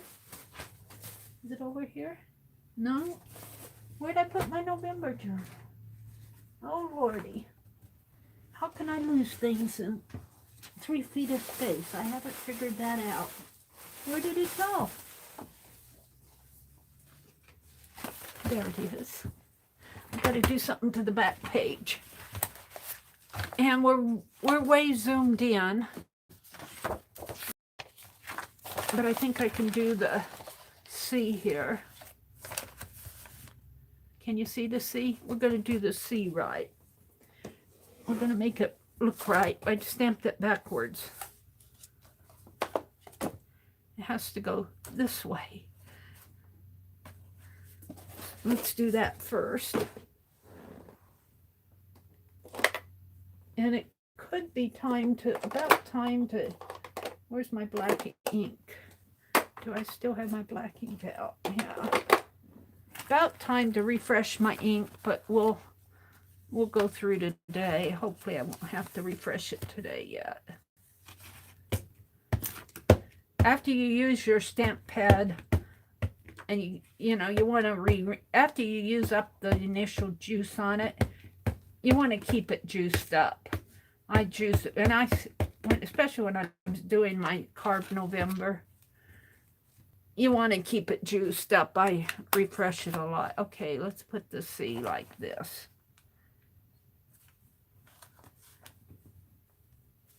Let's move this book up a little.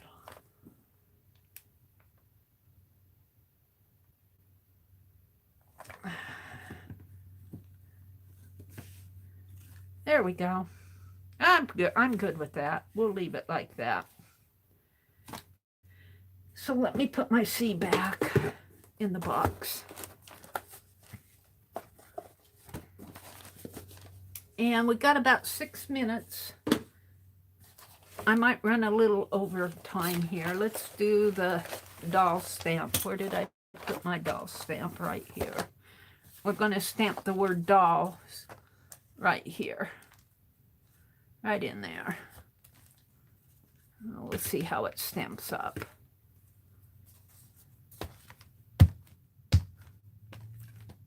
Oh, I got to carve out the middle of the S's here. Forgot to carve out the middle here. You see these things after you ink it up.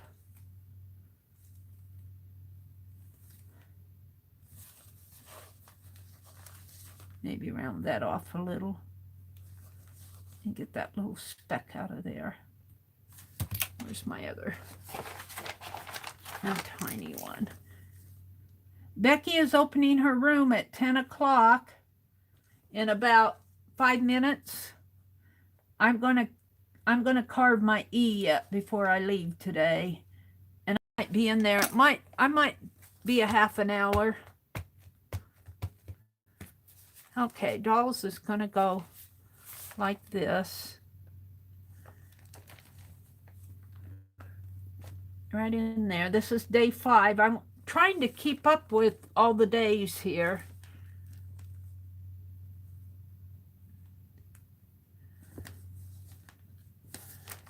Dolls, I got a little cleanup to do. Right there. And right here. And right in here. On the edge, I think. Around the L's.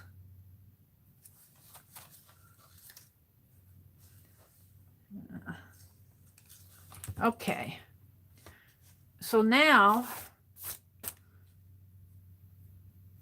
I want to do the letter E. That shouldn't take me too long to do the letter E.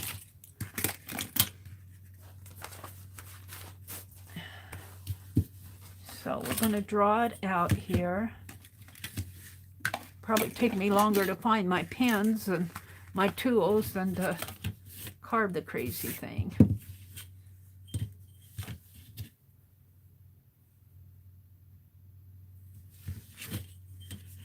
So I do these little border marks to help me keep it. Sometimes if I don't put these little marks on here, I run off the edge of my eraser with my sketch, and this helps me keep it on my eraser. And these probably will not be all the same height, but they're not, I'm not measuring to make it all the same. I'm just playing. All right. So my E is going to be fairly large. It's just going to be straight lines. E, we'll do a little, well, let's make that down a little further, right in here. Ignore that line. It's just going to be, it's not going to be a dimensional letter. It's just going to be a flat letter. And bring it down this way. Maybe make that one a little fatter. Make this a little fatter. Bring this down. This is why I say this should be an easy carve. There's my letter E. So let's carve it out here. And carve it here.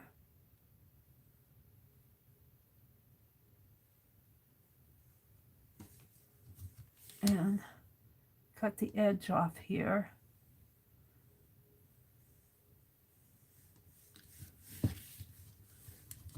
And here.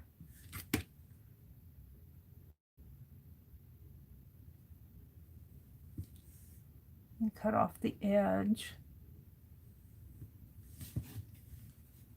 Let's do this side.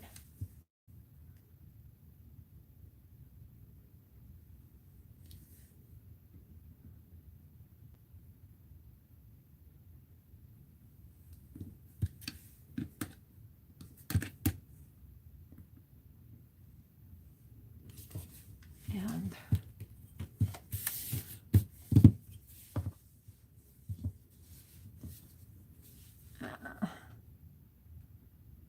let's carve this down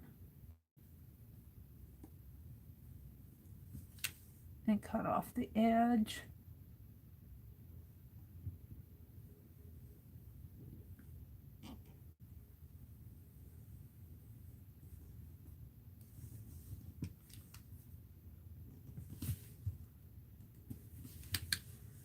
Now the inner points are what bother me the most.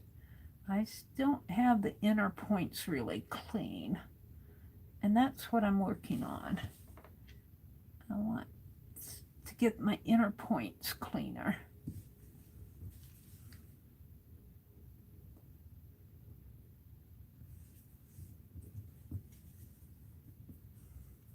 Still not perfect, but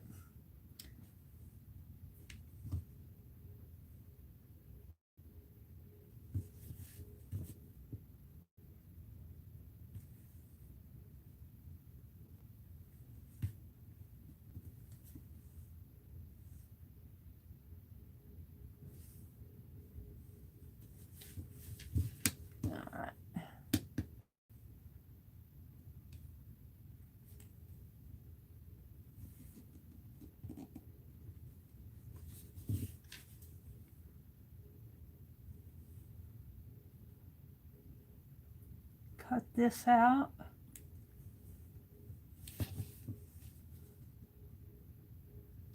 And this. Now I should be able to scoop. Where's my scoop blade? We should be able to scoop this out in here. And scoop it out.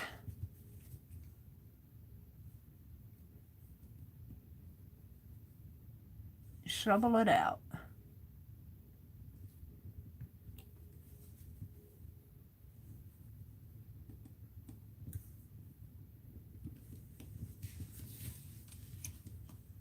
Now, see, I nicked that. I nicked it there.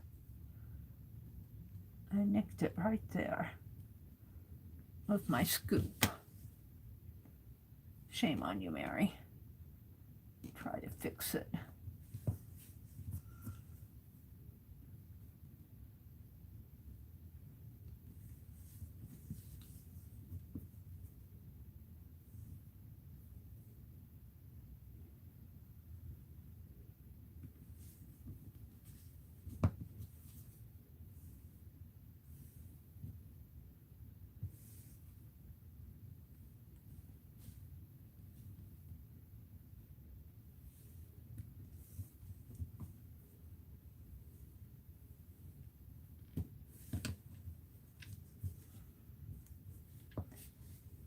Sometimes getting these areas nice and flat is harder than making the lines. And that's sometimes where I do the nicking. All right, let's leave that. And let's do this one.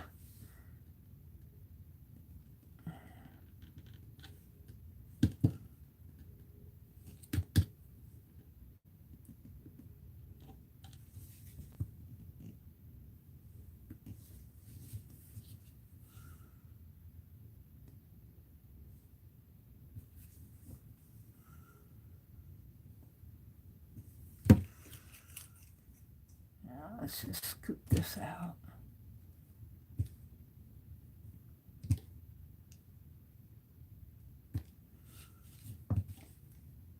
Alrighty, I think my E is ready to print off. I knew it wouldn't take too long. It's a little bit after 9 here. Becky's probably opened her room in Phibbsville. They're doing jelly printing. I want to print this off, and I'll probably be in a half hour or so. I'll try not to fall asleep. When you get up at 4, by the time you've streamed for 4 hours, you're tired. Well, I've been up at 4. I streamed at 4:30. So let's do my E here.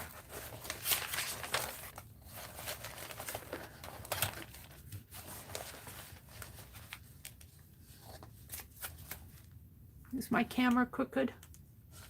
There we go. Maybe up a little. I'm going to do it right in there. I'll ink it up. See how it looks inked up. And, oh, I see a little oopsie there. All right.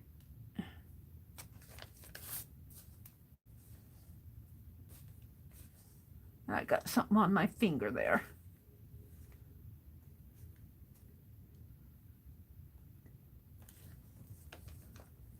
I'll cover up that spot.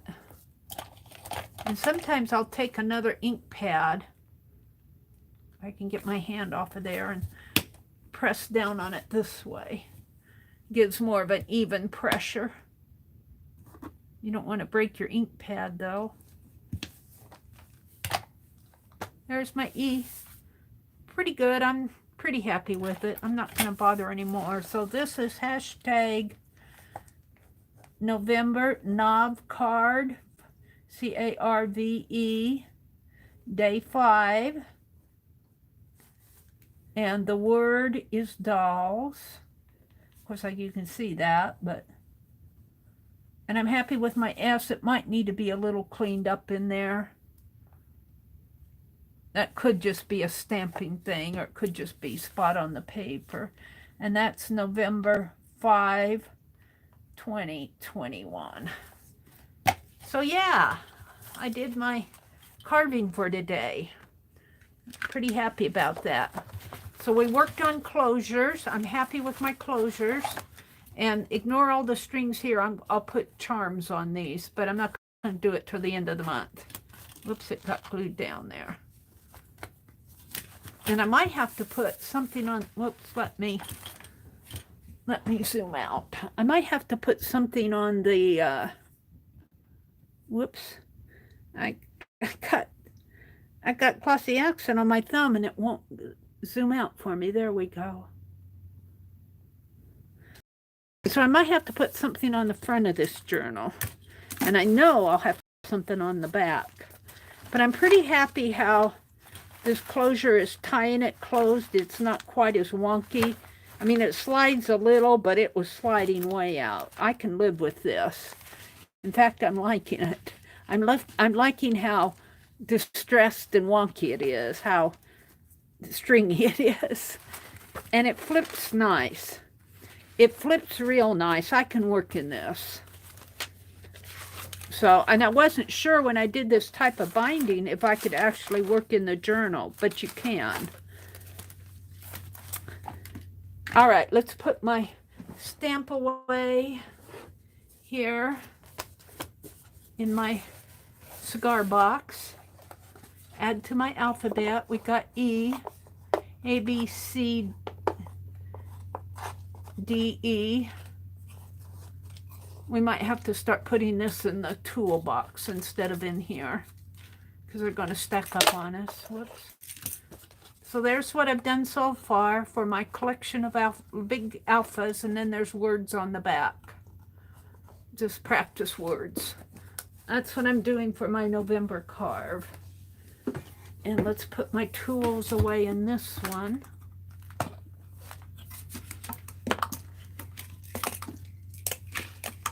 And my ink pen, and we're going to throw those in there. Alrighty, and we worked on closures, and we did the Phibbsville family tree this morning.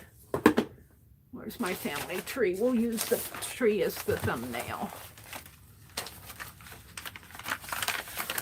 We'll use the Phibbsville family tree as a thumbnail. I don't know, I might not get it all on the thumbnail. I did not get to work in my Asian journal. That's what I wanted to do, was work in my Asian journal. So I'm going to come back, and of course I won't be online. I'm going to go into the Phibbsville Facebook group and the rooms. Becky has the room open, and they're doing jelly printing today. And I'm going to join them, but I have to go get some breakfast. I'm hungry. So thank you all for coming in. I really appreciate it. Thank you, Cheryl. Hi, Cheryl. Hi, Deb. Hi, Deb Farrell, Brenda D. Becky has put a link to the room. If you're not a member, hit the join and answer the questions.